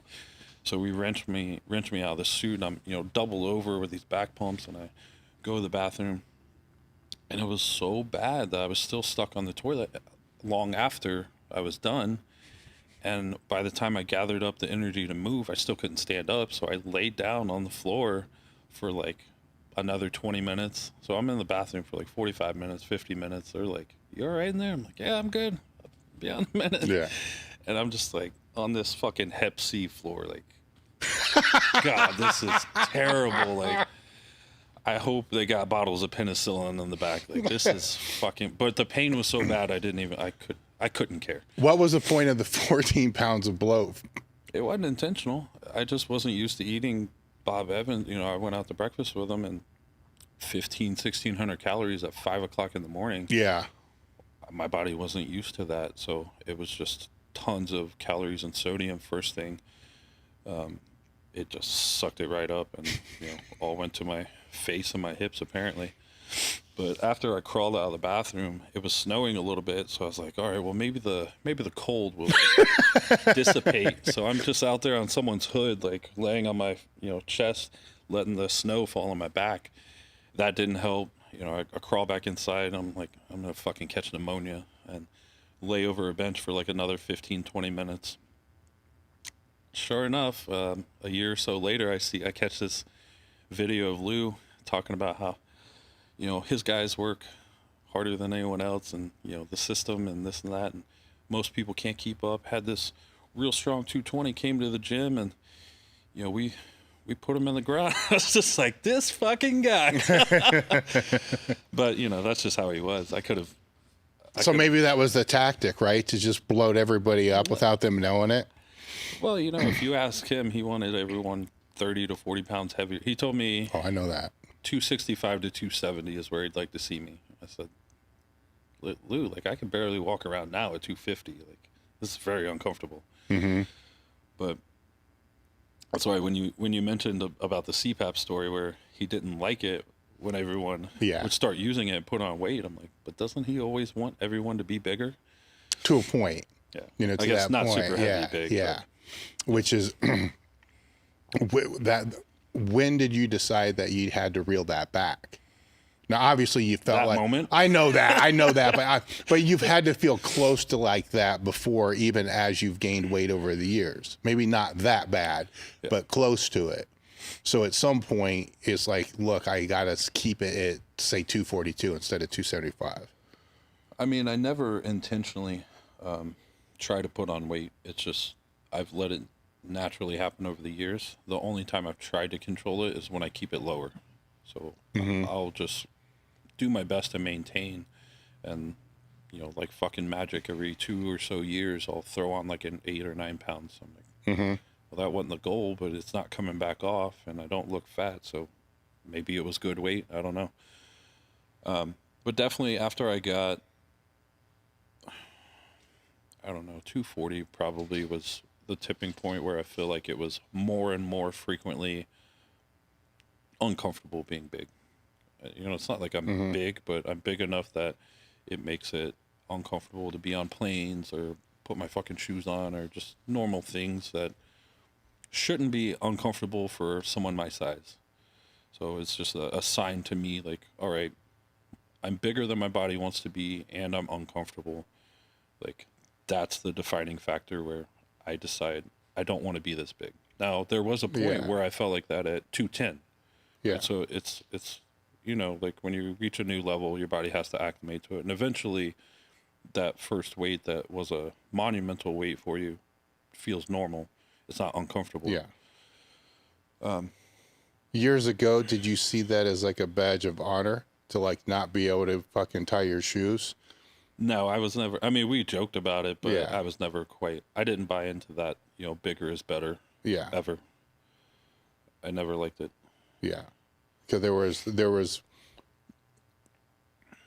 that was for a while the consensus, at least with the groups I was around. Like, if you couldn't, you'll like this one. I can distinctly remember that you know that you're gonna start getting stronger and that you're ready for the meet when you can't get the bar on the bench to touch your chest by itself. Right. Because you're so stiff and tight. And even then, I'm like, because I've had reoccurring pec tears before that, I'm like, this doesn't sound right, but fuck it, I guess I'm in for it. Then I would. Or the other one was the squat. That no, it wasn't the squat. I'm forgetting there was another really fucked up one like that. Like I can't remember what it is right now, but it was just about as stupid as what that was at the time. Yeah, a lot of ours were just like about putting on shoes and stuff like that, and we joked about coming out with a version of Chucks that had Velcro. Yeah. We're going to call them Quick Chucks. Quick Chucks. But yeah, no, I'd never been a fan. Even once I crossed over, like, I developed sleep apnea, as far as I know, more or less when I crossed over about 200 pounds. I think I was 22 or so. So ever since then, I was just like, fuck being big, man. Like, I'm all for putting on productive size, but even now, I don't try to be bigger, because we all know, like, there's an extent where it's just, even if it's lean weight, it's just stress on the heart, on the joints, on everything. So I don't like the idea of making that worse than it needs to be. But I think one of the other lines in the sand that I draw are like blood pressure. Like I said, I've blacked out a lot in training, and there's just a certain feel, like I can tell when it's so high that I feel unwell. That's a problem. I'm not a big guy. I shouldn't feel like this. So this will circle back to what we were talking about before we started the podcast, is some people's definition of this being all in, and just a little bit ago in the podcast, you were saying there's a certain point in the training cycle that you're willing to die to be able to make it to the meet, which I don't doubt in any way. That mindset's definitely going to be there, but it has to be all encompassing, right? You know what the risk benefit ratio is of everything that you're doing, but there's also mitigation factors that can go into play that if those are mitigated, then it's going to make the performance better, right? High blood pressure, yes, that can be, a cause of being heavier and all these other kind of things, but it can also be mitigated, right? High blood pressure on, coming out of a squat and you pass out, guess what? You don't get the squat. If you pass on the way down, you don't get the squat. To it is extreme. then, or you fucking kill yourself. You can't compete if you're dead. You know, there's another factor that kind of goes with all that. But where I've seen the breakdown in that all in quote is it always seems to be convenient with the risk that they like to take, not that the risk that they actually should take. Like they're all in as long as they can just pound tons of fucking trend. They're all in for that, but they're not all in for trying to keep the blood pressure under control. Yeah. They're all in for going fucking heavy all the time, but they're not all in for making sure they can keep the mobility to actually get the range of motion that they're going to need to be able to compete in or to train long enough to stay healthy. All for the easy way. Yes. Easy way with hard work. Yes. Not the hard way with the hard work. But it short-changes them every, I've seen it every time. It short-changes them every time. Yeah. Where if they're really all in, then they're going to be all in to be able to do the things that are hardest for them to do, right? So for me, one of the hardest things for me to do would be just the basic mobility type of shit that I had to keep. While that's simple for fucking almost everybody in the world, not for me, because I just fucking hate doing it. Yeah. Right? But if you hate doing it, it's probably the thing you need to do. That's what I was pulling out of that is if you're all in, you're doing the things you don't want to do. Yes. The things you don't like to do that make you better. Because if you're not doing those, then I don't want to hear shit about it being all in. Yes. There's not. You know, it's, if you haven't exhausted every option to be optimal, and optimal doesn't just mean you're strongest, it means able to perform at the highest level, then you're not all in. Right? No, I agree 100%. And, you know, I get it. Like, life fucking gets busy. We fall into this and that and get distracted and whatever. Like, shit happens. You don't have to be all in all the time. But in the grand scheme of things, over the course of a training cycle, on average, you need to be fucking all in if you're going to optimize. Yes. Well, I could push back on that and say that having those downtimes is being all in all the time, because without those, you burn out and you can't perform well. Yeah. You know, so it is that, you know, where do you want to, what's the objective? Where do you want to be, you know, in X amount of period of time? Those are my toughest. That's my struggle with all in, is taking the downtime. Mm-hmm. For sure. But you've seen in other people and yourself what happens when you don't. And just knowing you from talking to you today, because it's hard, you're going to do it. I'm pretty good about finding other things. Like I said, I'll hyper focus on something. So Like bowling with whiskey. that's recreational.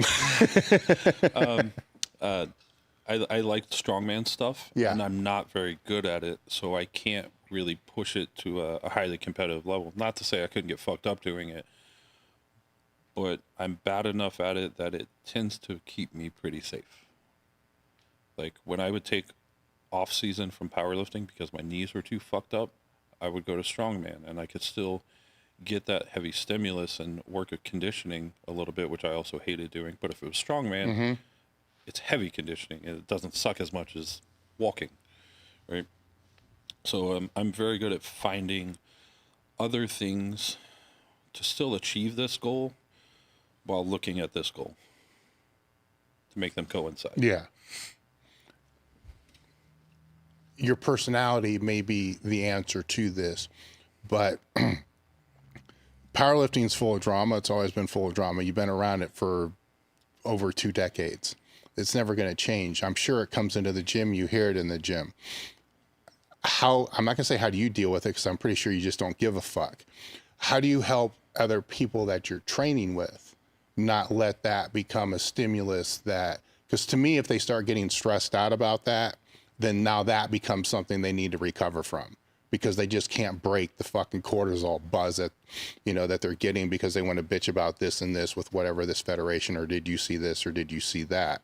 Do you even bother trying to like talk them off the ledge and tell them not to worry about it? Or is there advice that you give them to just kind of leave it be?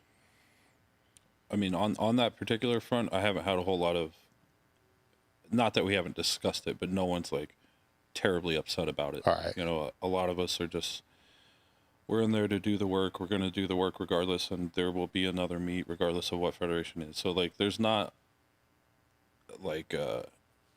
really drama in the gym like that. Yeah. And I would just say, if I had someone that was undergoing something like that, fucking focus, man. Like, we're here to do something. I need you to focus. When you walk through that door, there's nothing on this side that was on that side. Keep that shit out there. Focus while you're here. You can go back to that if you want when you leave. It's just a lot of it is a focus thing. But Yeah. thankfully, most of our crew are very thick-skinned. We like to bullshit. We like to have a good time, but we're also very driven.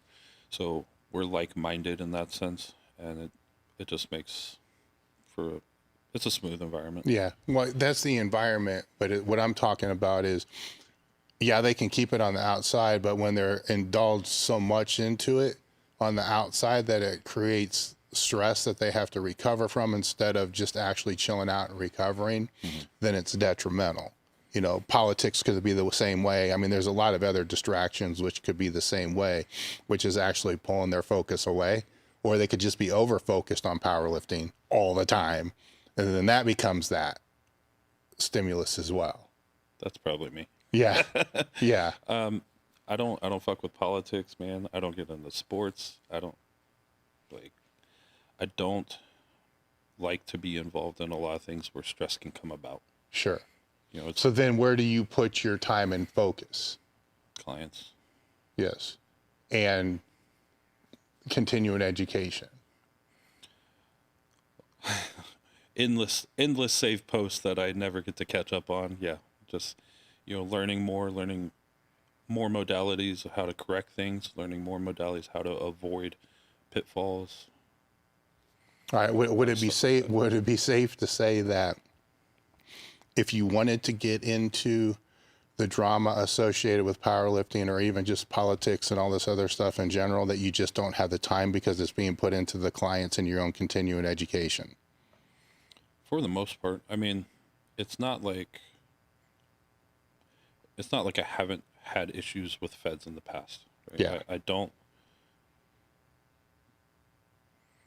have a whole lot of personal ties to any kind of the shit that's Sure. going on, but I mean, in general, I didn't like the Fed in the first place. Yeah. So it wasn't like it was some kind of heartbreak to me, like, oh, you know, this was my chosen I have no allegiance to a federation. Yeah. I have allegiance to competition and doing the best that I can. And that's it. It's that simple. I'm not trying to walk you down a road to like pit a federation against a federation. What I'm trying to display is you're too worried about your own self-improvement and the improvement of your clients to have the time to even give a fuck about all those things.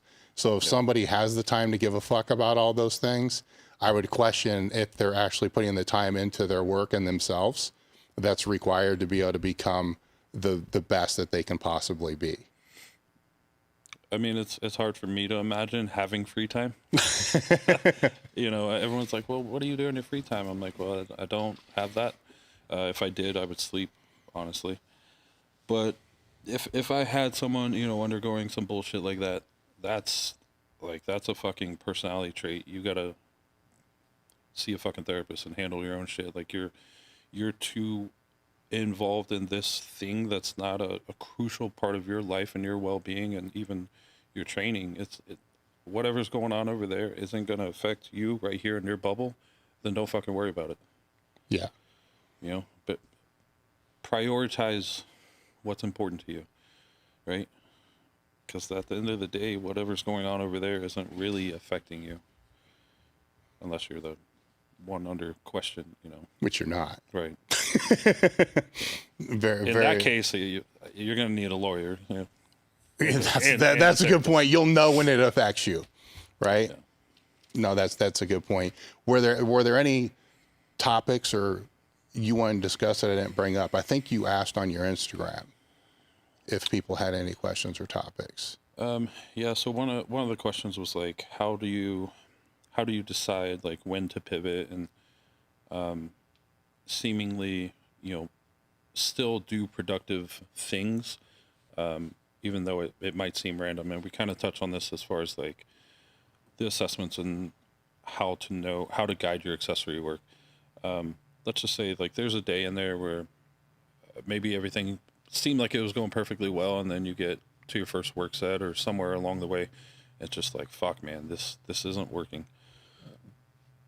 I would say if you're able to in that moment run through some things real quick, and you think that you can make a correction, or you think that it was just like a simple mistake, something you were not doing, and this goes kind of back to having the confidence.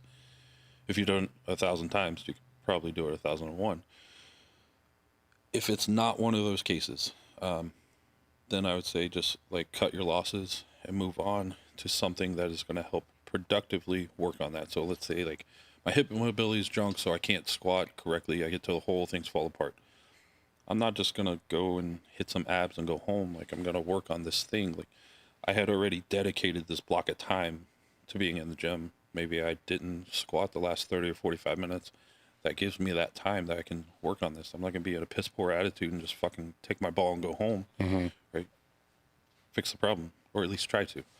You know, be productive with it. Learn to remove emotion from your training, and you'll be so much more productive, or at least happier, right? If you don't have the drawbacks that are associated with when things don't go smoothly. Yeah, that's removing your emotion from your training is another big one. And I get that a lot of people use emotion to their advantage in training and competing and stuff like that. And that's great, but you also need to learn to reel it back in when it's negatively affecting you. And this isn't just training, right? This is anything in life. Like we're just talking about politics that don't even affect me. If those are negatively affecting me, I got some inner work to focus on, as well as probably external. But those are things that, you can work on yourself, or possibly see a therapist if you can't figure it out or whatever, but be productive with your time. Don't get pissed off and just say, I'll come back tomorrow. I've had, a handful of lifters that were just like, doesn't feel good, I'll come back tomorrow. Don't fucking come back tomorrow. You don't feel good today, I don't want you in here tomorrow. Unless it's active recovery or something, but we're not, there's no redo. Do you think your body is going to forget what you just did to it tomorrow? It's going to be more pissed off tomorrow than it is today. So I don't like that makeup mentality. I like focus on fixing the problem. We're not trying to make up work. Just because you didn't do something on the paper doesn't mean that you're not going to make progress. You don't have to do everything that's on that sheet of paper to get better. Sometimes less is more. Sometimes different is more. Yeah. Very, very few cases. Sometimes more is more, but not common, right? So just better learn to prioritize your actions based on a more objective outlook and less emotional, I think is important. Yes. Any other questions that worth posted to you?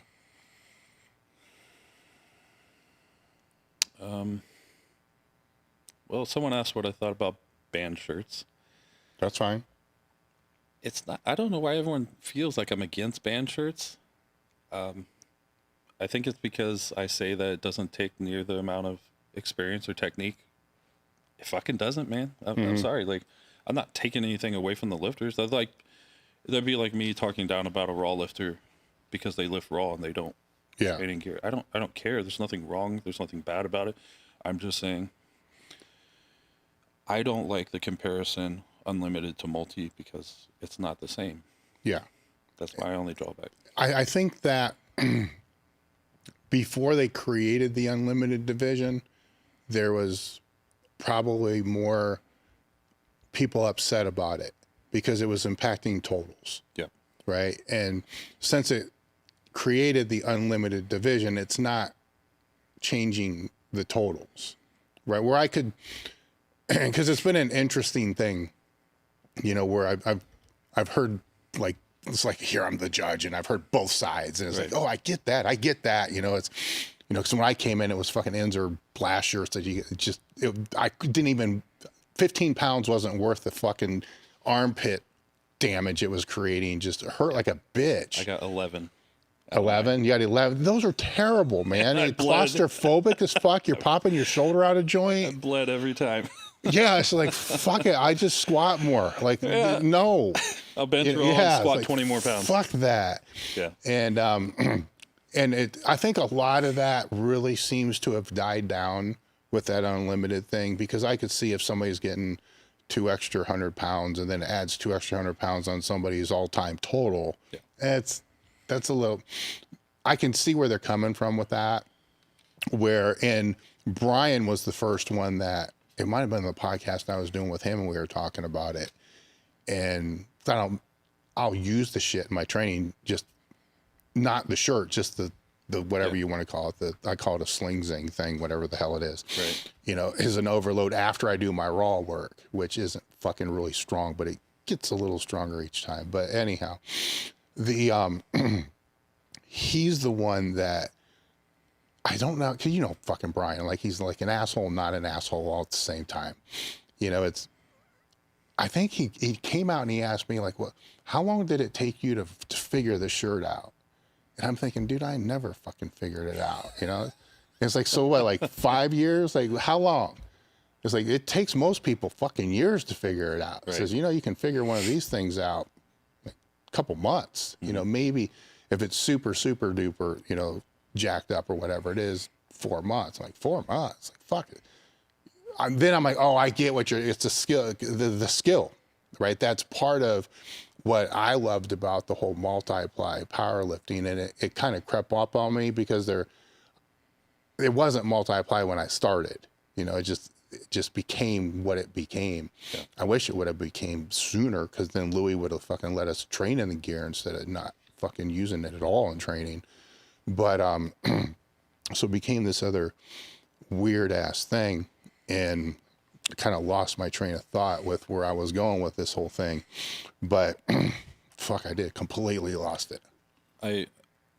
So the very last part of what I was going to say is, like, I do agree that it takes much less technique and effort, and I think that's where a lot of people feel like